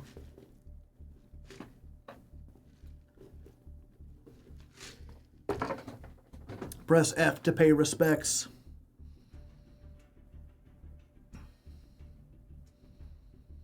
Okay. go ahead, get rid of that. Oop, not that. I mean, we will be getting rid of that here in a second. Let's get rid of the marks. Let's get rid of the ladder climb stuff. I'm going to do my little spiel here real quick. If you happen to be new, well, first of all, if you are new, welcome. I hope you're doing good. You know, if you want to raise your hands and show yourself as like a new person, it is always interesting to see how many people are actually new here and how much is me just like preaching to the same choir of like 50 to 100 people that are always here. Unlike YouTube where they tell you like if your views are subscribers or not, Twitch doesn't really have those kinds of numbers, right? So I am always curious, but just in case there's some new people here, I'm Hardleg Joe, if'n you didn't know, and I stream Yu-Gi-Oh! Every Tuesday and Thursday. Specifically, we climb the ladder with a different deck as chosen by my patrons. Usually it's like Rogue or a less powerful deck, or even if it is a powerful deck, we make goofier versions of it, so we have fun here. And then at the end of the month, after we've done 3 weeks of climbing, I take all of the best bits and I put it onto my YouTube. I'm pointing up there like it's still up there. There we go. YouTube.com/HardlegGaming. So if you like this idea and you would like to see the previous ones I've done, I've been doing this since Master Duel launched. There's like 30 episodes now. You can watch them all throughout time, seeing how the show and the meta and everything evolved. Hello, Elemental Hero Chaos Neos. Valiant Chilling. Frost Hollow, you're not new. It's Jasminex. Hello, this is my first stream. Welcome. You whisper me sweet nothings while I sleep. What the heck is this, King Miner?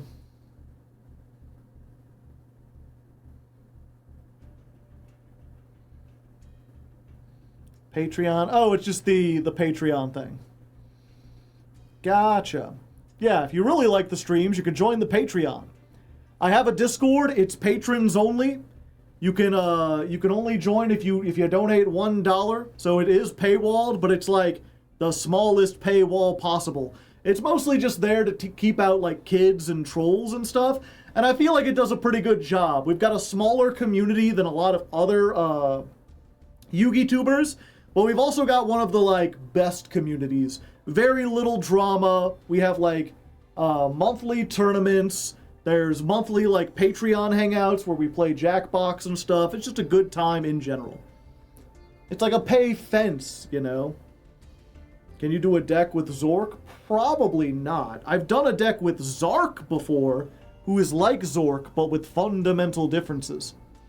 How's the poll for next month? It's not up yet. That'll be going up tomorrow.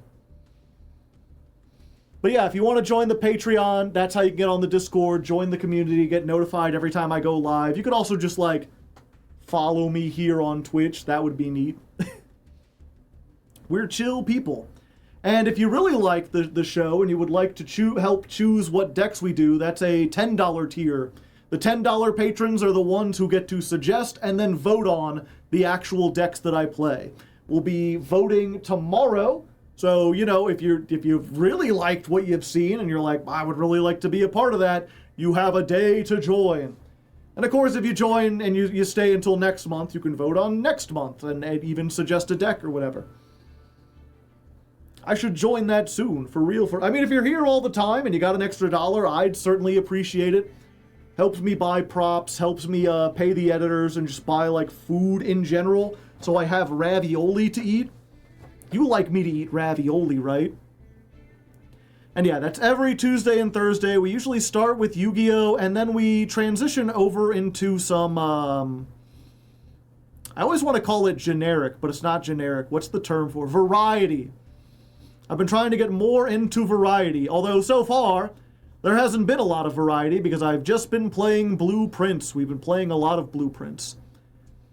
I think I'm near the end of the game. I'm getting very close. So we're going to end things off, of course, with some blueprints actions. You should eat beefaroni. That one's better. What's the difference between ravioli and beefaroni? Because ravioli already has beef.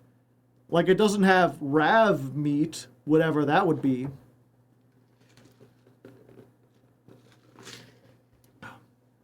It can be stuffed with spinach and other stuff. Our prince is so blue. Listen up. Here's a story about a blue guy, and all his shit is blue. And all day and all night. Boom. How dramatic. I was thinking Chef Boyardee. I think there's other stuff in the ravioli, but it's mostly beef. If he was green, he would die? Maybe. There were people who actually thought that that's what the lyrics were saying. I'm blue, if I was green, I would die. If I was green, I would die.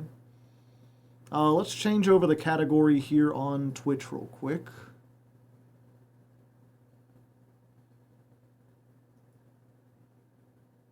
Computer slowing down. I need to buy more RAM, but unfortunately, while I do make decent money, I don't make buying RAM money, you know? I'm not that rich.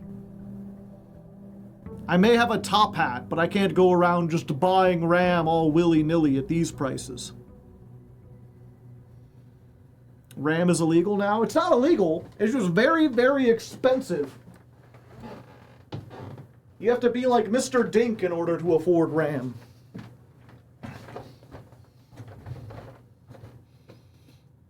Let's see here. Prince hours. So, blue prince. There we go. We got it. We did it. I feel so good. I'm going to have myself a treat. Check it out, chat. I got delicious rocks. You ever have a delicious rock? Nice and tasty.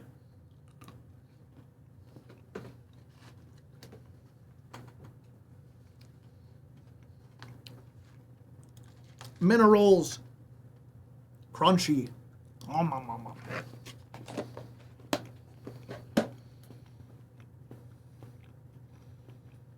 Okay.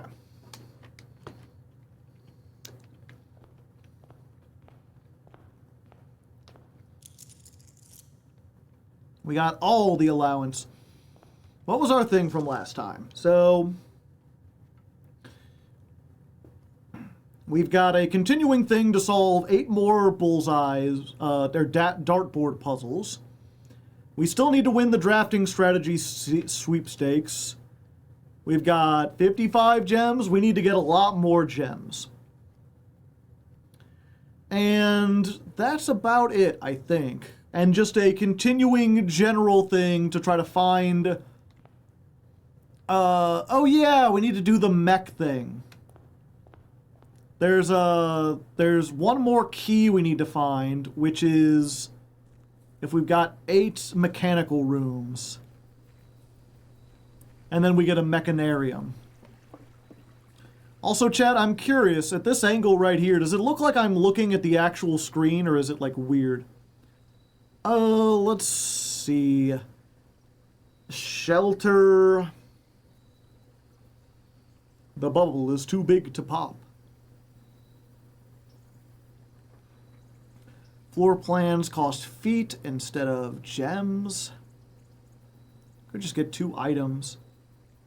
We're trying to get the mechanist room. Yeah, we want to save this for when we get enough stars. I think we just get the tool shed. Towards the middle of the screen? Okay, that's kind of what I want to go for. Hell yeah, shovel. Ah, and this will help us do the thing we want to do. Every time you draft a mechanical floor plan, you may permanently adjust its rarity. So we need to get the mechanical rooms down to, like, as common as possible. Because in order to achieve our goal and get that final key, we need to draft 8 of them, and then a mechanarium, which is hard to get. So that's going to be our goal today, although we're not going to use any stars. No stars today.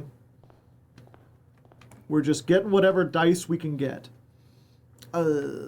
Yeah, we want to get to the corner, because right now we have the thing of the night. Oh, yeah. Oh, okay. Yeah, we also had a thing last time where we could start with one of the items we left, or we had from the last run. We get 2 random ones, and they gave us the night shield and the sleeping mask, which are not great. Treasure trove. We do need the treasure trove eventually. But breaker room. Now we got 4 redraws.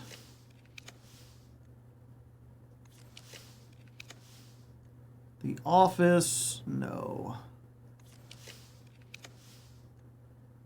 The library. Damn. Just get the 2 dice and a gem. Nah, it's gotta be attic, right?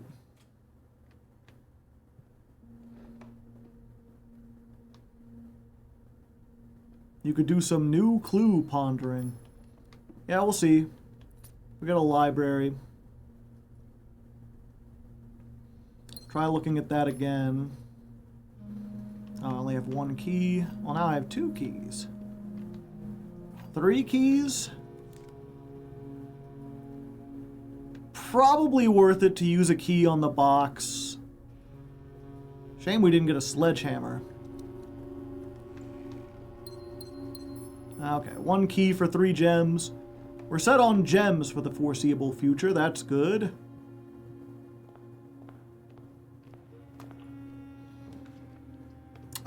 Yeah. I'll give us another key. And another way to move. We're schmovin'. Conservatory. That's what we wanted. These can only appear on the corners. Also, they have dig spots, and we've got a shovel. Old shoe. Worthless. How about here? An old tin can. Fuck.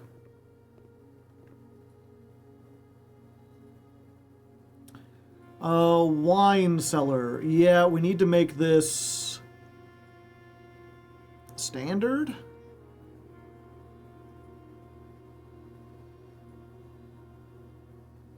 Yeah, if we want to be able to do the... There's a challenge we've been working up towards where you have to build a house that has 20 dead ends. So to do that, we need to change the dead ends to be more common. Yeah, hallway is good. The gymnasium. I think we actually make the gymnasium unusual because 1, it's a red room. 2, it's a useless red room. And it's also a 3-way intersection, which is not as good as the 4-way intersection. Yeah, you know what? I'll make the gym rare, actually. Let's just not run into a gym. If possible. Okay. Drawing room. Drawing room's pretty good. That gives us some more rerolls. We hate the gym. No exercise. When would I have time to exercise? I'm too busy streaming, Chad. Yeah, we get a free reroll in this room. We do need a break room eventually. Might as well take it here. Not the most useful spot, but it does exist. And $1. And now it's time for late night maths. 7. I've never seen this before. Are they saying half of 15?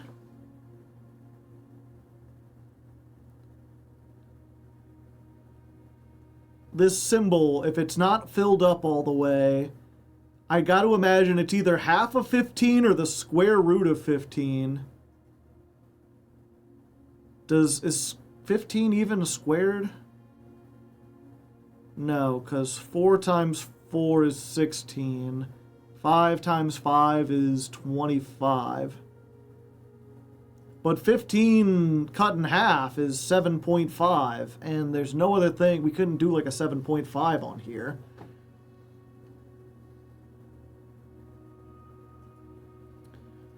Is it saying because it's only filling up this part that it's only...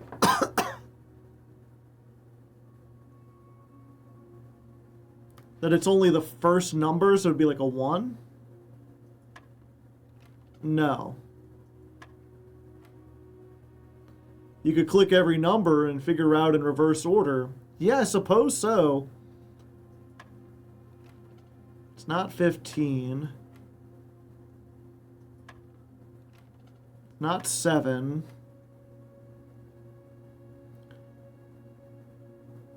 I wonder if it's 1 plus 5 would be 6.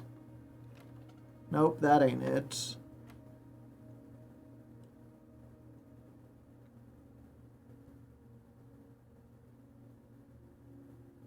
Trying to think.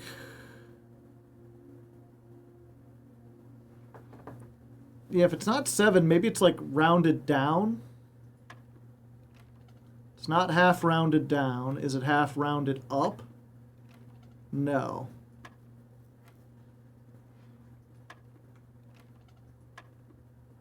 Yeah, at this point we're just trying... I did everything that I thought would be, like, logical. It's not like 10 minus 5. It's still not 15.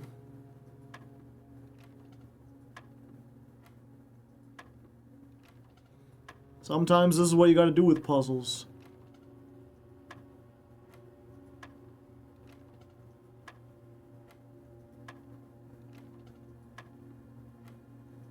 Eight? No.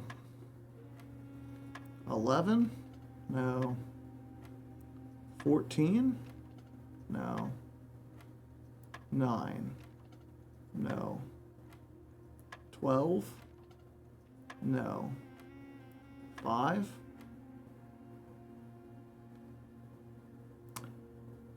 So it's divided by 3. Divided into thirds, I guess? A third of 15?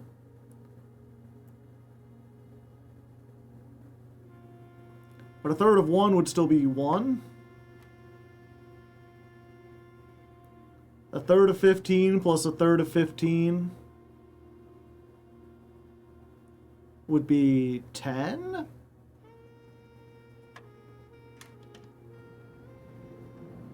One third of the slice is colored in. Yeah, I guess that makes sense. I'm not very good at telling, like, is something a third of something or not.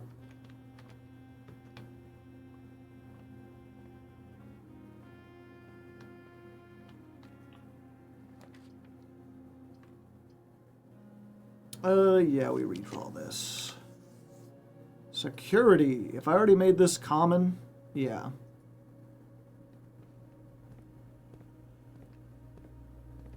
Welcome to security. We've got fun and games. Changing up the keycard system because my name is James. Change... No, this isn't what I wanted to do. Set security level to high because we've got the keycard.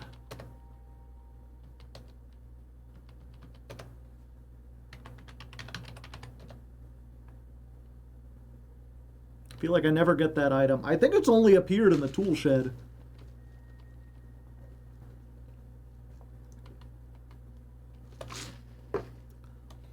Let's go to the laboratory. James Hardleg, Pog.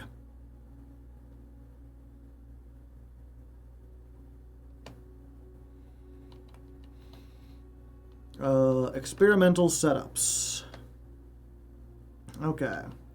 3 gold for entry red room. A letter will be delivered. Add 3 aquariums. We want to increase the stars, and we've got the starfish aquarium, so that's probably the best of the 3.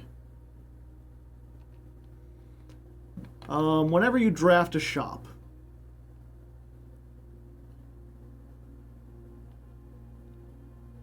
Just get 1,000,000 aquariums.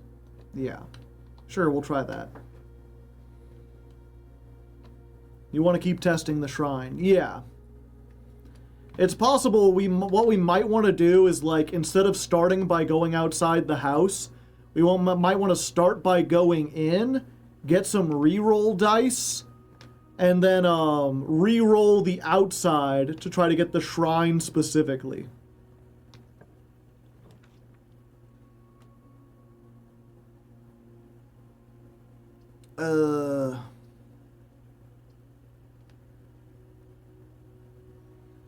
These all kind of suck. Laboratory right here.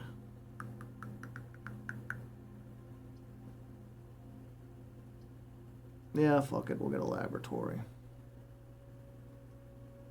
Commonplace. Not that we want to go in there, there's like no reason to.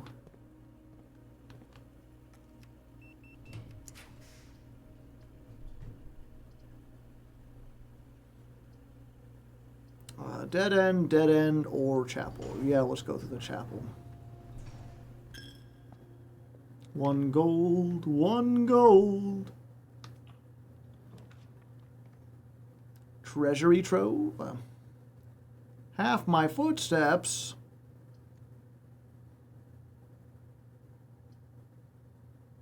Yeah, let's get the treasure trove.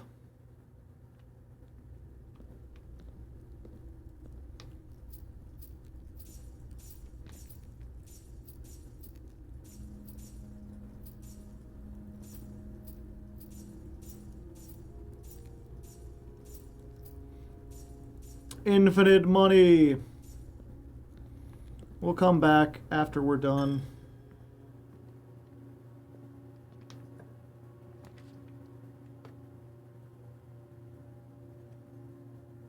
Library, actually.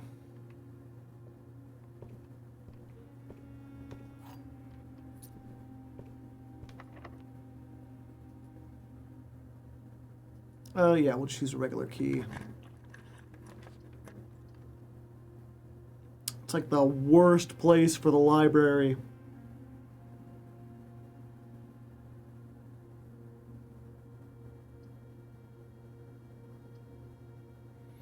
Yeah, we do need to increase our stars. +1 star. Diamond. The twins. Yep, I'm not even going to bother with the other one. I don't want to be tempted to spend stars. We need to save those up. Okay, we're not coming back this way, so might as well.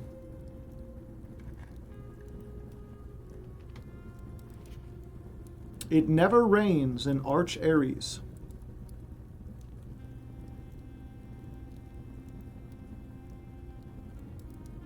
I'm going to go ahead and save this. This is note number 15.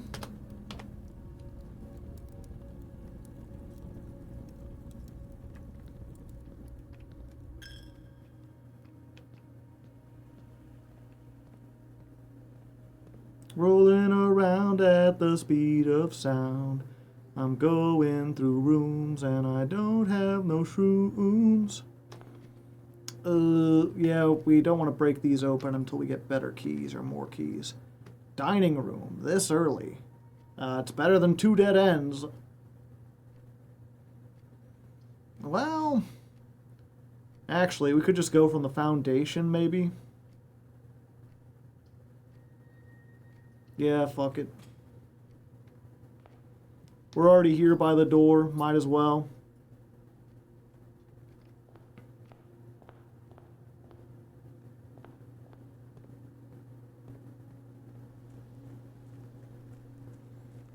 Outside we go!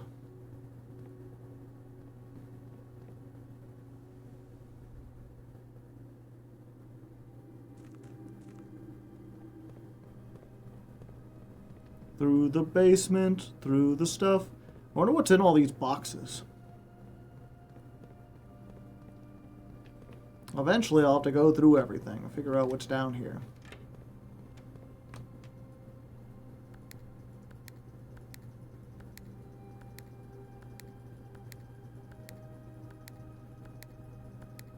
Thank you. Such a slow elevator. Cheese and crackers.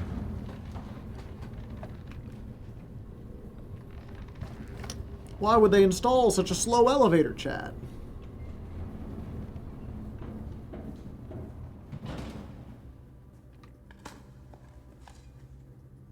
Few pebbles. We got this shovel and I was so excited, and so far we haven't dug up a single useless thing. 1 coin, great. Clearly this area is not up to code. Clearly.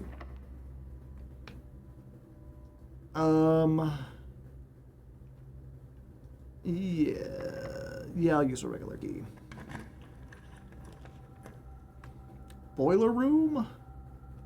Sure. I've already made it commonplace. Is that some dirt down there? Put a little dirt under your pillow for the dirt man, in case he comes to town. You've gotta put a little dirt under your pillow for the dirt man, so he won't take you down to his lair deep under the mountain, way underground. That's where he keeps his dirt.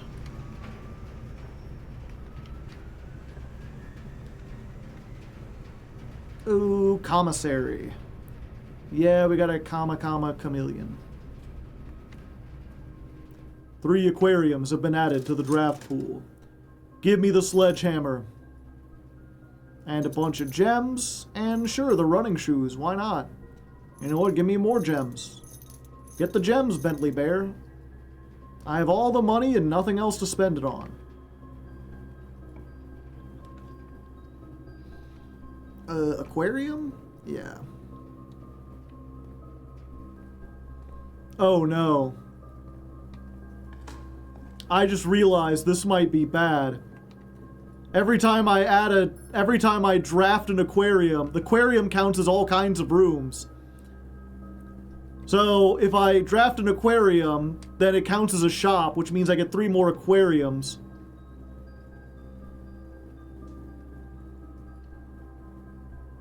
Time for the infinite aquariums. This is the dawning of the age of aquariums.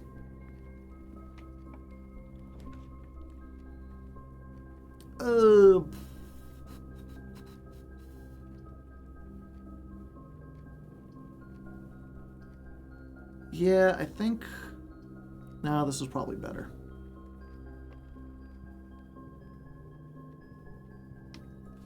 Dice.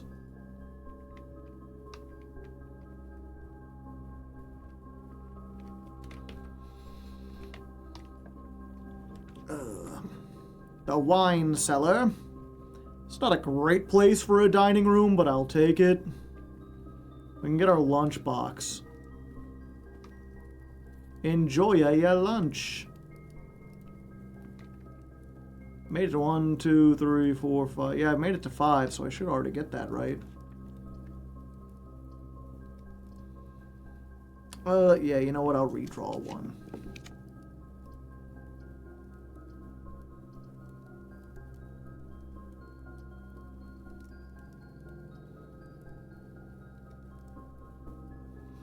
Sure.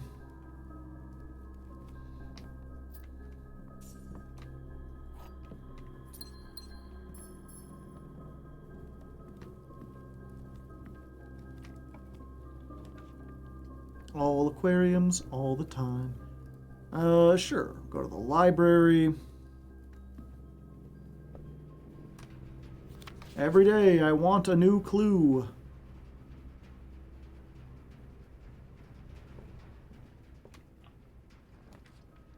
Rare rooms. The trophy room. I feel like I haven't been in there a while. The gallery, that'd be a dead end.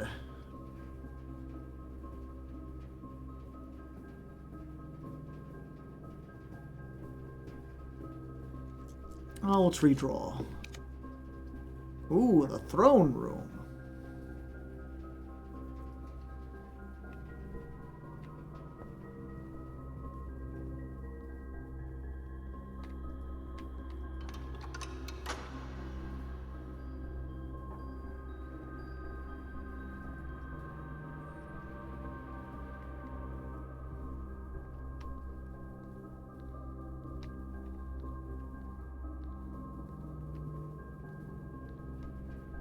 I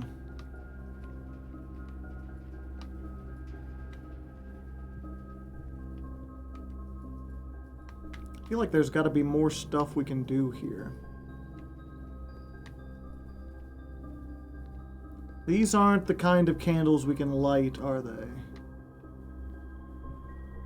No, they need to have like the red jewels on them or whatever.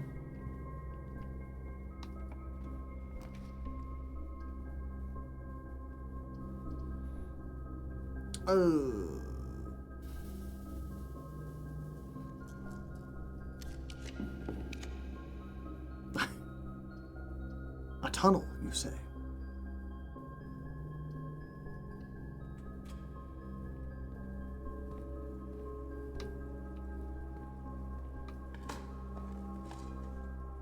An old shoe.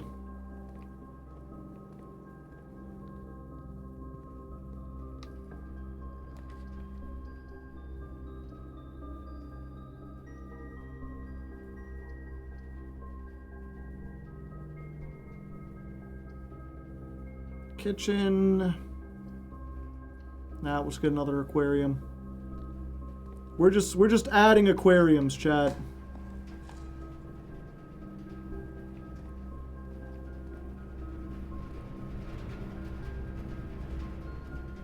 Or we're just adding stars to the night sky.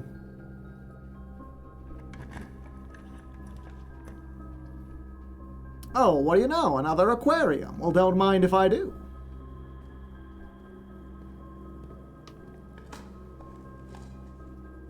Aquariums to the moon. Okay.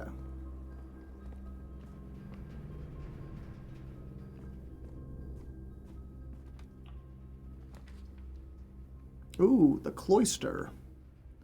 Sure.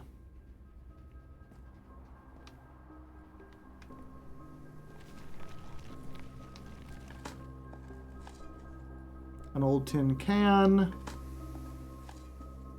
A few coins.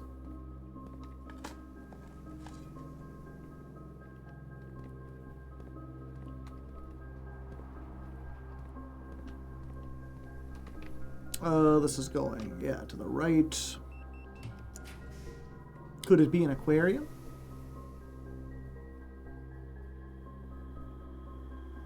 Yep, we'll add another aquarium.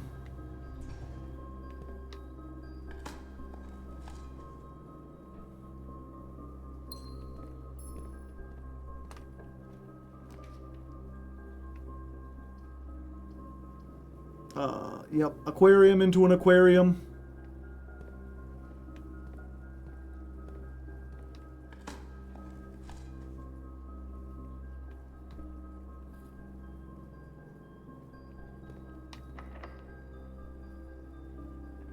We're almost out of keys. I mean, I could do, but why not another aquarium? Oops, all aquariums. It's aquariums all the way down, Chad.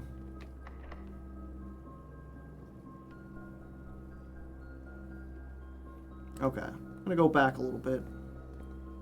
I can afford to because the aquariums count as, what are they called? Bedrooms, so I'm getting a whole bunch of. And there's the mechanarium. Oh wait!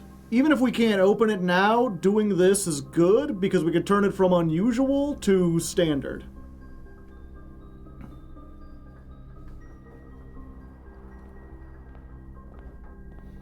A door for every mechanical room in your house. It's locked. Wait, what? I didn't know these rooms were like rooms.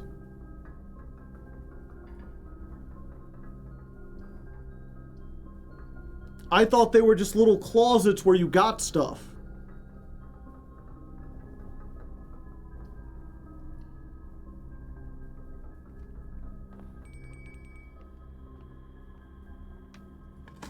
Also, I somehow ran out of gems. I thought I had infinite gems.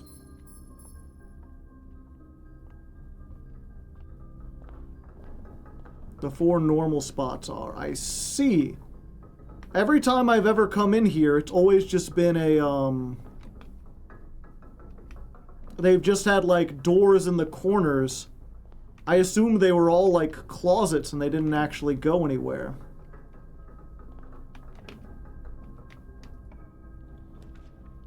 Oh, the gift shop. We needed to go here. 3 aquariums have been added. Yeah, because we got the blue... Oh, this is 400? It wasn't this much last time we were here! Damn inflation! Curse you, Trump! Each blue room drafted on the 8th rank will contain a hidden blue memo.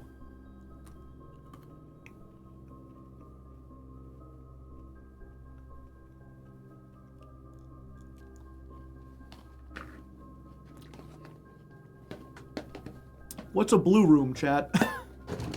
Ow.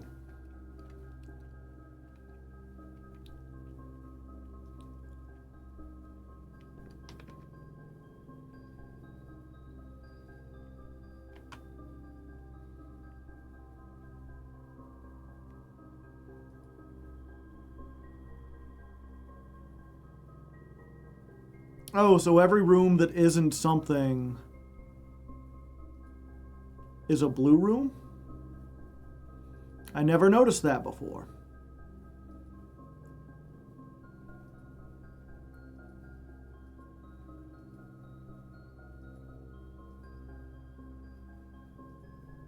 Okay. Gotcha. So what was that again? Contain a hidden memo. I see. Well, we've got another goal, chat. We need to get $400 and then come here. Oh no, we used the regular key.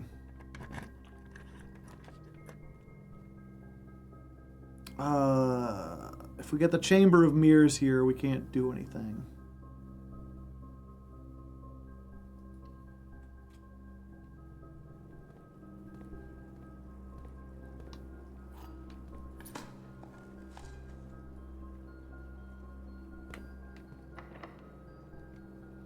Okay, this is where we use the silver key.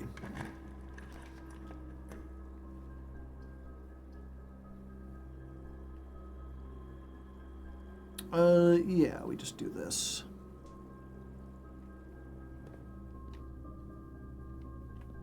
Oh, hey, a lockpick? Sure, I'll take that.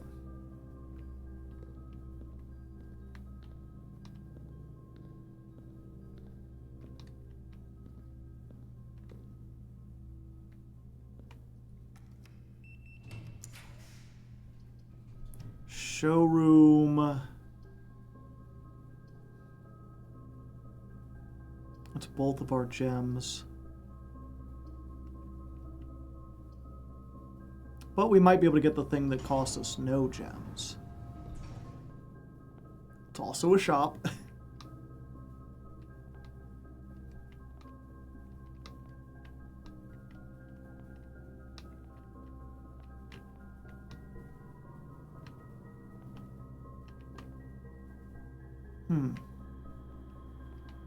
I never actually looked at a lot of the items here. I assumed they were just things you could buy.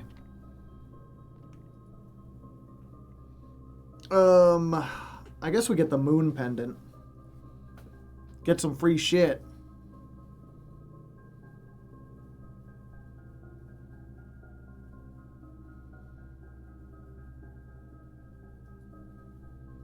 Sure.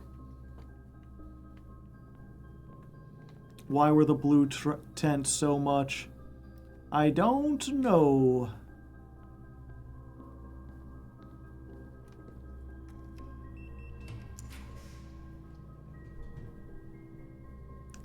Oh yeah, we get to redraw.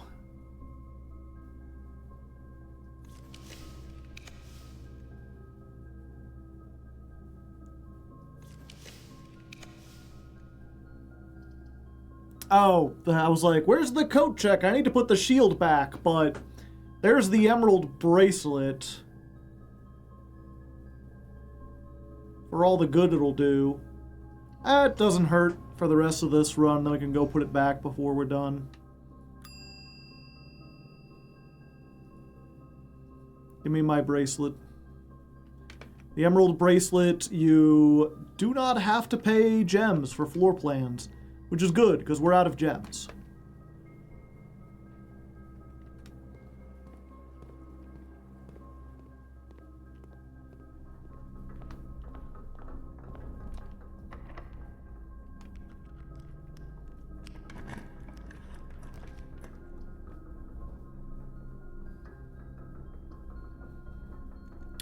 Yeah, we'll rotate this.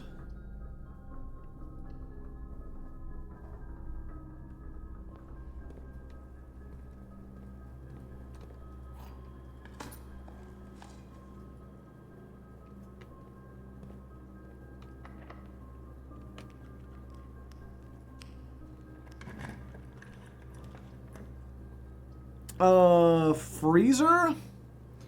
Freezes money and gems. Start with an extra 65 tomorrow. It's probably worth it.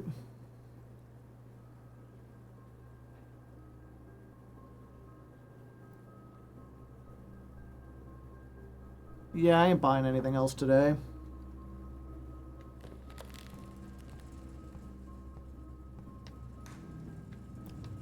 Oh yeah, and everything in there is frozen. Gotcha.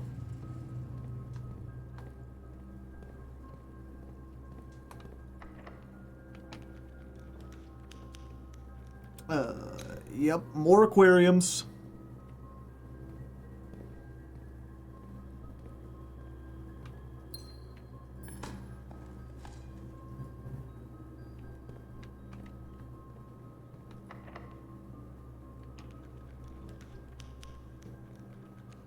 The office doesn't really help us at this point.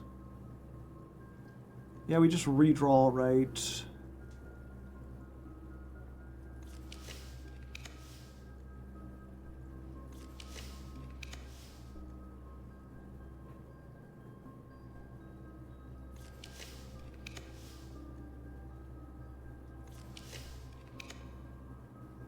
Casino, eh?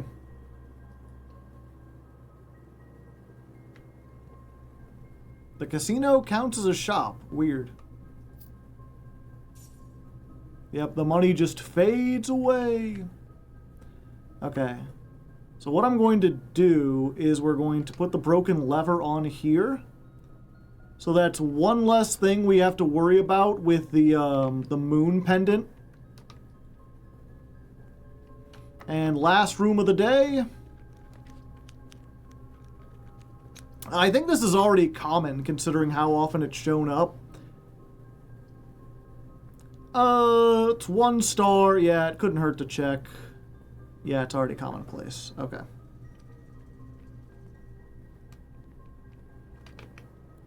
So pretty good. We added like 1, 2, 3, 4, 5, 6, 7, 8, 9. Yeah, it's like 10 stars. That's pretty significant. That'll help us with the big challenge that we're trying to do on the next time. I just need to get to the coat check.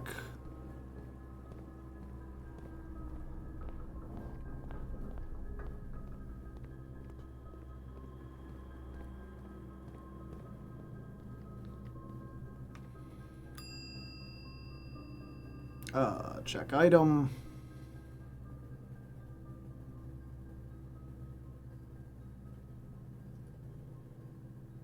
Yeah, take the bracelet. And then we need to go back to the entrance hall.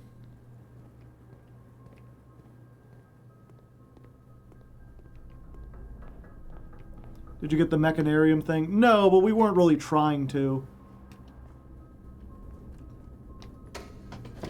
As soon as we hit that experiment where we added, three whatchamacallits, aquariums to the pool, like, it wasn't going to be possible to get 8. We're just setting up for next run, essentially.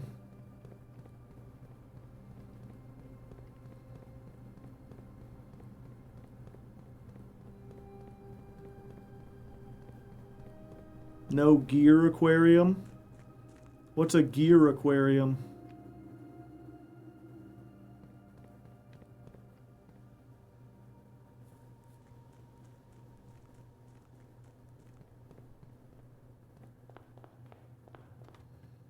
What's in here? It made it into a gear room. I see.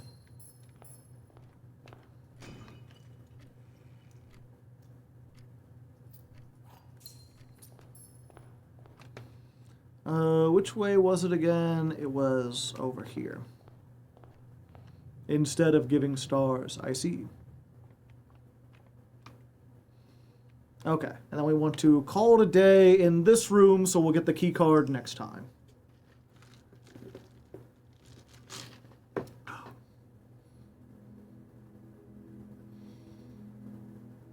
Archaeological castle.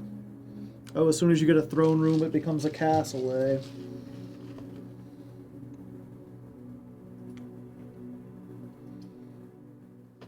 Okay. So depending on what we get in our outside room and how we start out, we either go for the dead end challenge or the whatchamacallit, the other one, the mechanarium.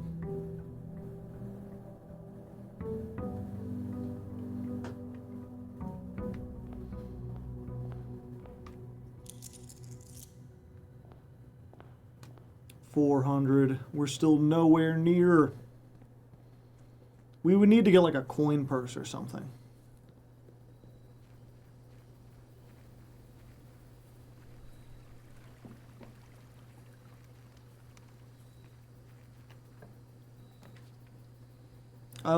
The shrine. Okay, let's see what shrine blessing we got today. Let's look back at our notes, shall we?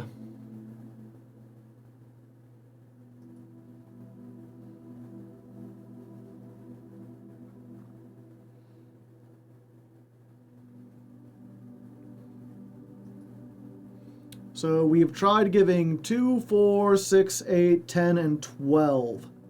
So 14 gold is the next one.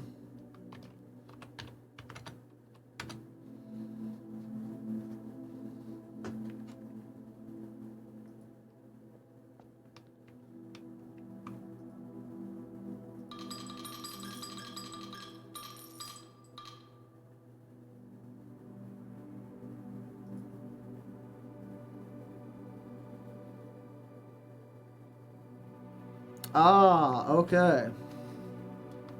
If you call it a day in a room, you can draft that room from the grounds the following day.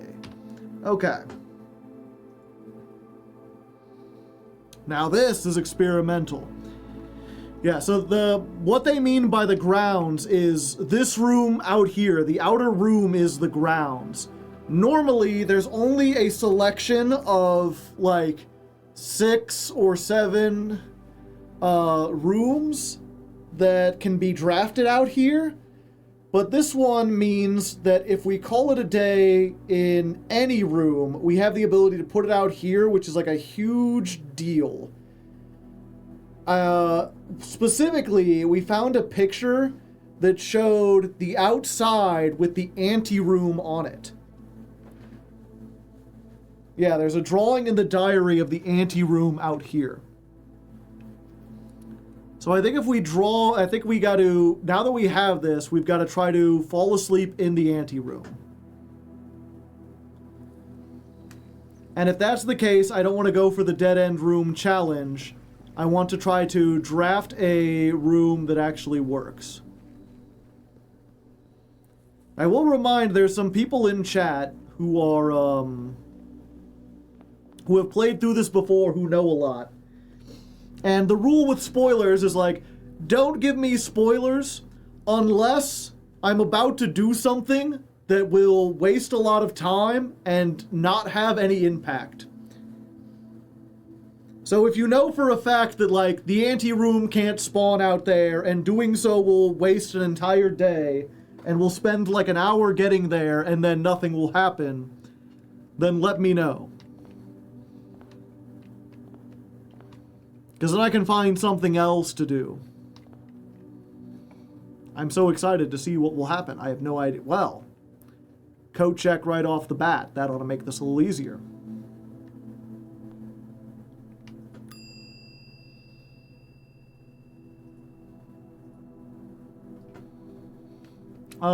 Okay, and I got the sledgehammer and the sleeping mask.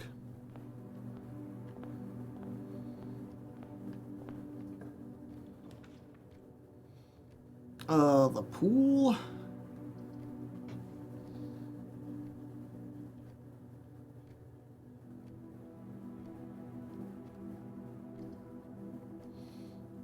Yeah, I think we'll do pool. Can I hit these with the sledgehammer from here? No, I can't believe it.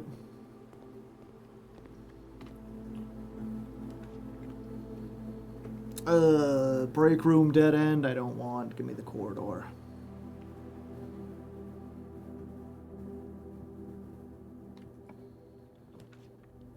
I'm trying to remember, there's like... So what are the ways to open the antechamber?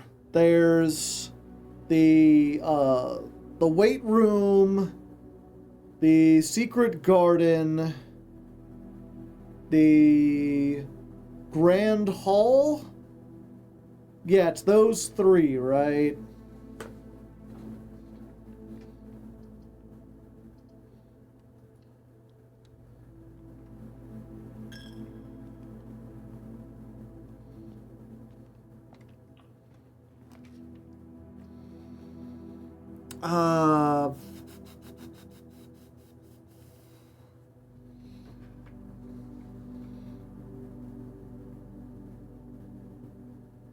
The greenhouse. Oh, yeah.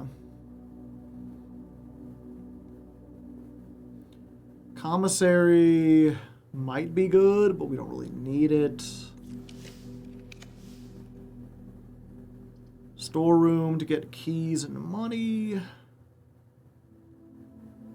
Just one key. Fuck, I think the Geist room might be better.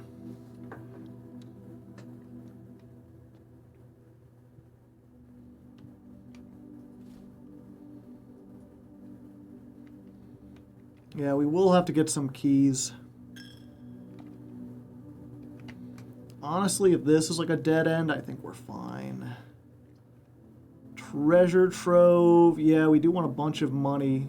I don't think we could get to 400, but we might. Wait, no, this gives us keys. Yeah, right now we need more keys.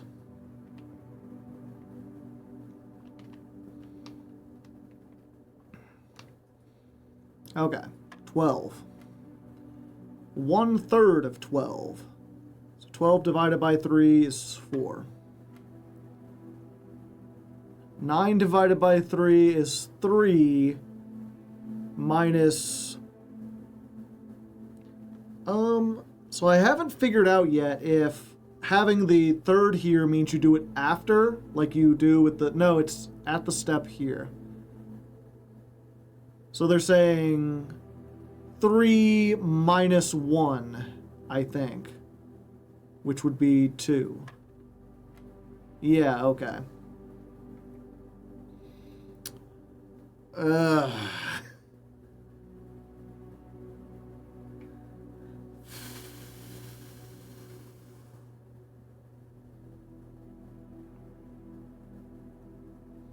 So this is 1/3 of 5. So 5 divided by 3. Sorry. -5 divided by 3. Squared. Minus 10 divided by 3.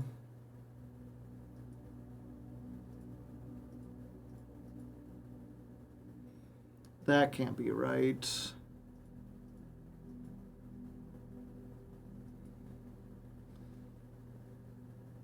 Is it 5 minus 10? So it would be -5. I assume it has to be squared first.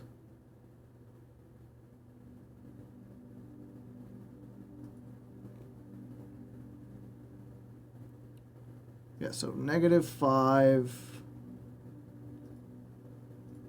So 5 minus 10. No, we figured out from the last one you do. Yeah, I don't know. Because this number isn't, it's not saying like 5 divided by, it's.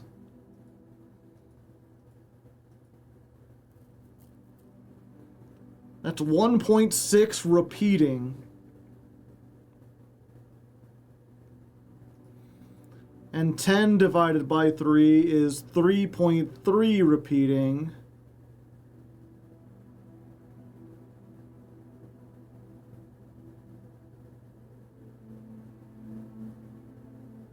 So,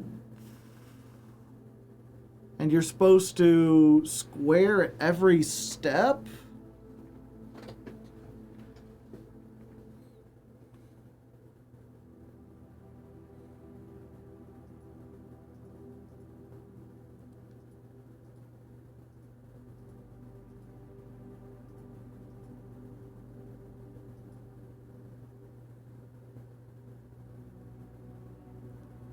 Five divided by 3 squared is 2.7. Yeah. The thing is, I can't even do this with a calculator because I have no way to calculate 2.7 repeating, even if it adds up to a whole number. I never took... Is this like calculus? I heard that these do get like... They're like, oh, you have to do calculus at the end. I was like, do you? So far, they haven't, but I get maybe on these later ones.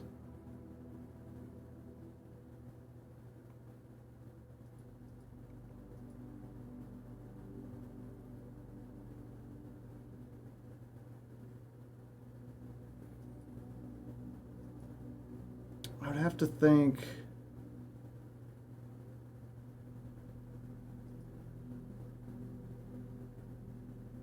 A scientific calculator.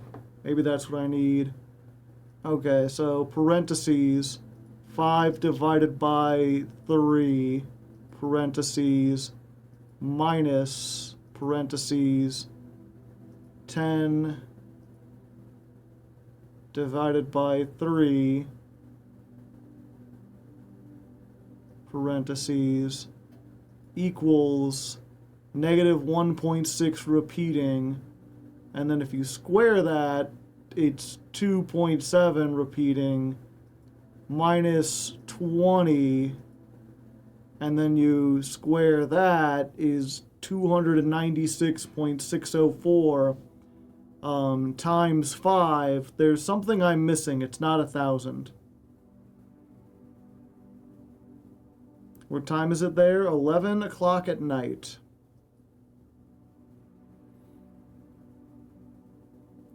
If it's supposed to be 5 minus 10, I guess it would be negative 15? Okay, so if it's -5 minus -10, or sorry, -5 minus 10, that would be -15. And then if I did that divided by 3 there, it would be -5. Then we square it, so that would be 25. Minus 20 would be 5. And I guess divided by 5 would be 1. No, that ain't it.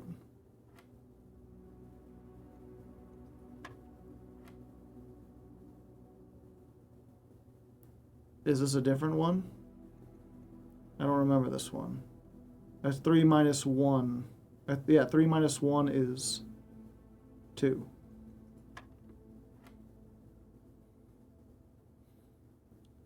Yeah, this is the only one that makes sense with like full numbers. Because it's 0 minus 5 minus 10.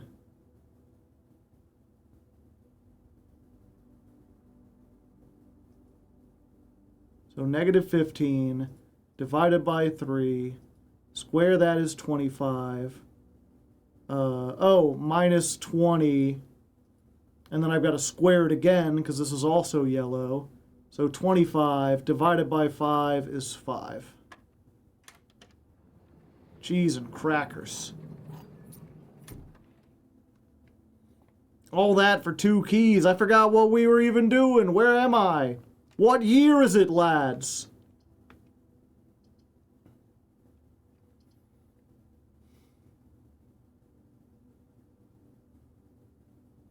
I didn't want to do the dead end challenge, but maybe you could do the dead end challenge. I mean, fuck, we're already so many dead ends.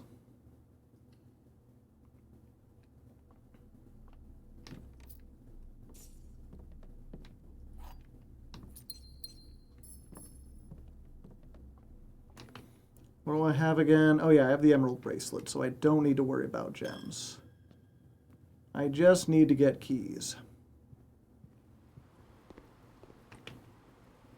Let's go back to the entrance hall here.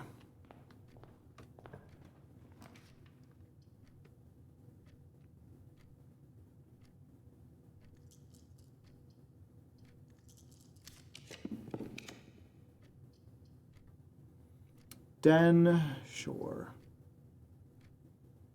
I don't need gems though, so dining room. Pick up the lunchbox.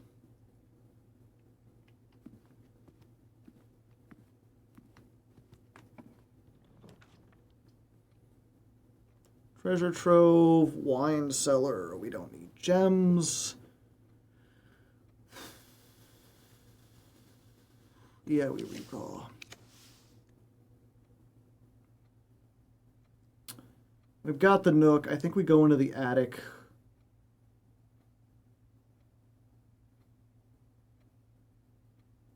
Yeah.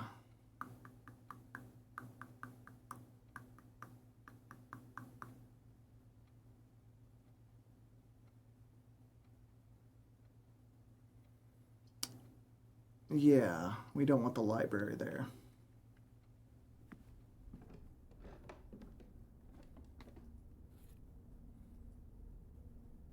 Compass.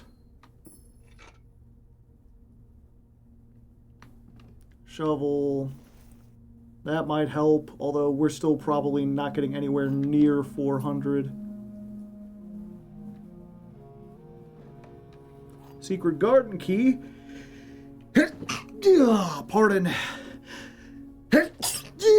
Pardon me. Jeez. When did I become the sneezy boy? When did I become the one who sneezes?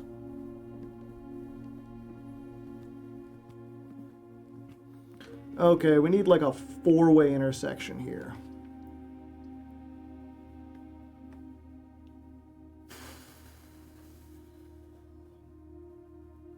Do I dare?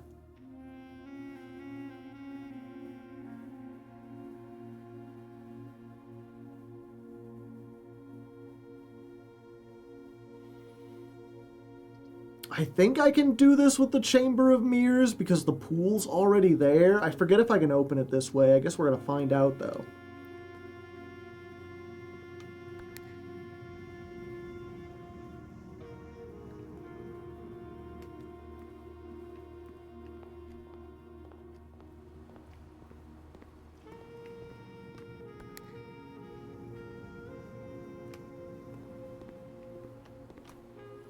Oh, car keys.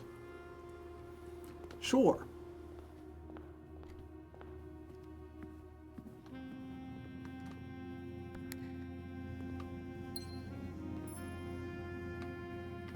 That does not help me. Fuck.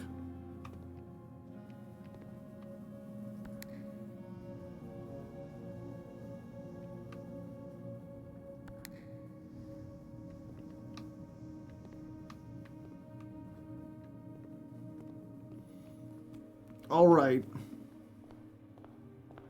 Not a great start, chat.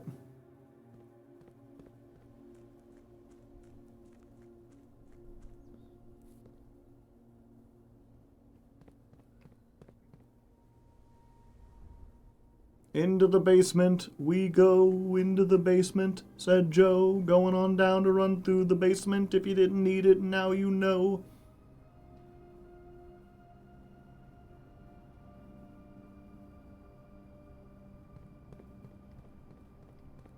Speed strats. What is the goal for today's session? Make it to the antechamber and fall asleep there. Alternatively, make $400.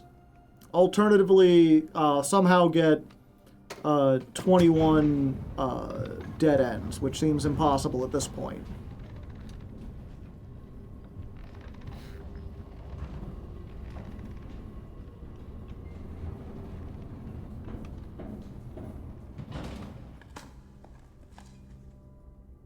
Okay, that's pretty good.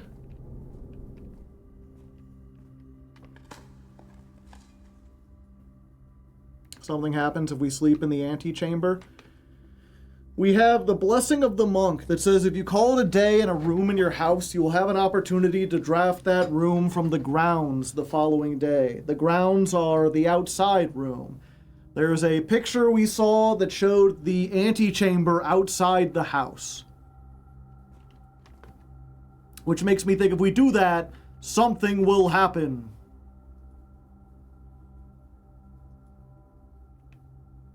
It does not fit.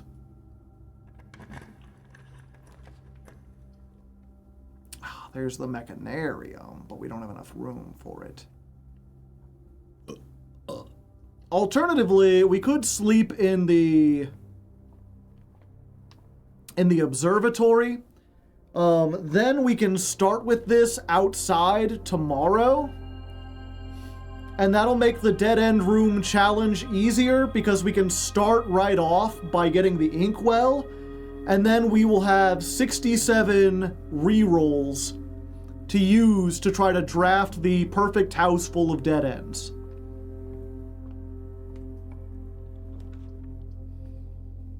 The lost and found. I think I would rather get to the hallway. I want to try to get to the House of Mirrors down there.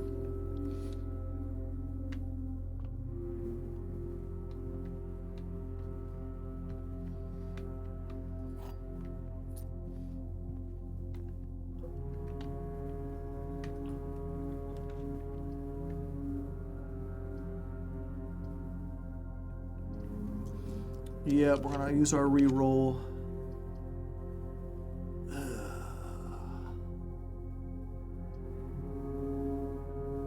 The archives is so awful.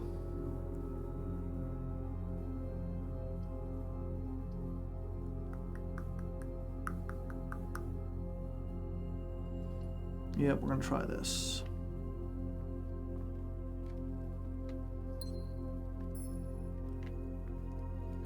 Three hams will kill him, 3 hams will chill him, you shouldn't feed him, 3 hams.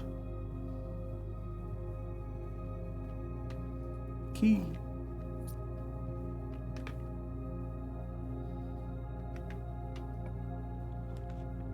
Now they give me the passageway. Where was the passageway when I needed it?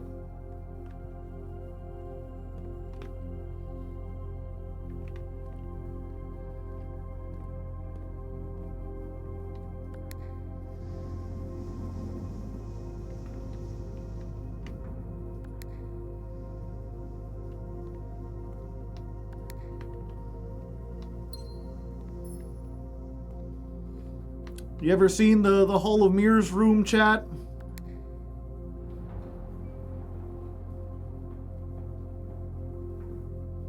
Welcome to the Upside Down.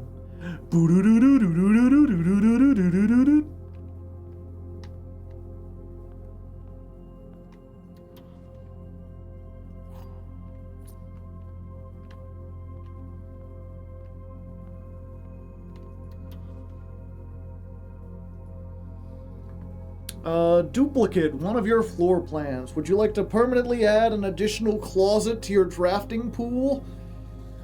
No. No, I would not. It is another dead end, but it's not a very good dead end.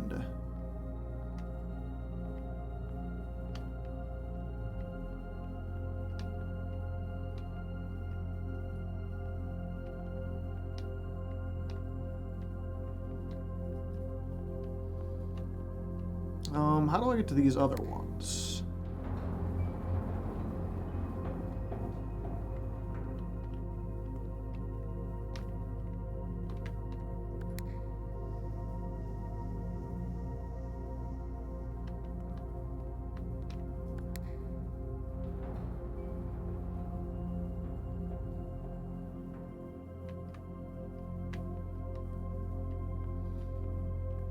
Oh, weird.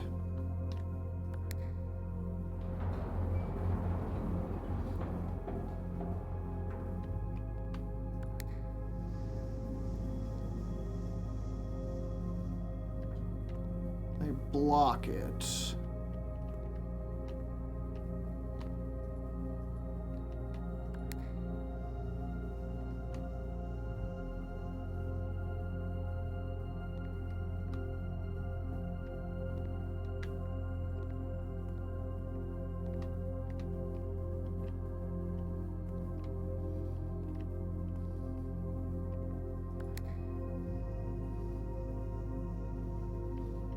Okay, I think that does it. Except now I can't get back through there.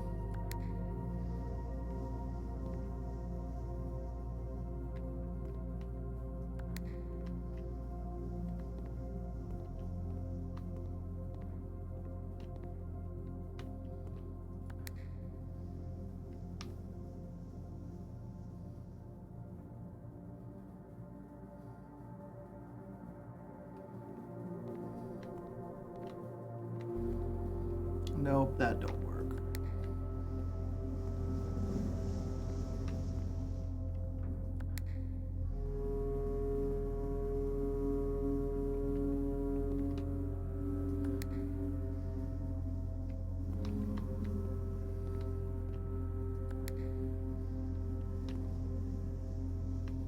Yeah, they like slide up into that version of the room.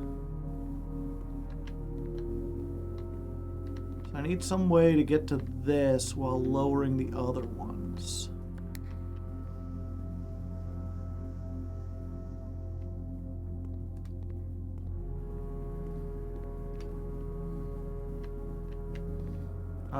Okay.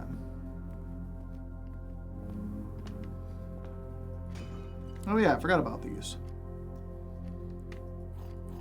Key time! It's like tea time, but with fundamental differences.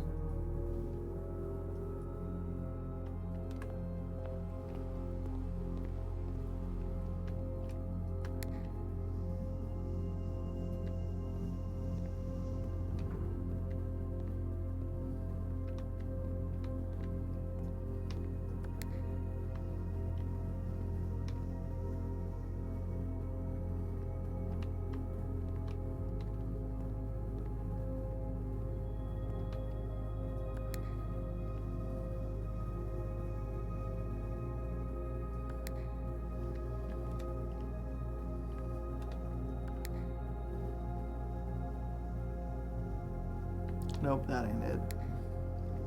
Was it this one? Yeah. Have you played the Pokemon games before? Yeah, a little bit.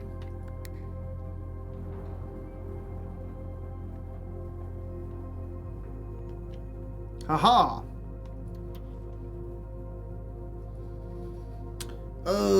Extra boudoir.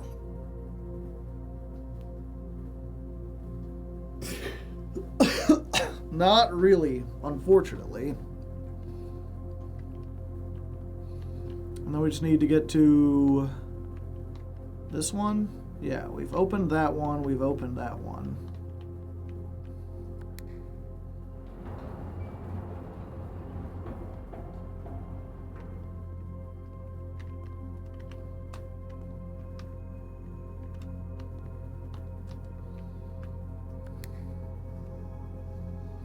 Nope, that ain't it.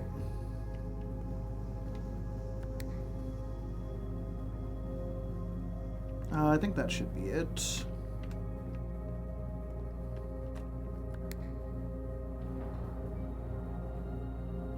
Yeah. Oh, it's just money. Yeah, some of these, adding like a second copy of a floor plan can be really, really powerful if it's a great floor plan. If it's not, then it's like, well, you know, shucks.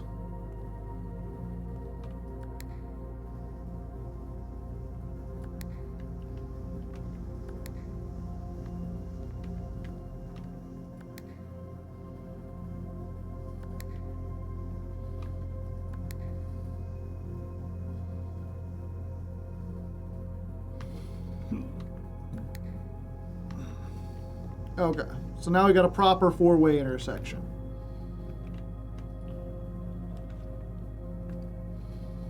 Sauna?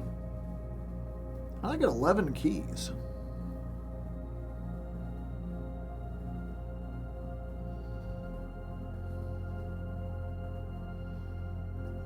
Sure, I'll start with 20 steps tomorrow. Hot. I love adding more bricks to my deck, yeah. Okay.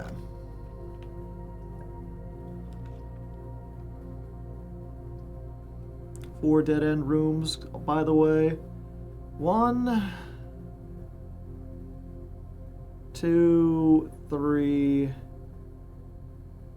Yeah, that's still not enough. We need them to be like, every single edge has to be a dead end, and I think we've already got too many to not do it. How did I get a second den in here?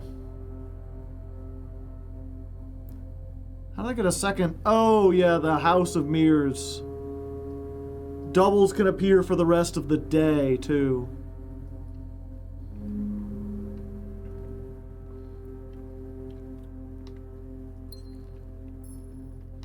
Fuck, that might mess me up.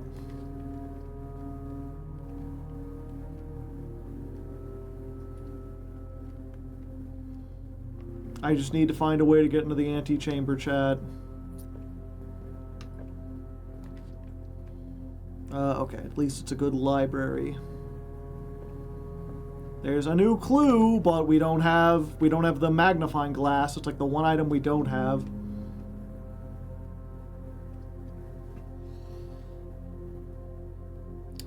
There's not even any luxury items we would want. Commissary might have a magnifying glass, though.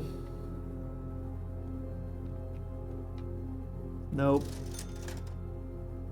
Just keys and gems. And banana. Useless.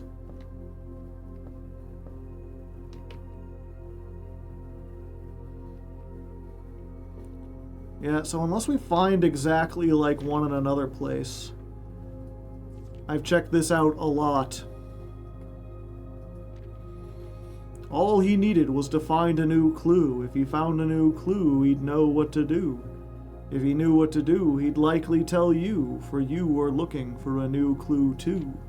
He retraced his sketches and he studied the files, reviewed all his cases and gone through the piles. Of the evidence present and precedents evident, he retraced his steps as it stretched on for miles. He had looked high and low in all of the rooms. He had searched every corner and each of the tombs. In this particular case, he had checked every space. If he found a new clue, he'd know what to do. He looked and he looked under beds and in nooks. He questions the maids, he questions the cooks. It was already over when he spoke to the chauffeur, who told him new clues were found only in books. So tome after tome that the library loaned, and the books that he had already owned, were searched from their covers all the way through. If he found a new clue, he'd know what to do. He changed all the letters and the lines that he found. He checked all the colors of the spines that were bound. He doubled the meaning of each seasonal greeting and found that the diction of each word was sound. He stayed up all night and studied the maps. He laid out the floor plans and measured the gaps. And if his directory was considered a trajectory, it was nothing short of a full mental lapse. A man obsessed and cuckoo too, they would say as he would wander through. The best medicine is not yet evidence. If he found a new clue, he'd know what to do. And having read this book so many times, having scoured over each of its cryptic lines, have you exhausted your search? Have you seen all the signs? Or is there perhaps something new, something overlooked but now in view? Have you finally found it? Could it really be true? If it's a new clue, you know what to do.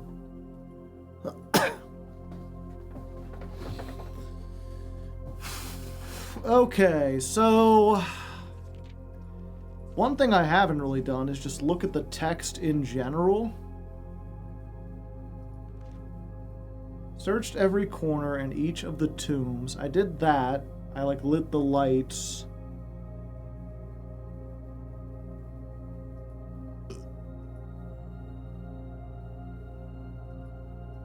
Well, I want to let me go. Okay. He looked under beds and in nooks. He questioned the maids. He questioned the cooks.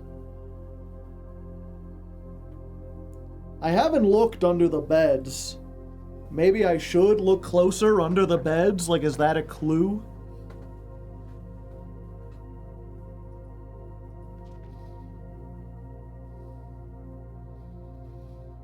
Search from their covers all the way through.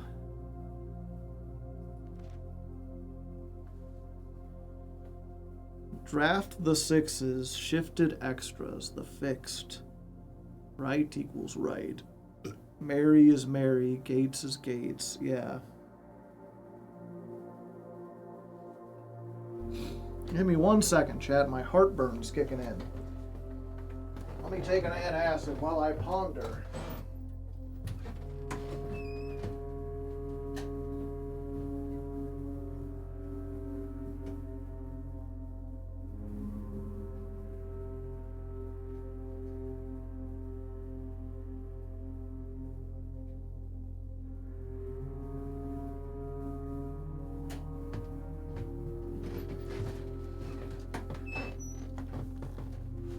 Ravioli is delicious, but it'll do that for you.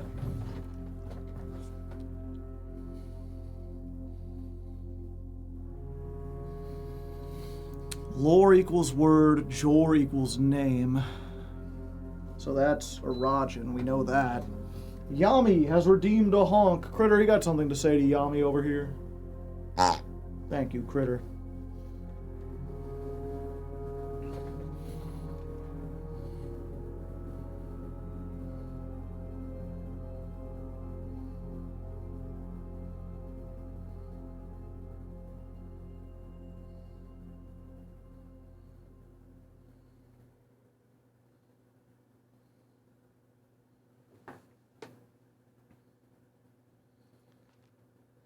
Okay, so we do have... Mood is down, and this helps. We do have... where is it? Where's my blueprints folder? How goes Castle, by the way?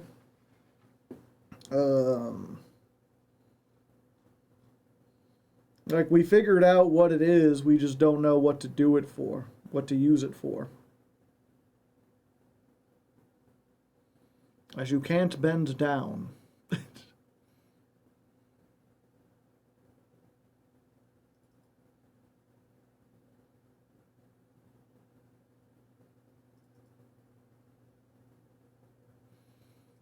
Yeah, so...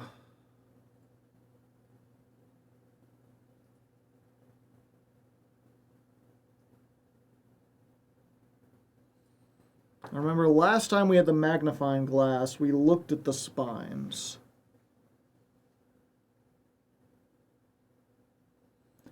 Tender Cipher, Lunar Renamed, Uncle Awe, draft the sixes.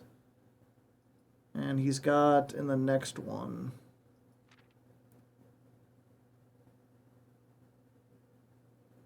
Do the names look familiar? No. Those are not the books that we can rent out. I mean, they're the same colors as the colors of the room.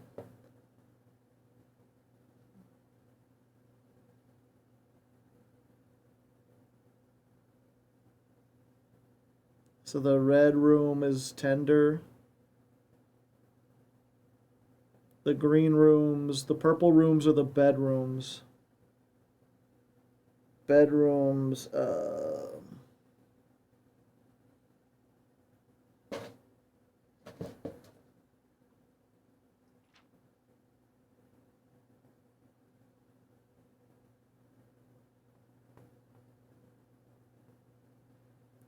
he doubled the meaning of each seasonal greeting.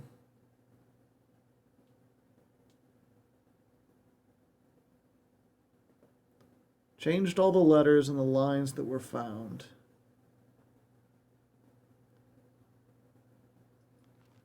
Yeah, and there was on this page, when we had the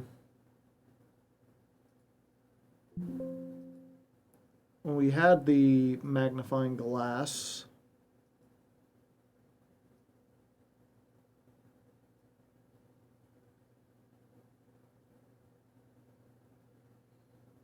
yeah, I don't know what that... The red book, page A, word 6,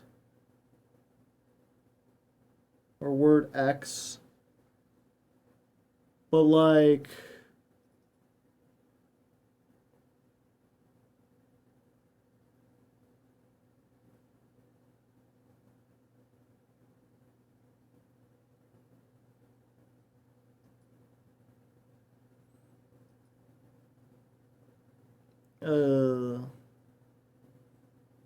So if I could find, I guess, what the red book was, do they reference real books? Like the books in here? They're like, what, a new clue, a history of Orinthia.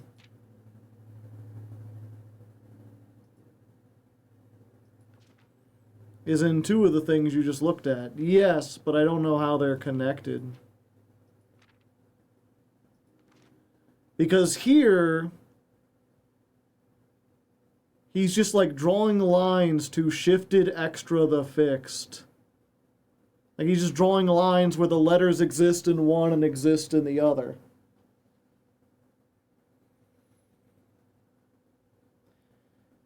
Draft the sixes could be like draft the rooms that have 6 doors, which would be the grand hall, the whatchamacallit, the mechanarium, and I don't know any other rooms that have more than 4 doors in them. Technically, I guess the mirror room, if you count the cabinets, but I don't think they do.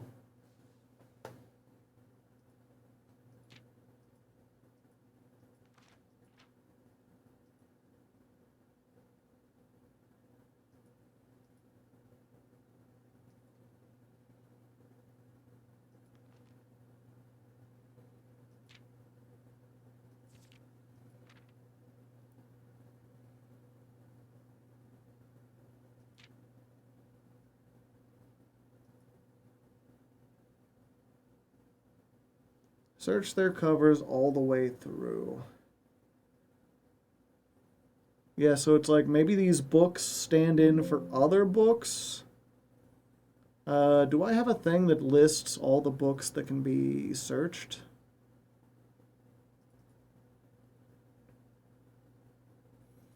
No, but I do have their names. The History of Orindia, the Pump System User Manual, The History of Orindia, A Sightseer's Guide to Reddington, Swimbird, The Fixed Stars, I guess Swimbird is blue. And Draft the Sixes is blue. So if I look on...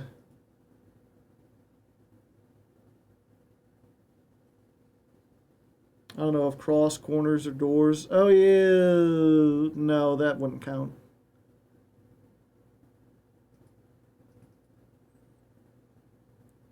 The History of Arindia, I guess, is a red book. I know, The Sightseer's Guide to Reddington. So...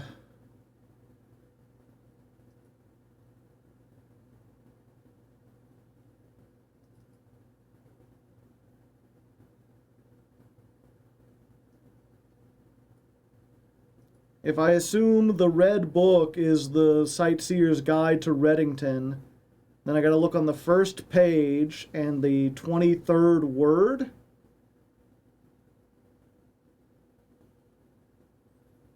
Draft the Sixes is an anagram.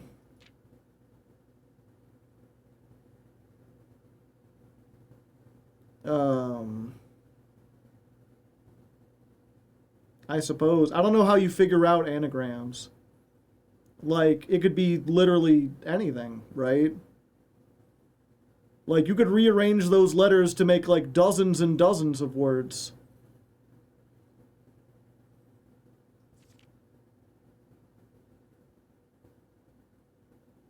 So, like, if that's what I need to do, then I guess I need to just look in every...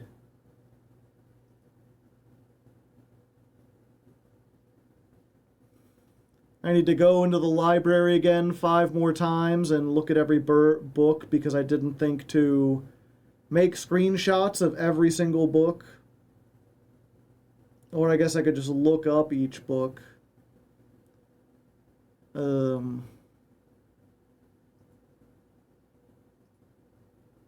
Like at this point.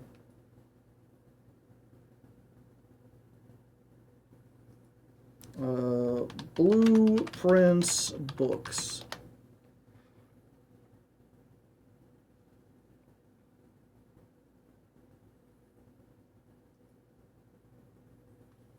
I wonder if you do have the answer to at least one.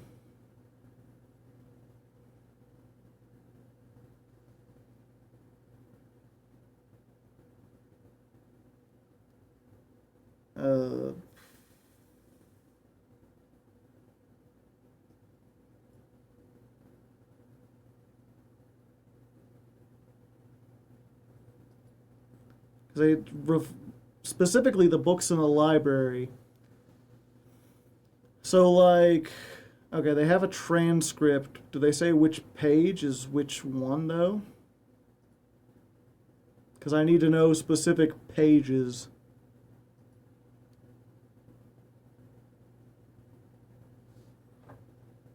Show me the gallery.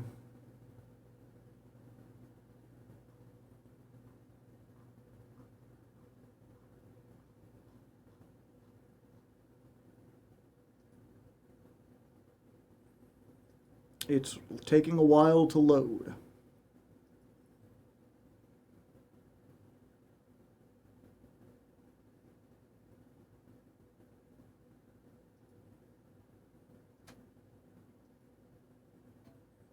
There we go.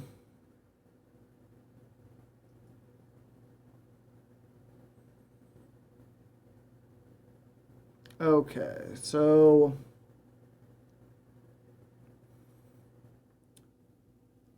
do the titles count? I forget.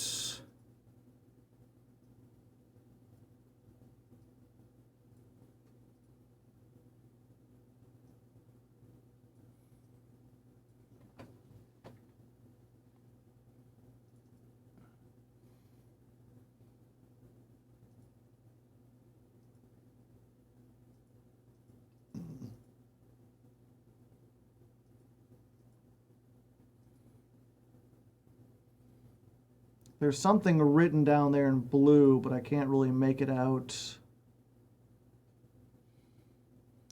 But yeah, I gotta assume that the History of Reddington is the red book. So page A, word X, how many A, B, C, D, E, F, G, H, I, J, K, L, M, N, O, P, Q, R, S, T, U, V, W, X. So that's 20...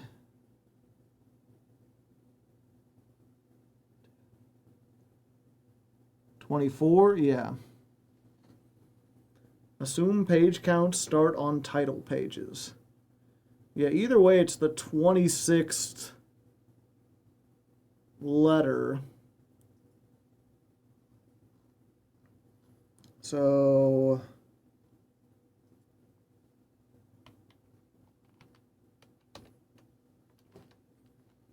let's see. New clue books. So the 26th word on here. They've got a hyphen there. I don't know if that... and also the word introduction, I assume. X is the 24th letter.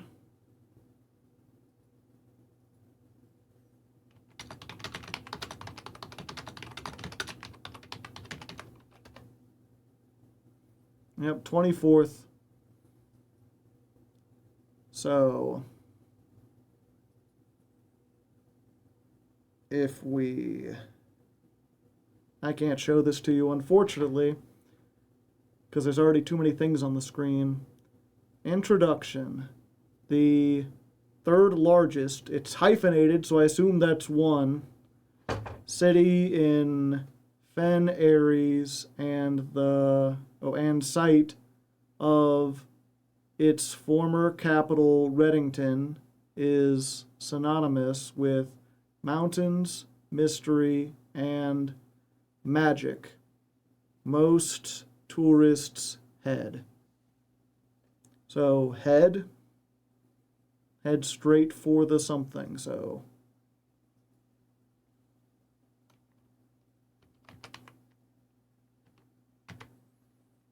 it isn't just the equivalent number in the alphabet.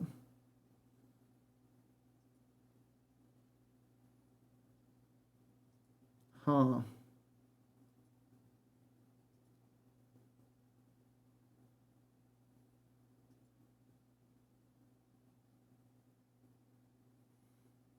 Yeah, because I guess there is also...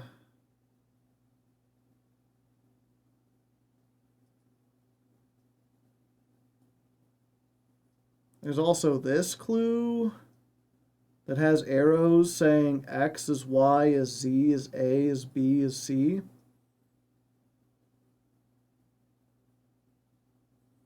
So we need to decipher the code, I guess. I'm not really sure how you go about deciphering codes. Like I don't know anything about deciphering codes.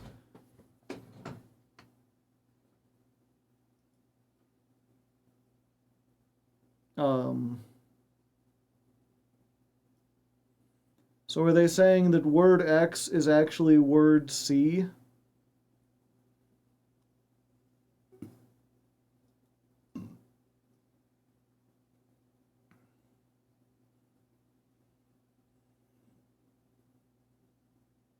Or are they saying page A, a word that has X in it?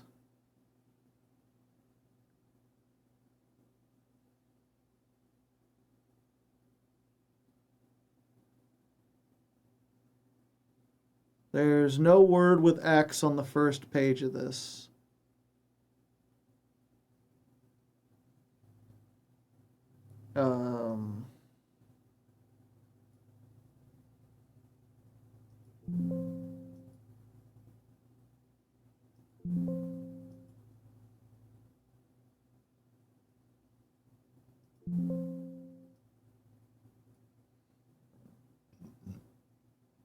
C is the only red letter. IMO, this part is esoteric. Your mom held up the hint on the camera. Yeah.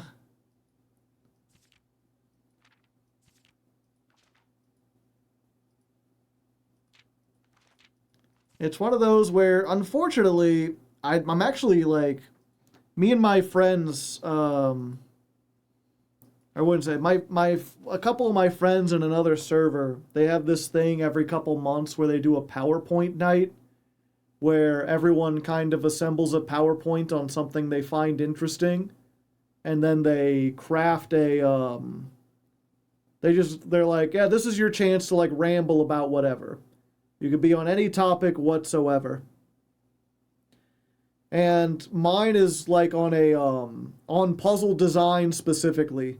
It's mostly talking about how great Zachtronic games are, but it has a point at the beginning where I'm talking about like what makes an interesting puzzle and what makes a good, like, how the different kinds of puzzles. And I'm like, the thing about a lot of puzzles, like if you want to take for example a jigsaw puzzle, right? Most puzzles are at their core a jigsaw puzzle. It's you've taken a picture or you've taken a final product and then you've cut it up into pieces so that it's not immediately obvious what it is. And then your job is to reverse engineer back into what the final thing is. And if you know the rules of a puzzle, that can be really fun, in my opinion. You know, like, obviously you can use geometry and the kind of, you can use a combination of geometry, trial and error, and just understanding artwork that's on a jigsaw puzzle to figure it out. If you've got math puzzles and you know the rules of math, you can usually figure those out, even if they're long. But the more esoteric a puzzle gets, the more it becomes like, okay, well, they had something in mind, and in order to reverse engineer to get back to the one solution they thought of, you just kind of have to think like them. There's not really like a thing you can follow. There's not really like an established like plan that you're aware of. It's just kind of like, guess the word I'm thinking of. Here's some hints. And that's a lot of what this kind of feels like. It feels like I don't know how I was supposed to guess this. It feels like I'm supposed to know knowledge that is outside of the game or understanding of how to do stuff that isn't part of the game. The gallery. Yeah, the gallery was kind of like that. I was like, I guess people do like those. It's kind of the same with like crosswords. At least with crossword puzzles, there is like an element of you need like an 8-letter word that means flying. And so like you can kind of guess with that if you know like vocabulary because there are rules. But with this, the rules are so esoteric. They're so like there's so many non-rules. And one of the things I talk about too is this idea of like the problem with those kinds of puzzles, especially if you try to get a little more weird with them, is like, for example, if I had a puzzle where it was just like a series of numbers, it was 1, 1, 3, what were the numbers again? One second, I have this in another tab real quick. And I could do this. But this is like a great example, because you do see this in like puzzle games. This one hasn't done it so far. To be fair, Watsonian, this is state criminals trying to hide some serious secrets. Yeah. The thing is, I've already figured out the serious secrets, so like, if I've gotten this far, I already know everything. Like, there'd already be enough evidence, like, why hide even more behind even bigger stuff? But yeah, so if I gave you a puzzle where I was like, okay, 1, 1, 2, 3, 5, 8, 13, blank. What's the final number, chat? Do you know what the final number there is? Or what the next number in the sequence is? Depending on what you've learned about math and if you've encountered this puzzle before, Are you sure you figured out the really juicy shit? I mean, I'm pretty sure I'm the king. That's 21. 21! That's the Fibonacci sequence. And so it's like, yeah, if you know the Fibonacci sequence, then it becomes trivial. If you don't know the Fibonacci sequence, trying to reverse engineer from a series of numbers what mathematical steps you're doing, if the steps are simply as assume there's a 0 before the 1 and add each number by the previous number to get the next number. Like, you could maybe figure that out, but figuring it out on your own is like really, really difficult. I don't know what it is. So the Fibonacci sequence is like, okay, assume there's a 0 at the start of that. 0 plus 1 is 1. Then you take the 1, you add the previous number, which is 1, and you get 2. 2 plus the previous number, 1, is 3. 3 plus the previous number, 2, is 5. 5 plus 3 is 8. 8 plus 5 is 13. 13 plus 8 is 21. It's like simple when you explain it. But so that's what I like. Once you get to the point where you're like, solve this cipher. It's like, well, I don't know anything about ciphers. Nothing in this game has taught me about ciphers either. So it feels like you just have to know stuff about ciphers. It could have also just been that series of numbers repeating. I should probably have learned that that was the Fibonacci sequence. Yeah. But that's the thing, right? Is like, if a game has that series of numbers and then you've got to do something, that is a puzzle, and you could use logic to figure it out. But for 90% of people, it's either going to be, I already know the Fibonacci sequence, and so it's trivial, or I don't know it, and therefore it's easy. And so when you're like, okay, here's a cipher, here's a bunch of mixed up words, like, I don't know. Draft the sixes? How many different things could you make out of that? Granted, I've never really been one for like Boggle or any kind of puzzles like that. So if I have draft the sixes, like, what could I make?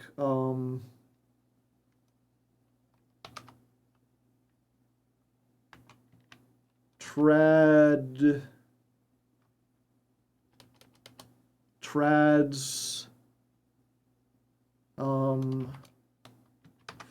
fart, tex, Sith. And especially because they already know that, like, oh, well, the word that we're going to give you may not necessarily be a real word. Right equals right. Mary equals Mary. It's what it, like, sounds like in the gallery room. So I don't even necessarily have to make real words, so, like, my vocabulary doesn't help me, because it might just be something that sounds like something else.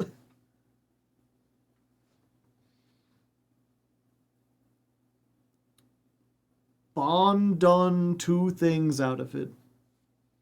Oh boy, anagrams. Yeah, would it be shifted extras? But what does shifted extras mean? I felt the size stars hinted at it fairly well.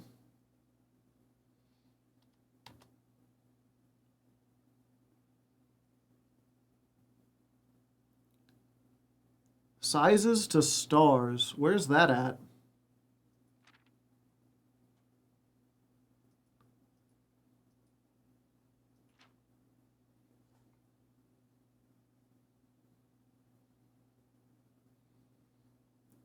Sixes to starts?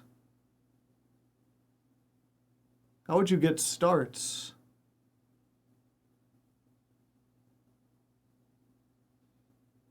And the D, I guess, yeah, so the D is capitalized. So it draft the sixes starts with a D.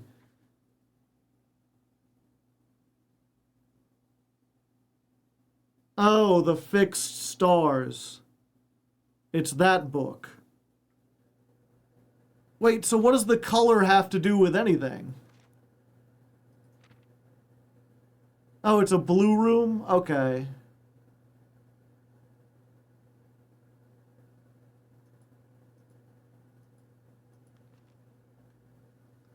See, so what does shifted extras have to do with anything? Is shifted extras just a red herring? Can't see it behind your hat. Oh, you can see it. You can't see it behind that guy.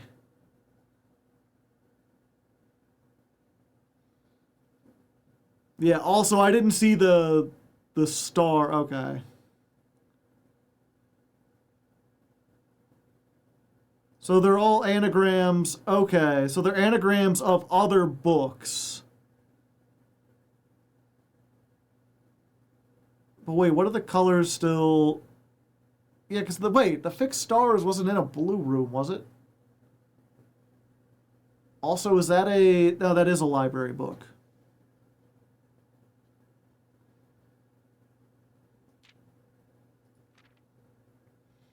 Okay, so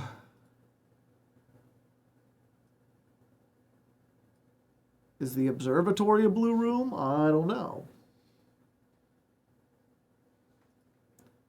So if they're all...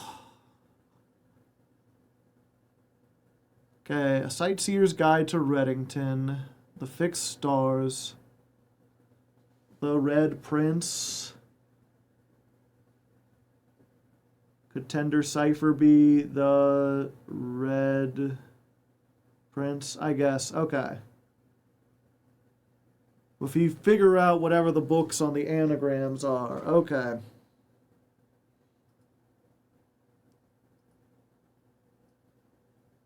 So the red book is The Red Prince and not the Sightseer's Guide to Reddington.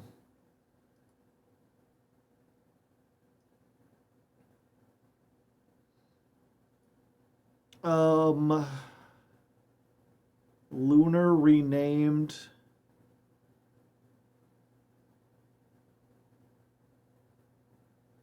History of Arindia doesn't have an L. EPCW Pump System User Manual. What green books do we have? The Gardener's Logbook? No, that's not one.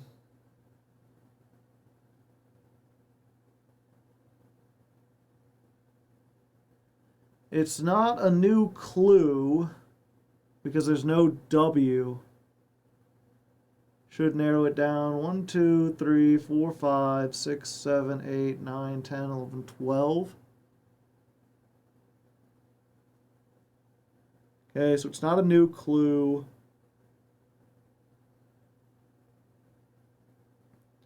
Five, 6, 7, 8, 9, 10. It's not Black Bridge. Could be Realm and Rune. That has an ampersand. 1, 2, 3, 4, 5, 6, 7, 8. No, that's only 9. I guess if and wasn't an ampersand and it was actually the word and, then it would be Realm and Rune. And that would be, I think, Realm and Rune. Okay. Yeah, so the green is Realm and Rune. Uncle Aw. Yeah, a new clue. 1, 2, 3, 4, 5, 6, 7, 8. So purple is a new clue. And of course green is the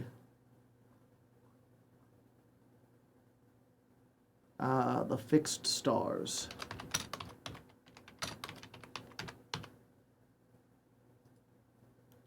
Okay, so now I know what book replies to each one. So now let me see if I can find the Red Prince. Yeah, the purple book is a new clue. Sorry, the blue one is a fixed stars.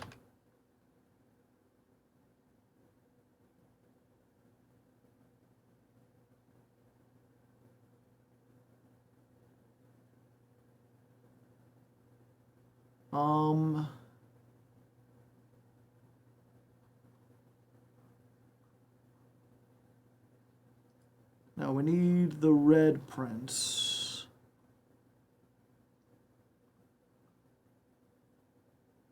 There we go. Okay. But you said also, so now, like, that's the thing, is now we've got this, and I still, if,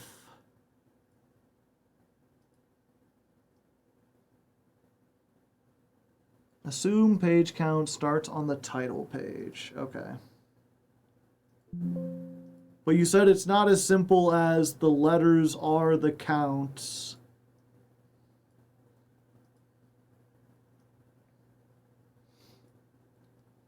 Page A, word X. There was a red prince who sat on a red throne. He had a red crown made of rubies and a red castle made of stone. So there's no X.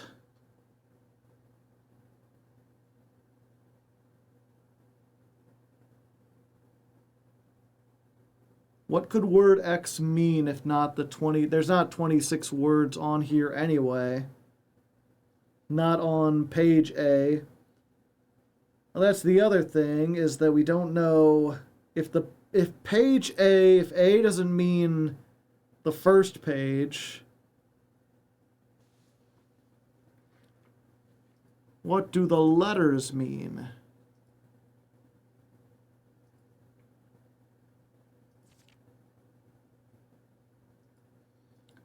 New clues were found only in books.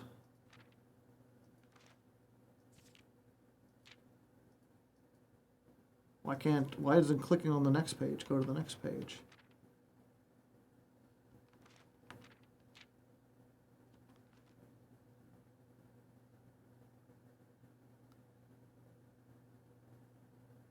He changed all the letters in the lines that he found.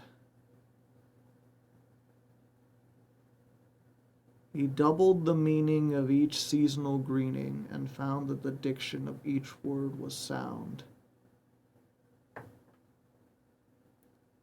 Is there a seasonal greeting in the Blue Prince?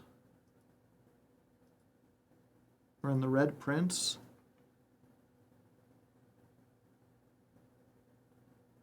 He had a red crown made of movies and a red crown made of stone.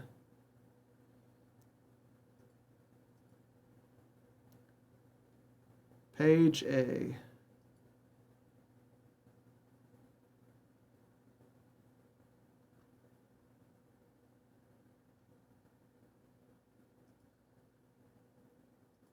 If page A starts on the... No, even if it starts there, that doesn't do anything.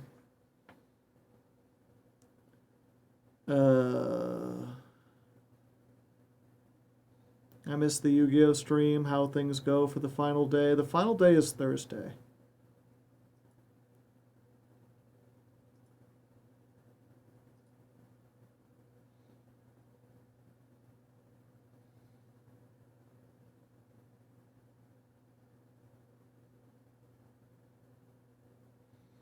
I can still catch it, yeah. I think the red letters give us decipher, but I have no clue. Yeah, it says page A, word X. I don't know what they mean by page A, though. My only thing would be, like, if the letters were swapped out for numbers, but they're not. They've already told us that. So what else could they mean by page A?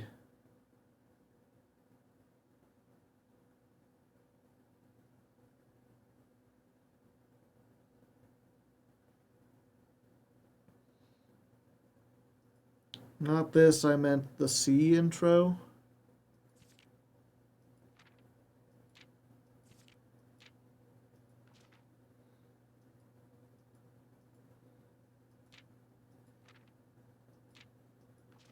I'm not sure what you mean by the C intro.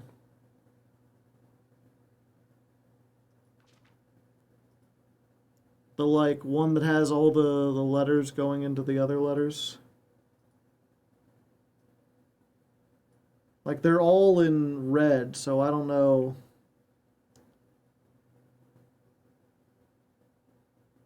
Yeah, the 6 letters. Yeah, you're like the red letters, but they're all red letters.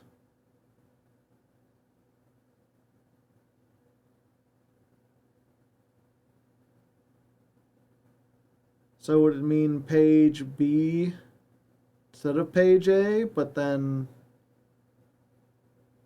if they're not numbers, I still don't know what that means. How else would a page be page A? On the right one, the order of the letters is shifted. X, Y, Z, A, B, C. No, it's the same.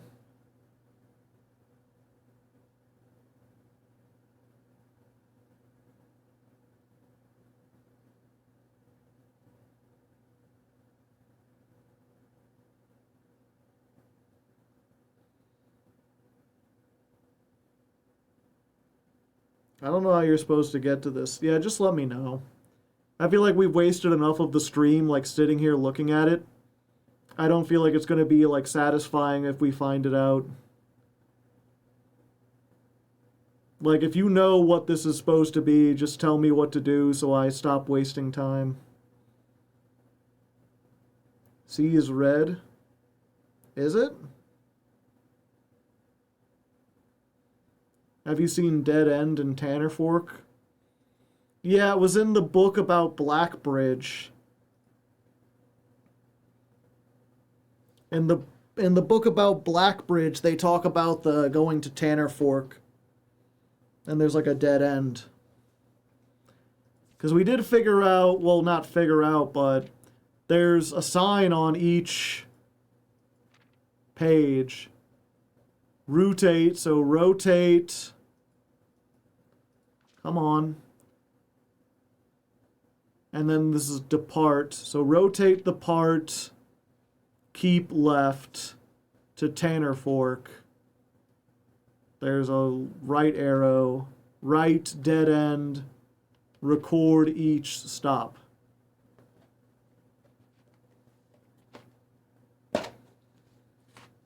The thing your mother held up the camera was the hint for.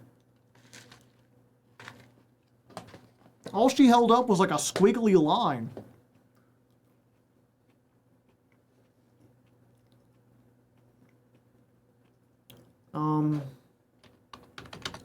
Blueprints, security tape, security clue.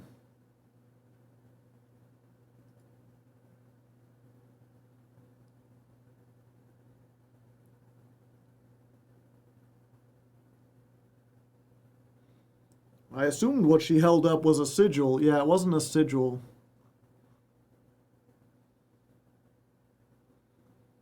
Blueprints, security footage, mom. Oh wait, did I save it somewhere? Oh, I did. Yeah, like, I don't even know what this is.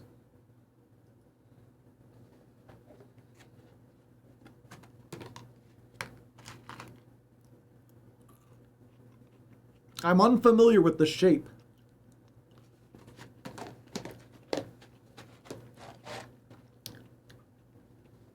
You're saying this has to do with Blackbridge? That's me.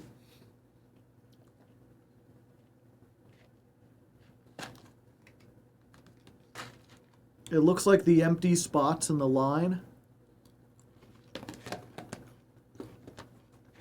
In which line?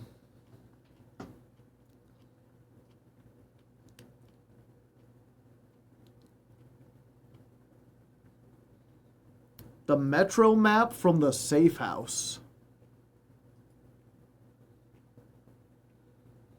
Did I even take a picture of the metro map? I thought that. I didn't think that was...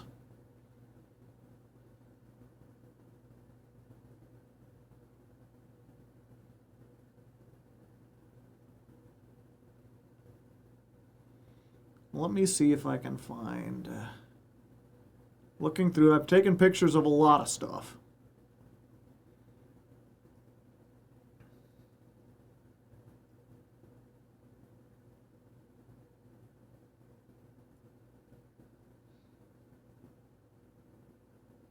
I never would have got that.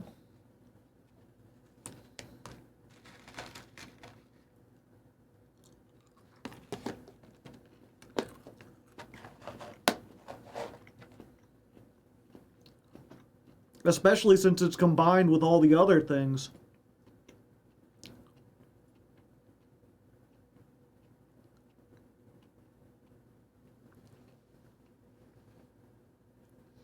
Major stops, minor stops.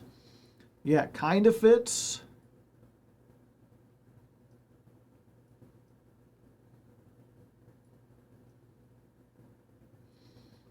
I never noticed that. I hate this game.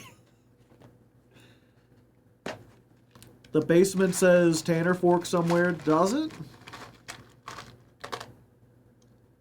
Oh. 10, the Tanner Fork.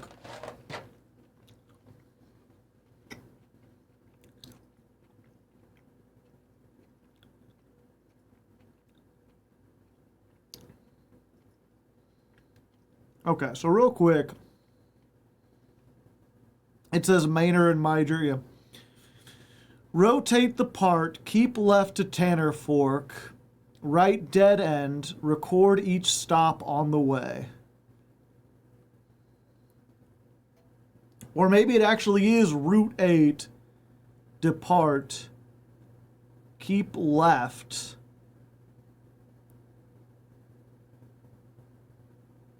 Route 8, depart, keep left to Tanner Fork. Right facing arrow, dead end, record each stop along the way.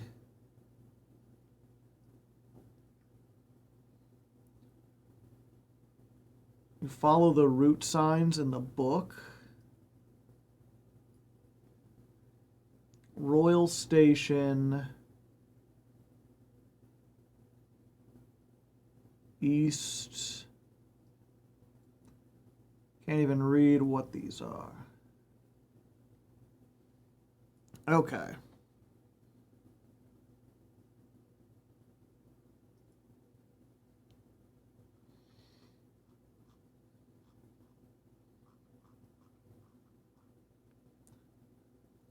X, Y, Z, A, B, C.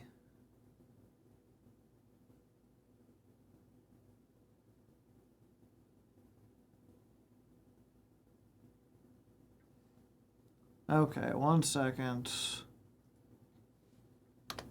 Record each stop along the way. So if we're here and we're X, we're at Royal Station. Then we go to 7, which is Angel Tower.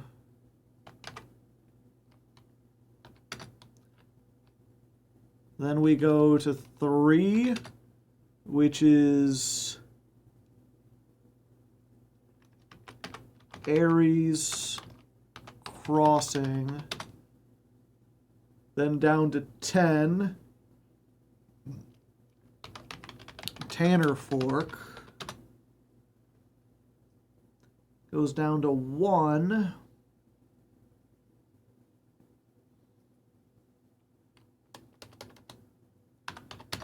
Which is Oris Train Hall.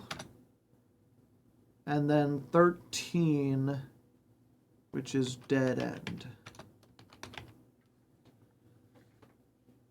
And then if we assume the first one is X, So we go Royal Station, Angel Tower, Ares Crossing. That's XYZ. So actually we need to move it down so that we start ABC. So Tanner Fork, Oris Training Hall, Dead End, Royal Station, Angel Tower, Ares Crossing. Your mom drew an X on the map.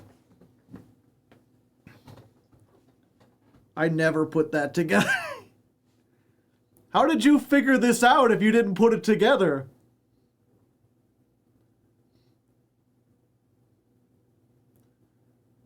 But wait, so we just move them. Wait, are they saying... I just thought that's where we were. Yeah, so if we've got these maps, we can get rid of this. So we now know what X, Y, Z, A, B, C are. Dead end in major key. X is word 8, Y is word 7.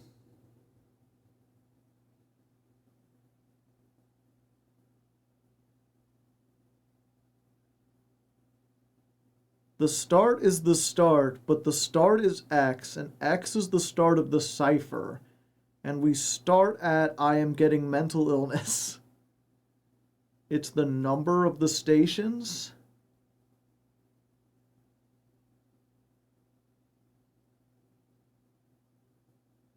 Oh. So, okay. We could also do X is 8. Y is 7. Z is, pardon me, 3. And then A is 10. B equals 1, and C equals 13.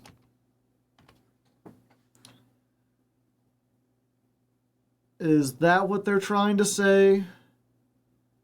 And so if that's the case, then what they mean by page A, word X, is... let's put some spaces between these.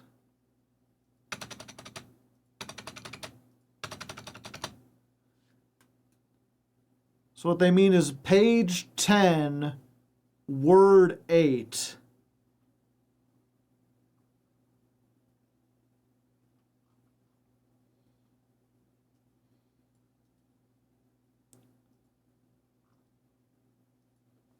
So then we go to the new clue books again, the Red Prince.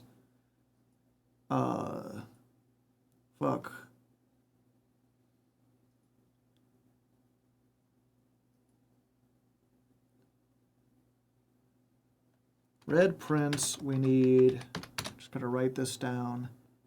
Page 10, word 8. When a game is too smart, it's not smart, it's just, again, how they made the puzzle was they started at the end and they worked backwards. It makes sense if you do it that way. It doesn't make sense trying to redo it the other way. Either that or, I don't know, maybe this game is like intended to be played with a big group of people. Okay. So he said start on the title page. So we need to pay, there's 1, 2, 3, 4, 5, 6, 7, 8, 9, 10. So page 10. And as you, my reader, might already assume, this book is quite near you, in fact, in the same room.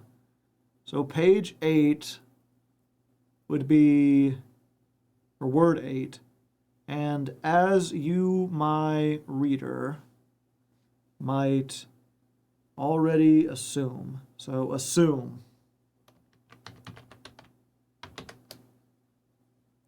Okay. And then Realm and Rune is the next book.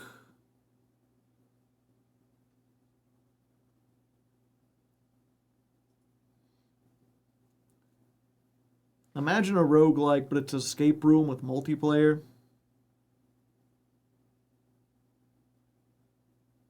Which the Red Prince are we supposed to use? I assume the one we can get out of the library. Like, if Mom didn't, then, if she did it based on her, like, original version of it that wasn't available and was only found in the basement or whatever, I got to assume, because they said check the ones in the library. Okay, so Realm and Rune. For the green book, we need page C. And in this case, page C is page 13. And we need word A, and A is 10. So 1, 2, 3, 4, 5, 6, 7, 8, 9, 10, 11, 12, 13. So that's page 13, word 10.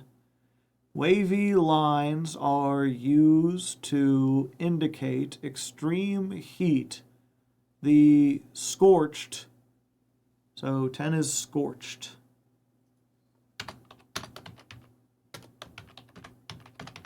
That's if I'm beginning on like the title page or the splash page.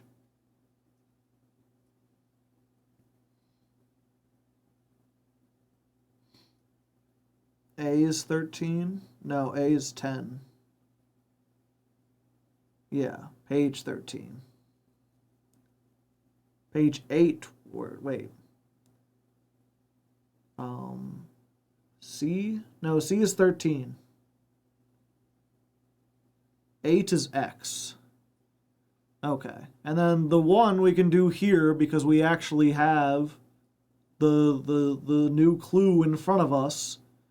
New clue, we need page B.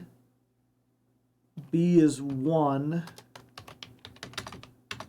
And word Y is word 7. Says we need to begin on title, yeah.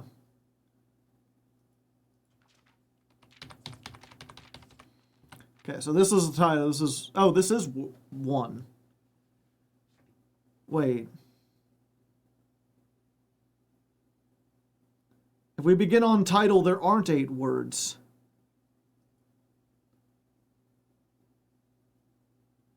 It's a new clue by Marion Marigold Sundial? If you count Sundial Publishing, a new clue by Marion Marigold Sundial. Assume scorched sundial.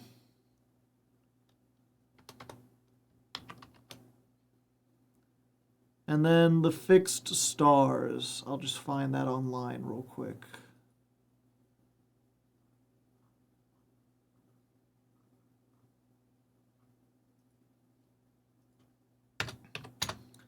And the fixed stars, we need, where's the thing?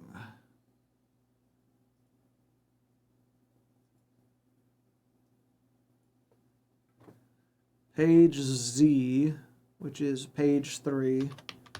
Page 3, word X, which is 8. Page 3, word 8. So that's 1, 2, 3.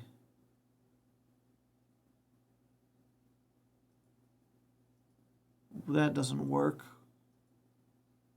Unless... Oh, wait. So if the left and right count, then I might have gotten it wrong for the Red Prince. Because fixed constellations, like there's the title screen, then there's a blank page, then there's a preface. If that's word 3, if that's page 3, then there's 8 words in it. If we only count words with text on it as word 3, then page 3 is the North Star plus 1 gold. And that's not enough. That's not enough characters. I probably have Realm and Rune wrong too as well.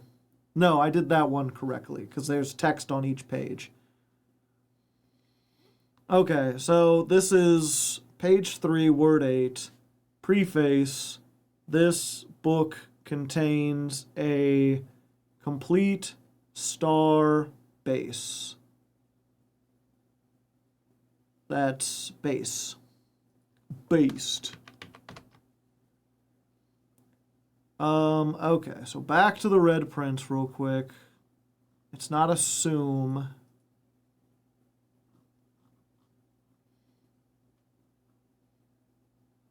It's 1,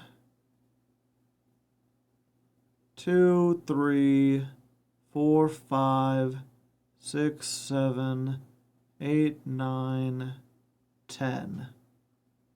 Word 8 there. So he always had a book to turn. Turn. Turn scorched sundial base.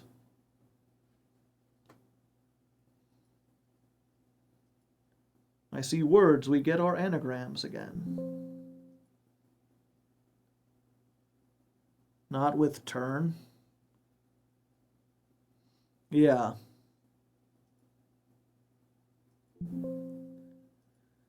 Where is the scorched sundial?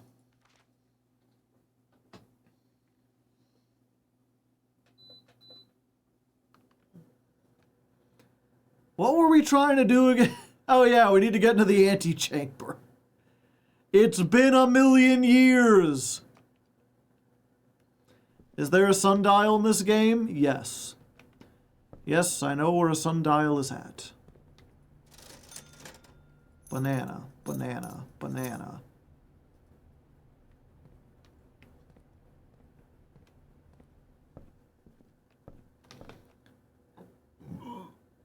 Pardon me. It's in the apple garden.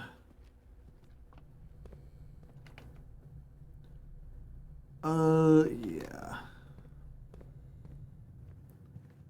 Not the secret garden, that's a different garden.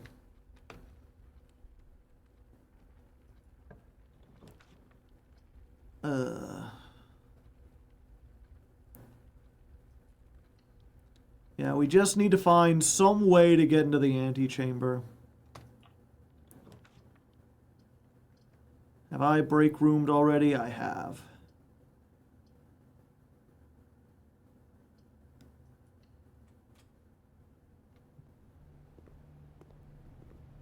Laundry room.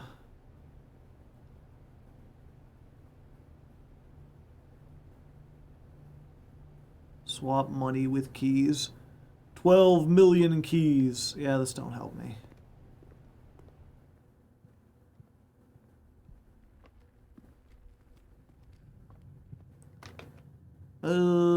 Yeah. Secret garden key? No.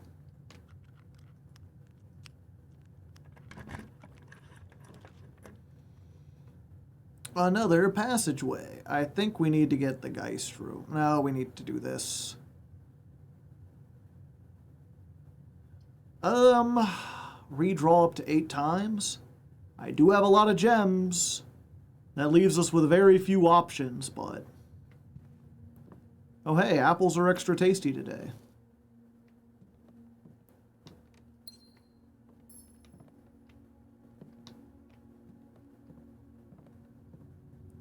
Your steps are looking a little low. I know. The dining room is in the front hallway, though, so if we can get down... And now we have like 11 rerolls, or 8 rerolls, or something like that. East Wing Hall, yeah, that'll work.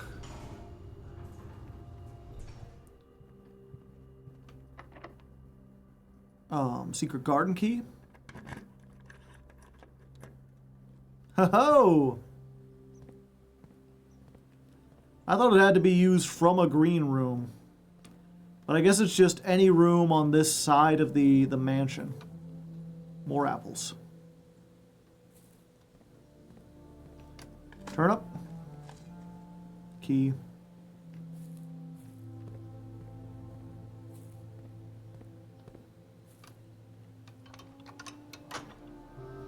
At either wing. Ah, I see. Now getting over to that side is going to be a little difficult. What does this do again? Oh, it turns the thing.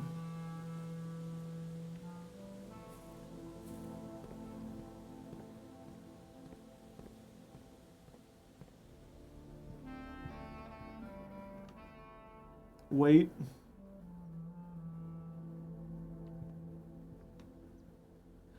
There's a bit of an Easter egg if you walk behind it by drafting the garage anywhere north of it. You can open 2 sides of the chamber.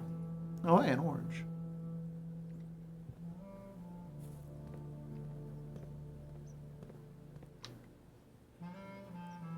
Oh, yeah.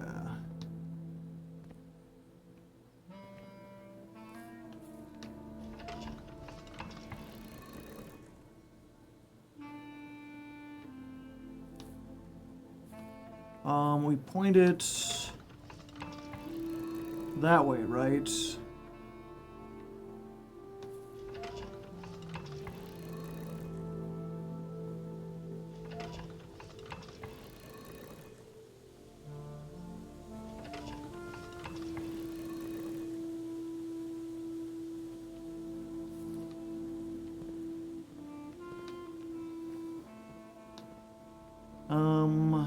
Oh, it's here.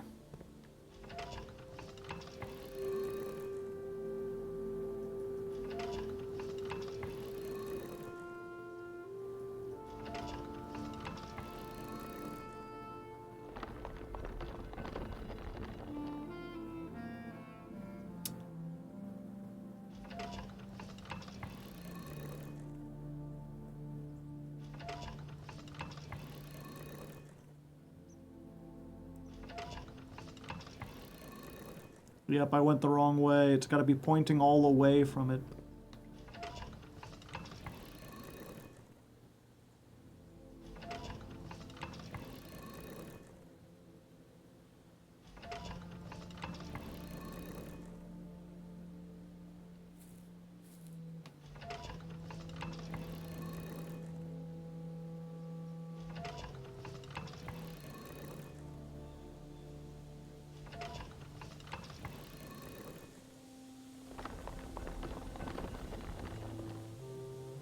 East, for the east door.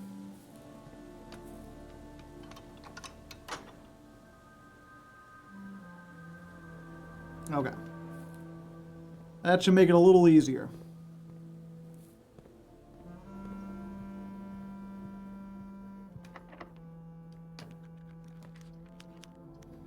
A second observatory, a casino, a kennel. Redraw, please.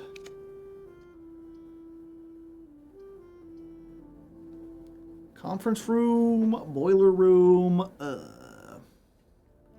conference room. Doc, if I ever met you, I owe you a soda.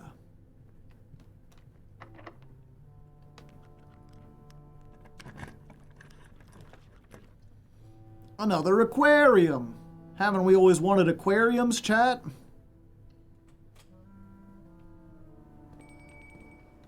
Okay, dinner is served. And we got a turnip.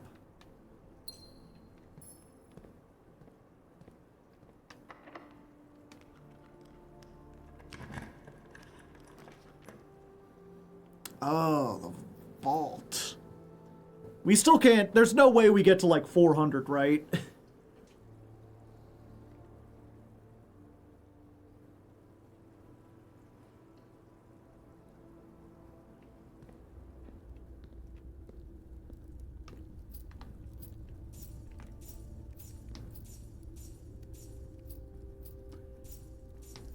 I wish there was a way you could just grab all the money and not have to click on each little pile of 5.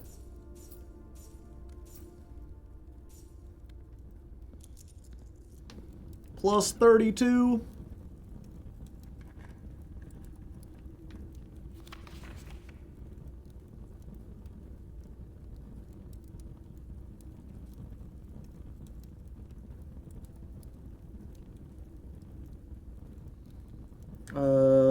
Note 16.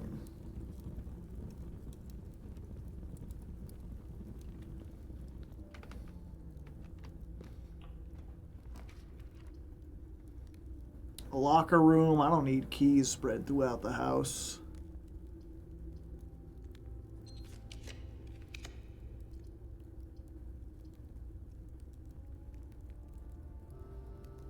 Yeah, we'll just get the dark room.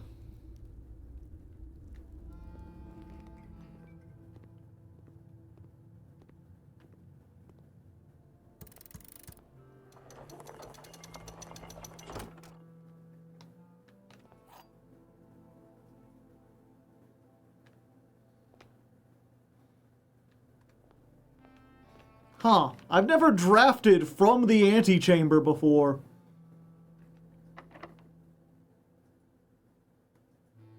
Basement key. Didn't we need 210? We already got that. We need 400 for something else. We could do the office. That might have the potential to give us a shit ton of gold. Maybe if we get the vault too? First of all, let's go ahead.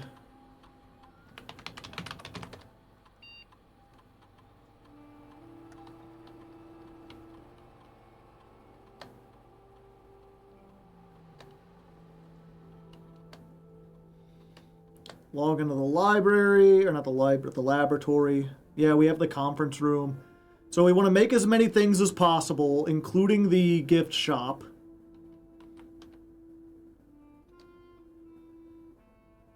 Every bedroom, every time you eat an apple. Lose 10 steps and gain 20 gold.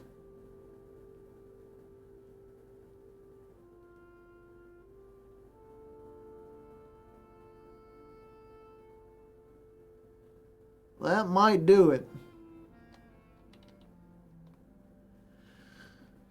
Where do I find other apples, though? I think I have to do it for this one.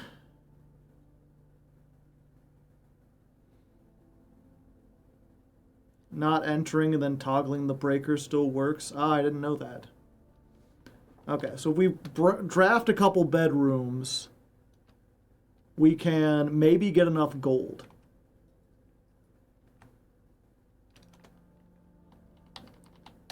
But if we're going to do that, we need a lot more steps. So I think what we do first is run all the way back to the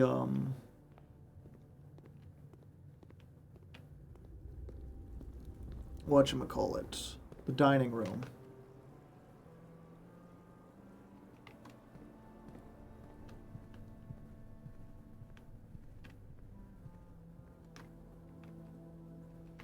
Yeah.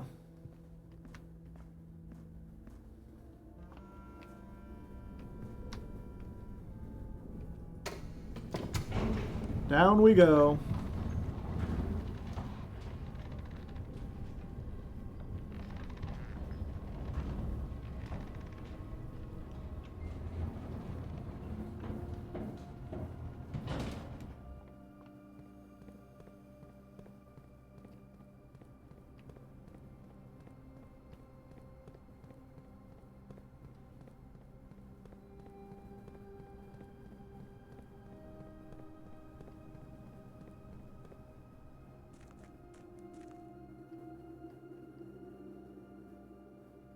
Drafting the foundation at rank 9.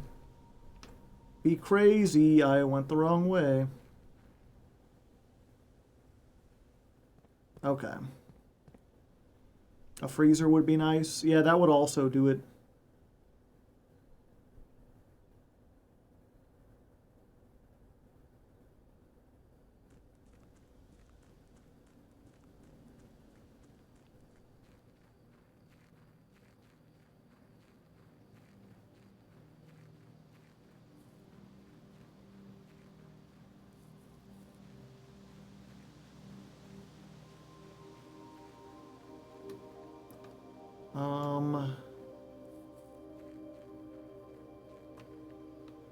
The base of the scorched sundial. This sundial isn't scorched, though.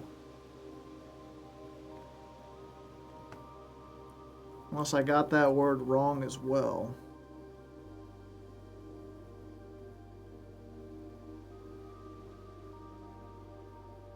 Oops, where was it?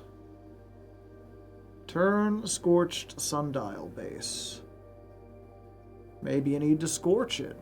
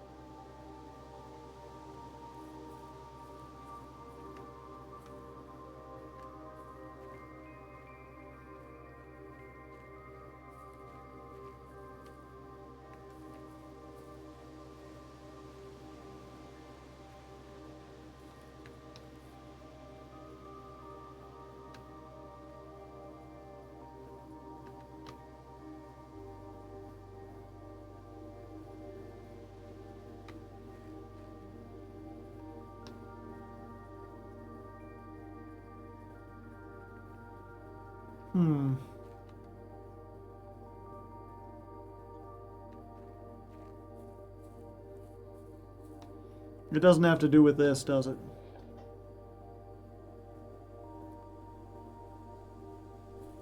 Call up Apollo and burn it. Yeah, I need to get the like thing that lets me light stuff on fire.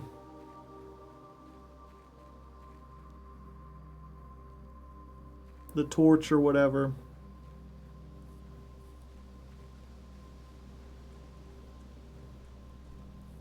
The torch laser.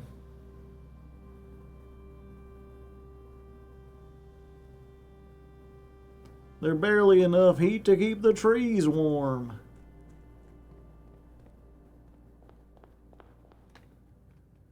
Yeah.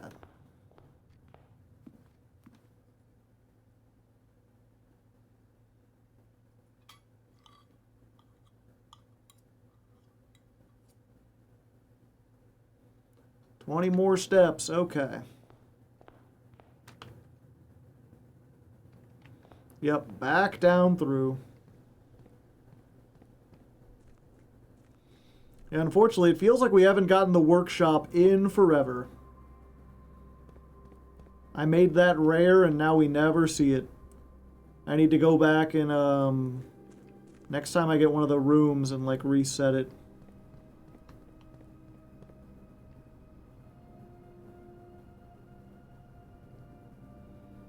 I think the back rooms won't work. What do you mean?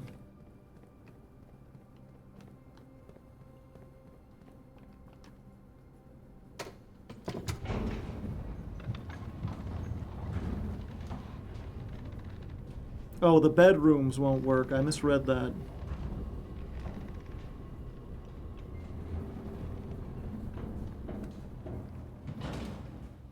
The thing is, I do also have the sleep mask. So every time we get into a bedroom, we get 5. We lose 20 steps. We lose 10 steps.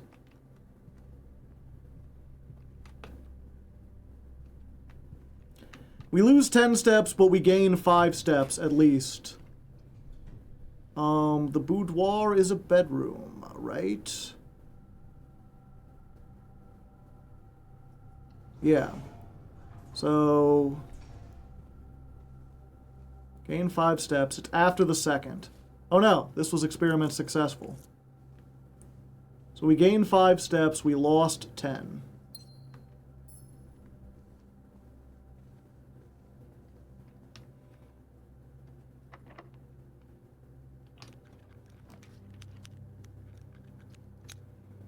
Whenever you enter this room, that would cut us off from like almost everything. Giving us a lot of bedrooms.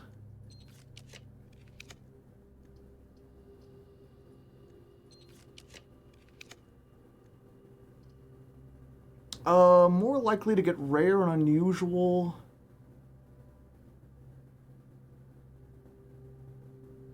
Yeah.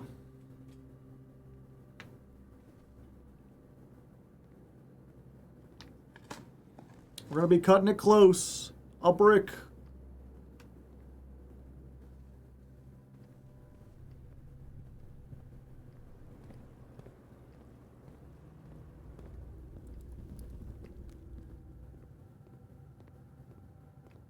We're almost exactly where we were before.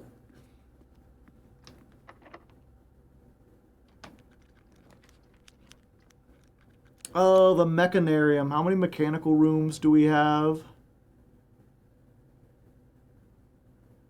None. None mechanical rooms. Yeah.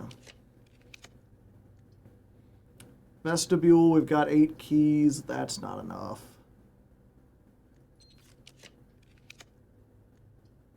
Foyer. All of them are unlocked. Yeah, that might be useful if we get a grand hall.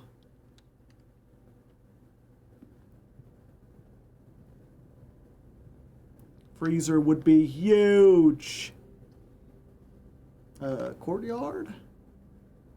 Rotunda is a 4-way room. Yeah. Get a kitchen would be nice too, honestly. Although that would use money.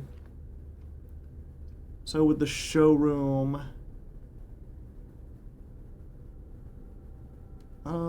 Attic. We've already got an attic.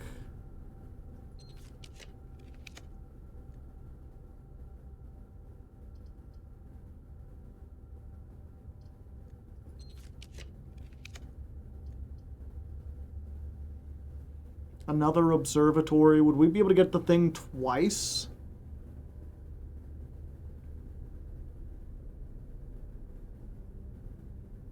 It'd be a different day.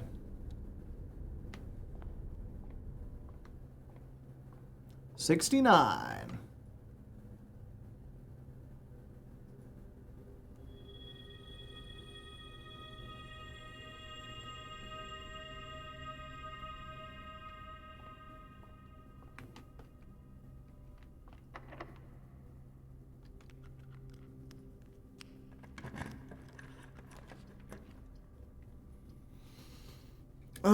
Mailroom, we get something next day. That might be pretty useful. Let's reroll.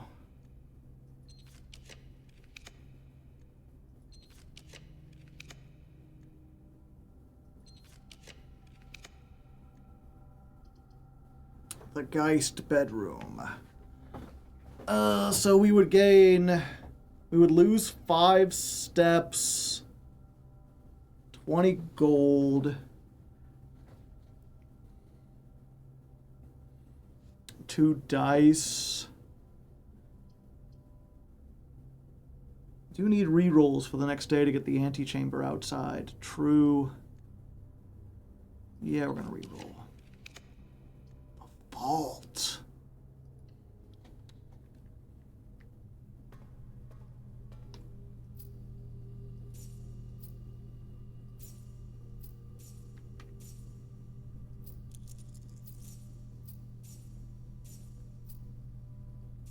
We're so close, chat.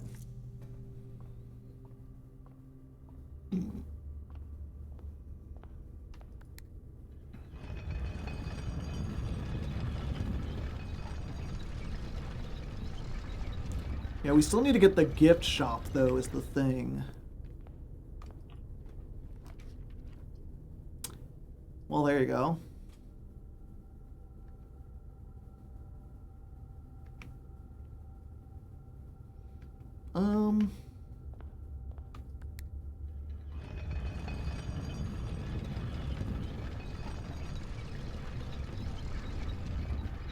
Speak of the devil. We desperately need some food. We could maybe dig up some turnips here. Turnip? Coins.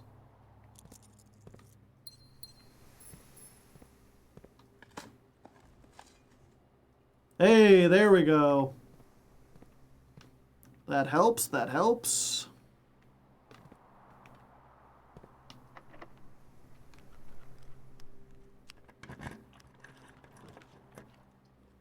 Turn up for what?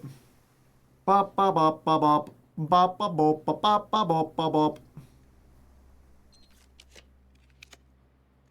A second vault! Thank you, Mirror Room. Today, the Mirror Room was based.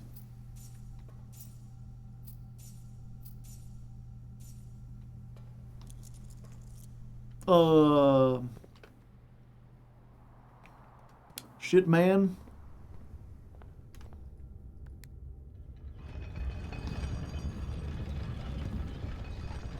Back to the office.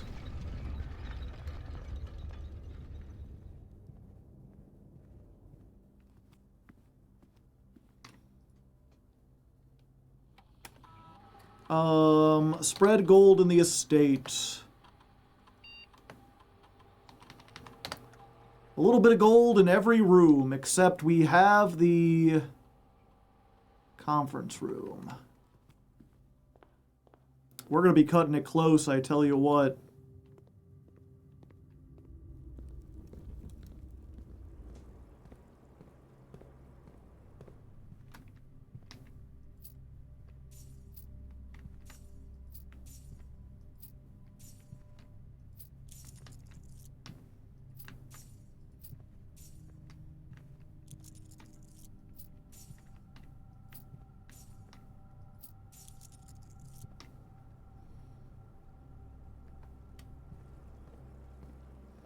But you will have the 400, which is huge progress. Yeah.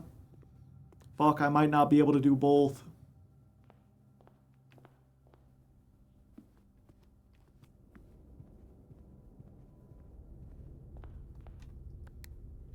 Damn, I miscalculated this.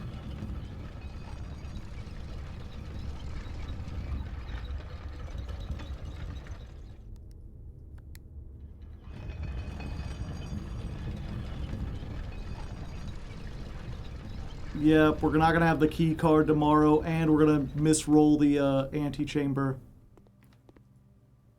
But we do get the blue tents.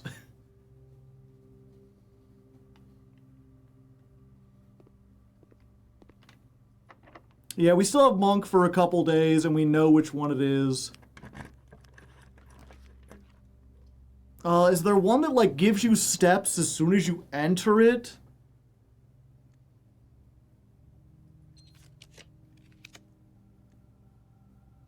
Unfortunately, we turned the bedroom into the Geist bedroom.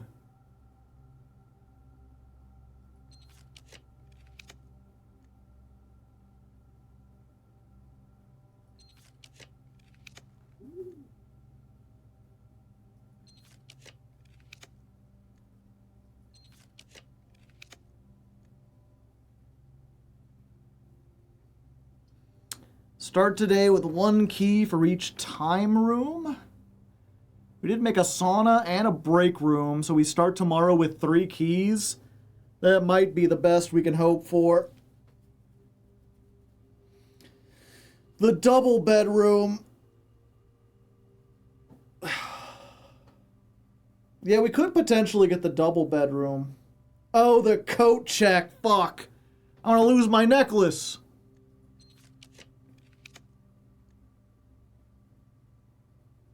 Oh, but I lose it as soon as I enter anyway.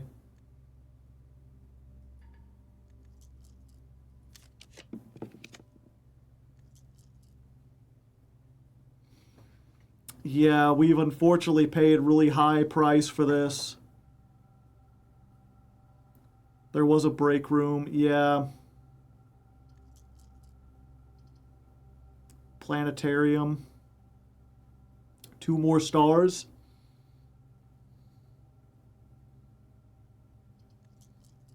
Maybe we can get the break room again.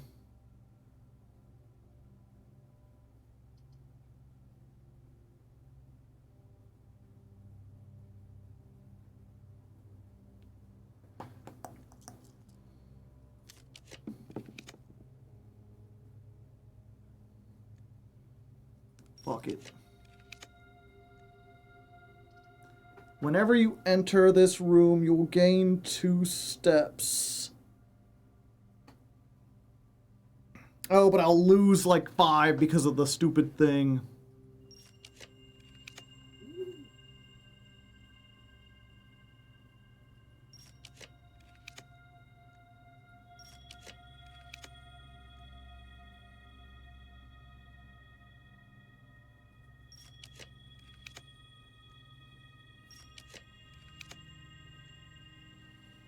Ah, I should have just taken the thing. Yeah, I'm using so many stars.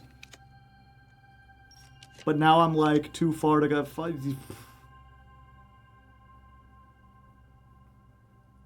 Yeah, I should have just taken this.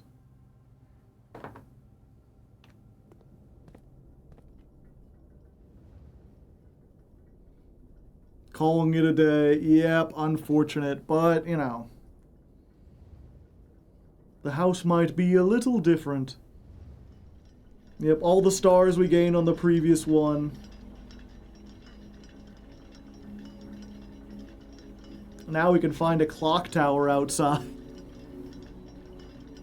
For all the good that'll do.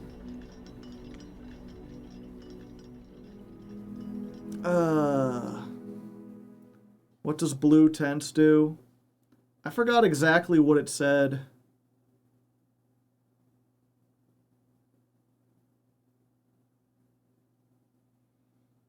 Outside clock tower will look silly, yeah.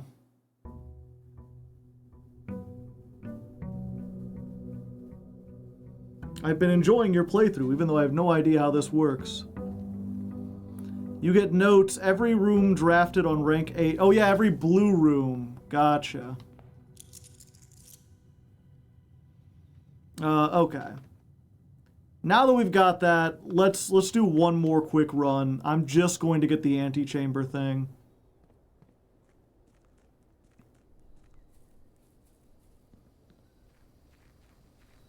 We spent too much time looking at a new clue.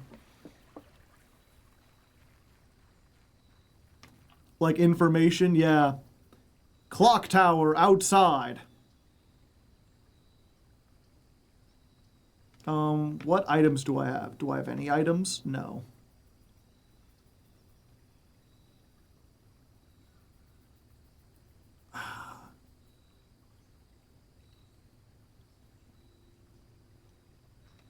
Oh.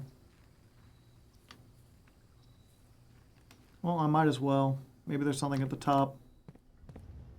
I was hoping it would do something really silly.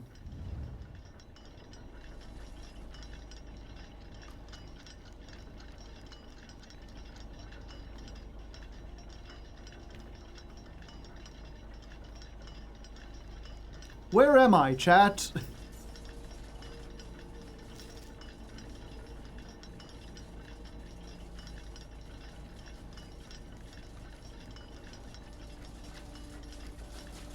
It is interesting that I can look down on the mansion from over here. I'm glad they thought of this. It is actually a unique viewpoint.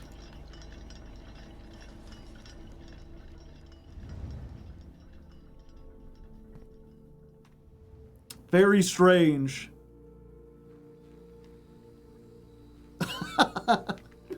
Where was I?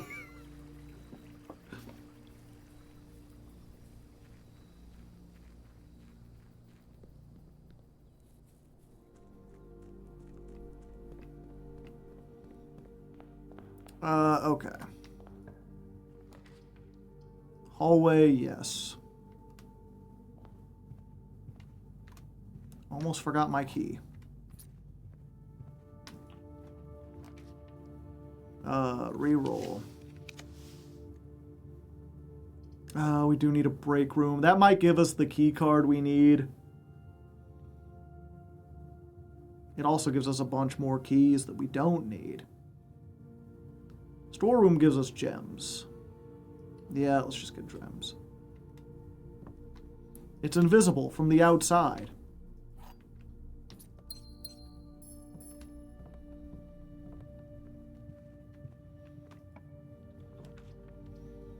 Ah, just in time. All my gems? Sure. I don't have a shovel, so I don't know what I'm doing. I have nothing. This is like the first time in forever I've started with nothing.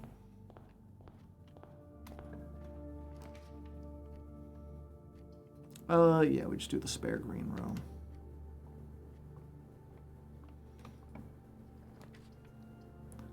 Reroll.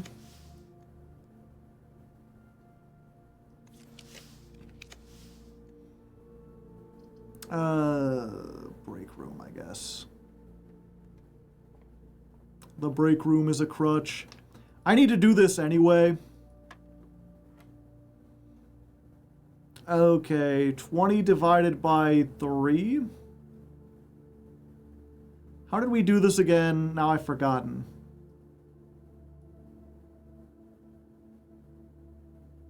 It's 20 plus 1 divided by 3.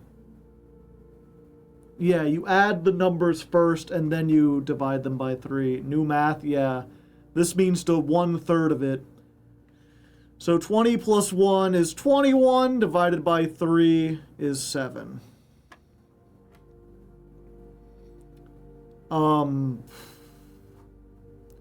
So 3 minus 3 divided by 3. So, yeah, 3 minus 3 is 0. Divided by 3 is 0. Times 6 is 0. Reversed is 0. 3 minus 1? It's 3 minus... Okay. So if they're here, we add them first and then do it. But if it's the next step up... Okay. So 3 minus 1 is 2. And then 2 times 6 is 12. Shuffled around is 21. And 21 minus 3... No, what's 2? 21 minus 2 is 19. Okay, so 1... No, it's 1 divided by 3. 1/3? 1 divided by 3 times 6 is 2. 2... What's 6 divided by 3 is 2. So 2 minus 2 is 0 squared plus 1. 1. Damn, they didn't give me the keys. Yeah, I still don't know exactly... Oh, hey, an orange. Still don't know exactly how this shit works. Early dining room? No, we probably don't even need a dining room. Spread gems, but we don't have enough gems. Make a spreadsheet for it.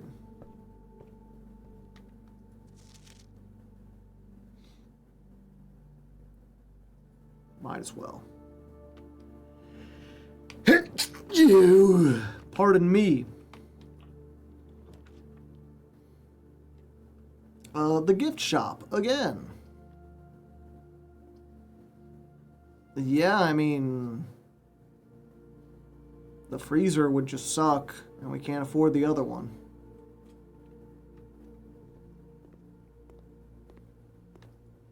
Yep, didgeridoo blocks still coming soon. Each blue room drafted on the 8th rank will contain a hidden blue memo. Okay. I gotta get up really high. I think in a blue room.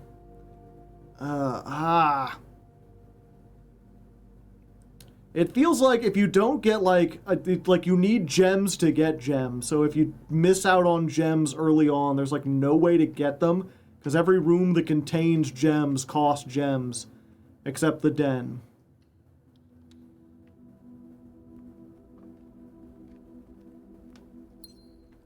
Now I can get a commissary or a whatchamacallit room.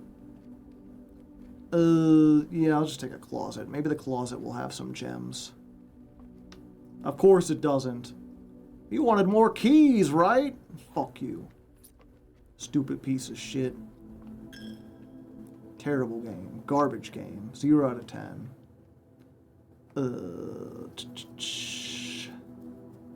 The observatory can get me more gems. I don't know what's today's. What's today's star? Parlor is also free. True, but I made the parlor rare.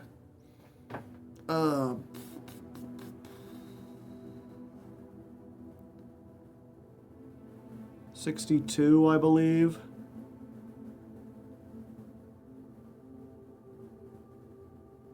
So 50.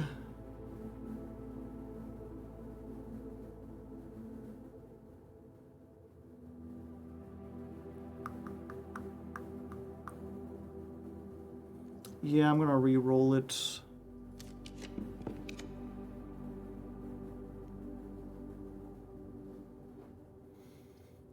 The secret passage.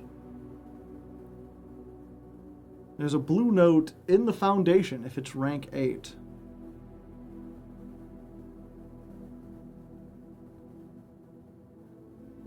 The secret passage, what was it? Sometime, the rooms that it goes to, they're bypassed, right? Because it's possible to lock yourself in here.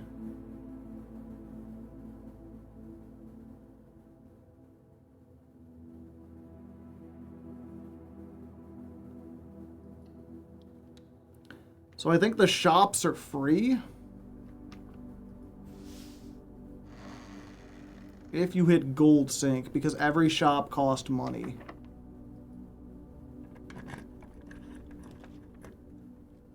No, only one of them's free, and they're like, you get the fucking starfish aquarium.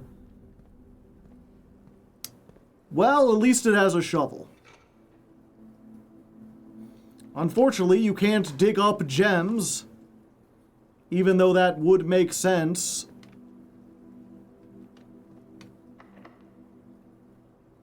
I just want the commissary. Commissarium.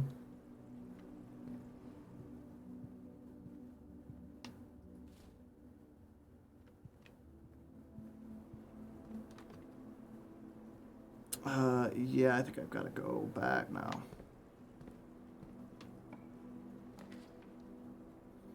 Sure, it contains gems. And a dig spot.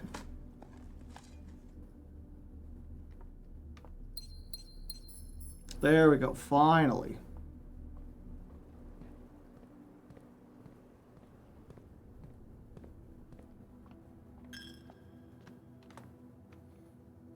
Where do we go? Yeah, this works.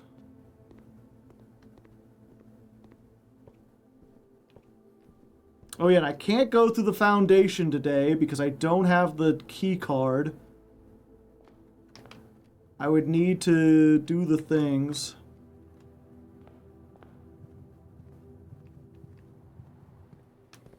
Okay.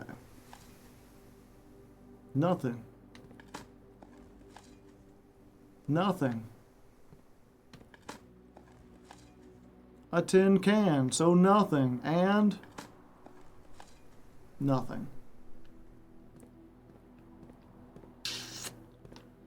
RNG be a cruel mistress. 2 gems, but it contains a gem. Does this have a fireplace? No. This has a fireplace. Sure.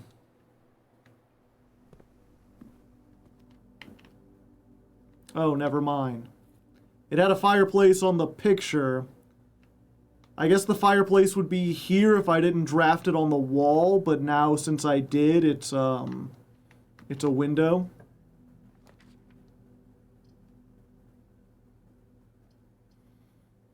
Yeah, we'll get the breaker box since we'll need it if we want to get in there.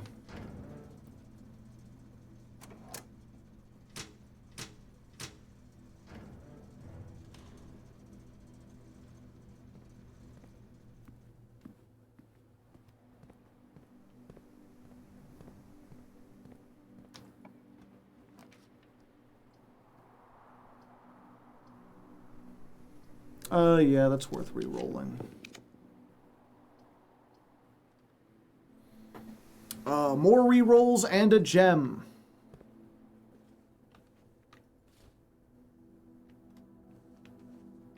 More importantly, a gem. It's a gem of a time. Okay, we just need security.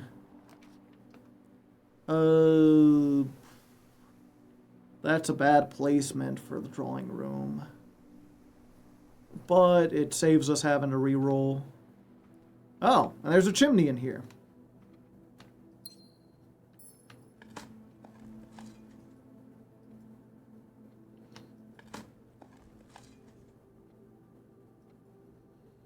If you get the antechamber outside, you still have to open the north door, right? Yeah, but that's trivial.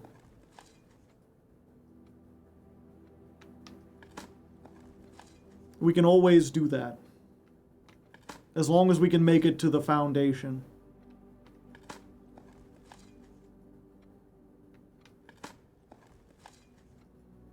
Okay, so we basically gotta get security from this room specifically. Boiler room is almost security.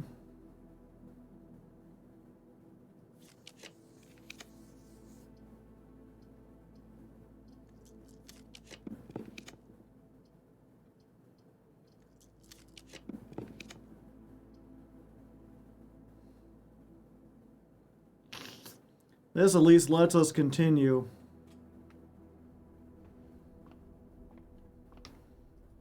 What does 63 give us? A key, and that's the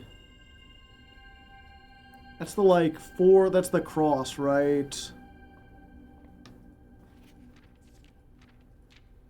Yeah. Rooms with 4 doors will be more common today. You know what? We could use that.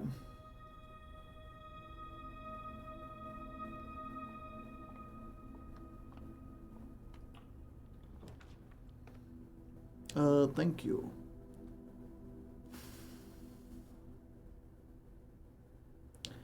Shit placement for the Great Hall, but it does open the final thing.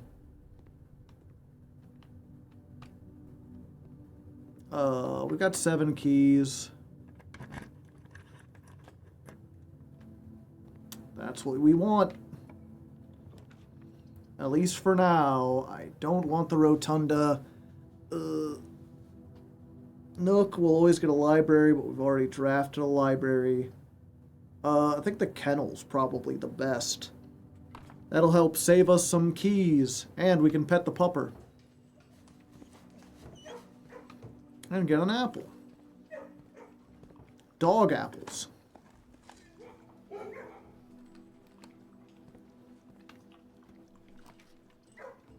Yeah, we go commissary. Takes a gem, but we can usually buy gems along with a whole bunch of other stuff. Sledgehammer will help. Magnifying glass, right not. Sleeping mask, why not? Okay, we can't buy gems.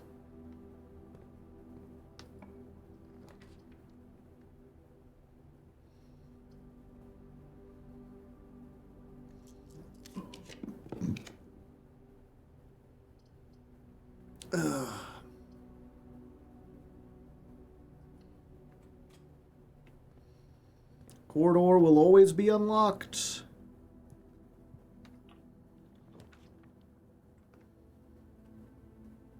They just don't like giving me good stuff. It's supposed to be all the four corner ones today.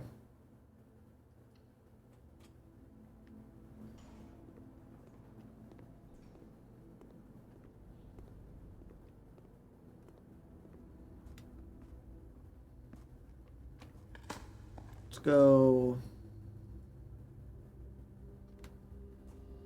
Dig, diggy hole. Dig, diggy hole. What do you do when you dig a hole? You dig a hole.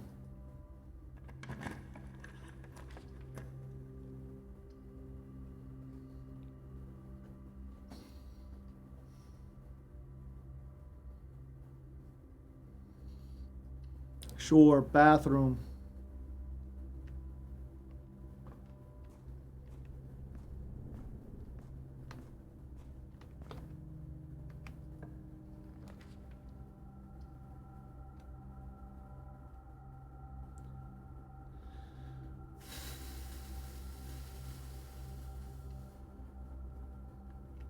Time to be risky.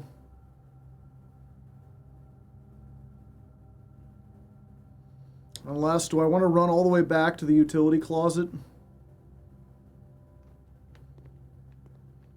Nope, we're just going to risk it.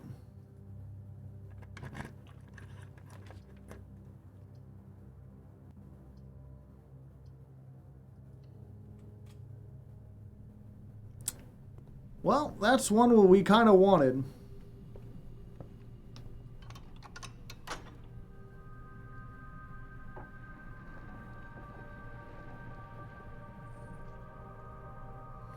We haven't bought any steps from the kitchen. True. Let's see. How far are we from the kitchen? 3, okay. Really good? Yeah. It's about as good as it could be.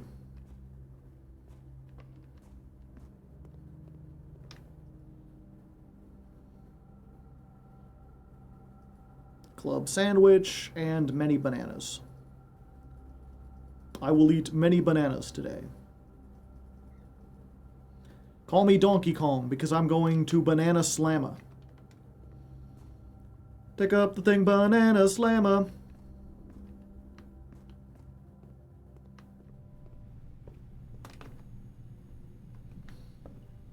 Let's go.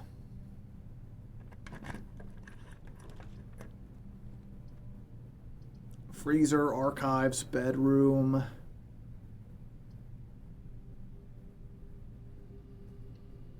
Yep. Got the sleep mask though, so we gain +7.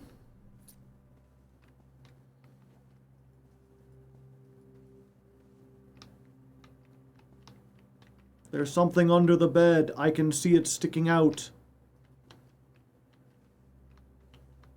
Is this like the attic where I can sneak in here?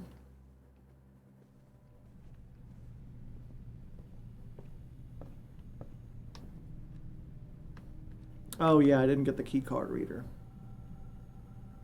Ugh.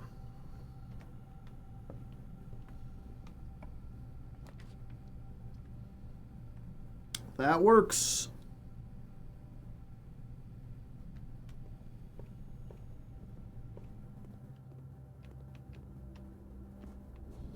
Okay, so we at least got the goal we wanted.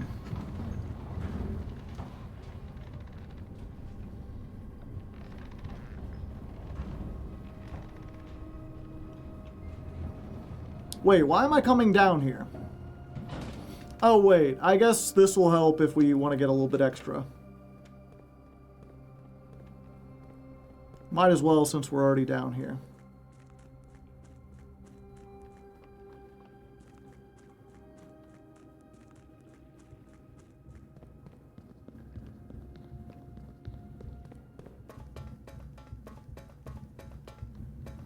We've got 60 steps this time. We should be good.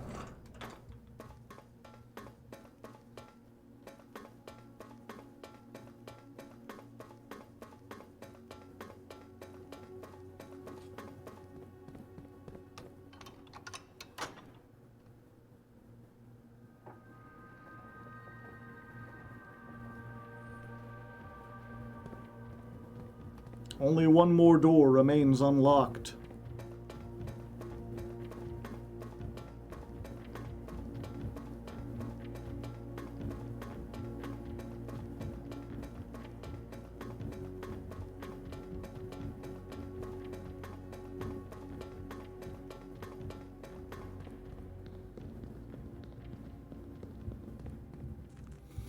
I just gotta see, if possible, want to make it to, what's it called? The corners, and see if we can change the workshop availability. I'm almost going the wrong way. So we won't see outside the antechamber. I mean, not tonight, but you'll see it eventually. You'll see it one of these days. I've never seen the last room, funnily enough.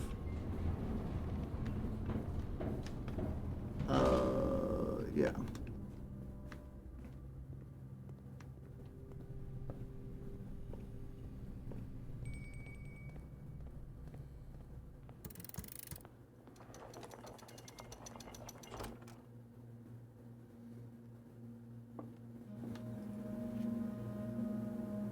Crown of the Blue Prince. The first time you draw a red room, you can remove it from today's draft pool and gain 1 gem and redraw the floor plans. Yeah, there's one final puzzle in here, which is to plot the journey that Uncle took from whatever to whatever.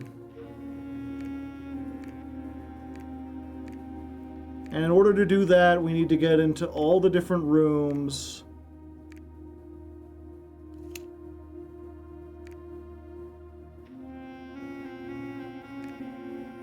And then read all his things and figure it out, and then who knows what we'll get from there.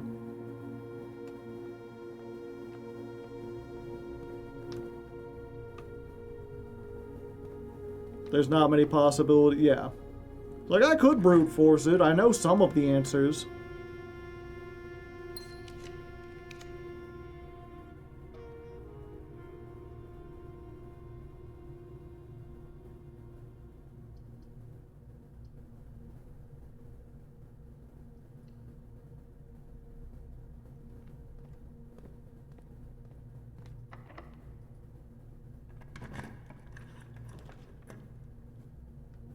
Did I get any mechanical rooms today? Just the utility closet.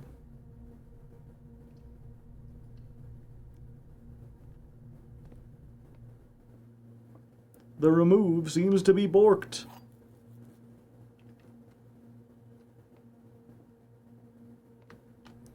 The empty boxes are both true. The gems are in the black box. This is not an empty box.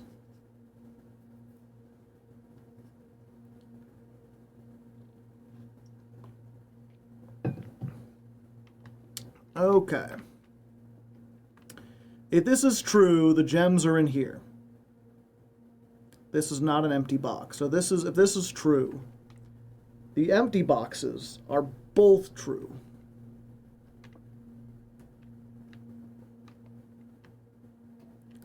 So that would mean these two are true, which can't be possible. So this one must be false. The gems are in the black box. So if this is true, and this is true, then this is false. The empty boxes are not both true. Because this is one of the empty boxes. So, yeah.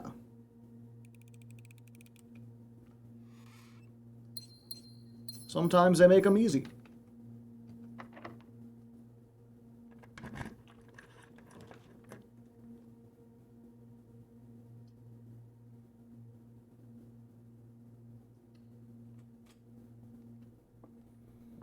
Yeah, I rarely ever go in here.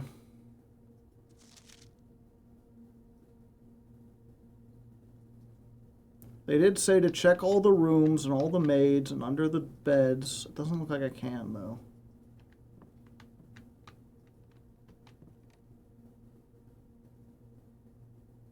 Look at Johnny Chuckleface over here.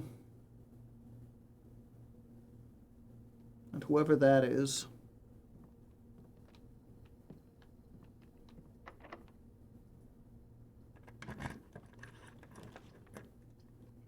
There's the conservatory.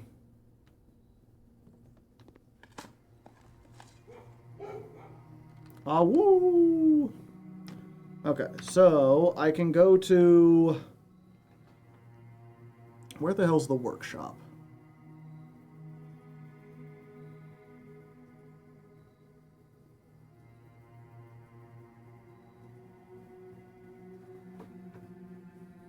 The workshop is not a shop.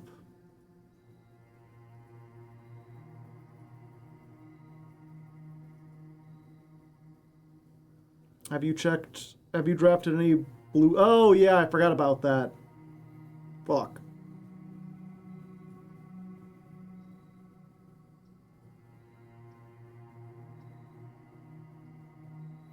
The workshop. Oh, yeah, it's unusual. I've got 2 of these, and it's a mechanical room. I need to make it common. The parlor is a blue room on 8.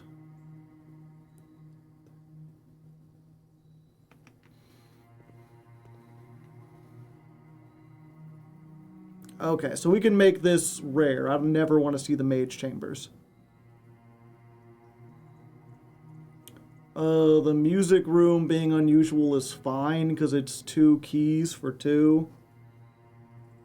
The mail room I would like to make... It's a dead end. Yeah. We need that for the dead ends. Okay, so we need another blue room. Could this be a blue room? Possibly. Yes. Yes, it is. Where are these hidden blue notes? Do they spawn in my tent? Or are they somewhere in the room? Did you change the workshop? I can't change the rarity. I can only change it back to its default.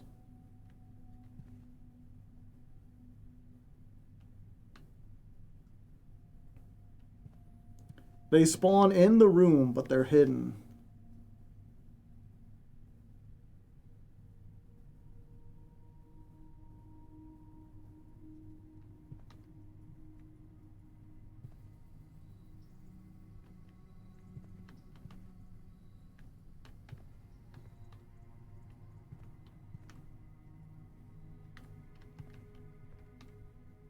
Ah! Red memos were created by Kirk Darren and approved by the Baron and questionably served as the estate's primary security system.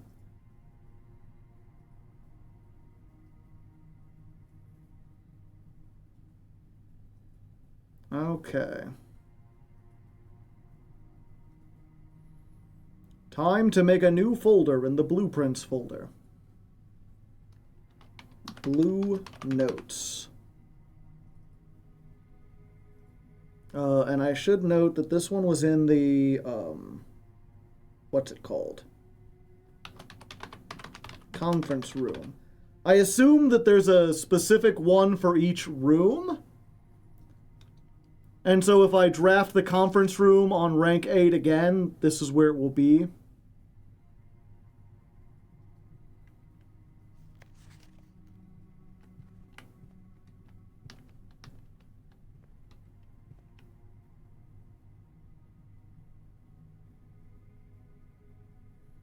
How big is our Blueprints folder? Yeah, the conference room always has the same note. Okay.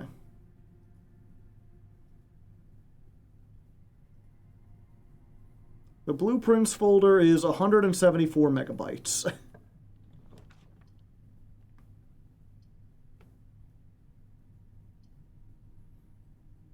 Considering I have no keys... Oh, that won't really help, though. Money? Do I have enough to buy anything good, though?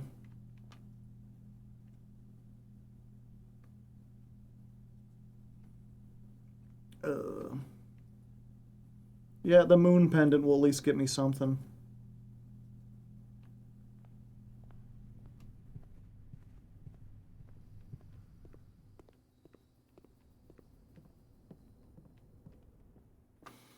Okay, so this is also a blue room on rank 8. Oh. Oh, I see you hiding over there, underneath. The gems are in the black box. Thanks, buddy. Thanks.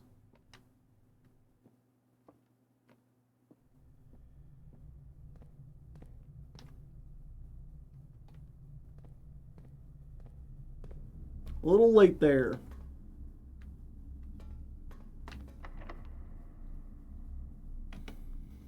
Well, it was nice while it lasted, chat.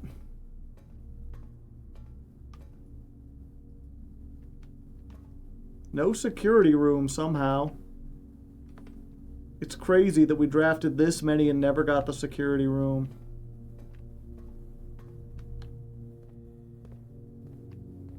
Okay.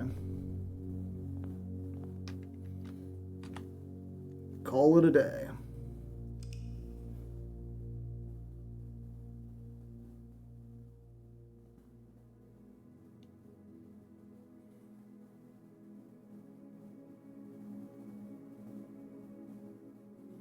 Hype for the next Blueprint stream. We're at least gonna check it out, chat. We may not save, but we're gonna check it out.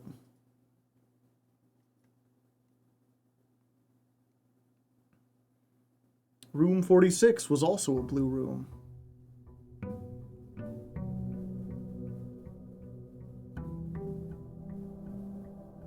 Do do do do do do do do do do.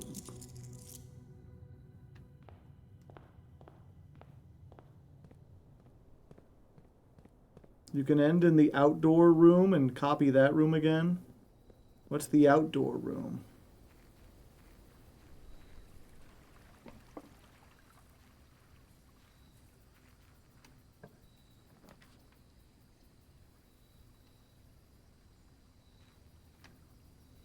Oh, it's still...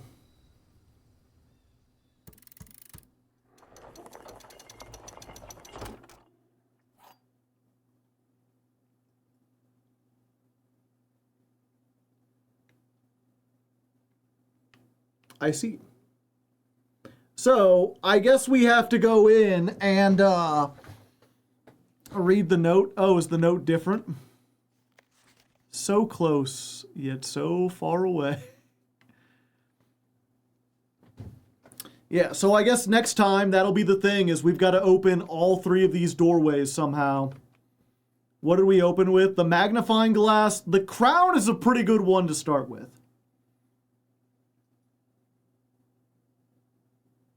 Guess they got to be opened again. Yeah, we got double antechambers.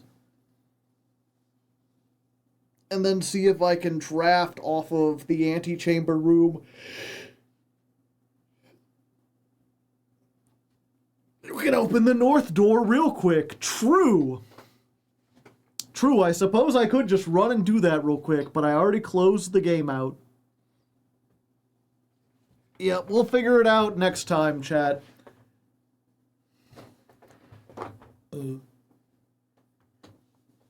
Should have monked room 46. I already have the crown. Why would I need to do room 46? Just to get the crown? Pardon me. Thanks for the stream, Joe. No problem. Thanks for coming out. I hope you enjoyed, even though we spent a long time trying to read charts. For those of you who did stay, you know, if you like this, remember, follow, subscribe, join the Patreon, perhaps. There are many different things you could do to support the stream. If nothing else, just liking the videos on, like, YouTube or whatever kind of helps. I stayed. Thank you, Kira. Kira Bagan. Sleepy. Yeah, I'm sleepy as well. Worth mentioning, tomorrow I will actually be streaming, but not on this channel. I'll be on Surprise Round RPG, playing a tabletop game with Lamp, and Rube, and Soup, and Veg. Our game will be continuing. Anytime you can get a monk, just try monking any room you think might be funny outside. You never know. Yeah, apparently there's an important thing. The battle with the Gigadeer, yeah. We were in the middle of that, and then it's like, we had the holidays, and then they have like a yearly thing called Yikmas that they do, and that took up like 2 weeks, and then someone had a convention, and then someone was sick. So, like, we were halfway through a battle, and now we're having to go again. If you want to catch up with it, though, I'm pretty sure they've got everything up on the YouTube now.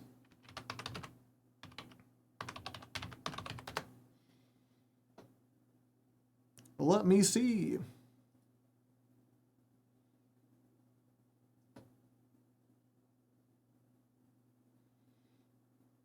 Yeah, I think it looks like episode 6. So yeah, you can go watch everything that we've done so far. You could also, and then tomorrow we'll be playing that. We'll be back playing Yu-Gi-Oh! On Thursday, and then on Friday we'll be doing Silksong. Silksong and a Legend of Lefty stream, the second one. Because I did not do enough for Mari's request. And it was fun the last time, so we'll have fun, hopefully, doing it again.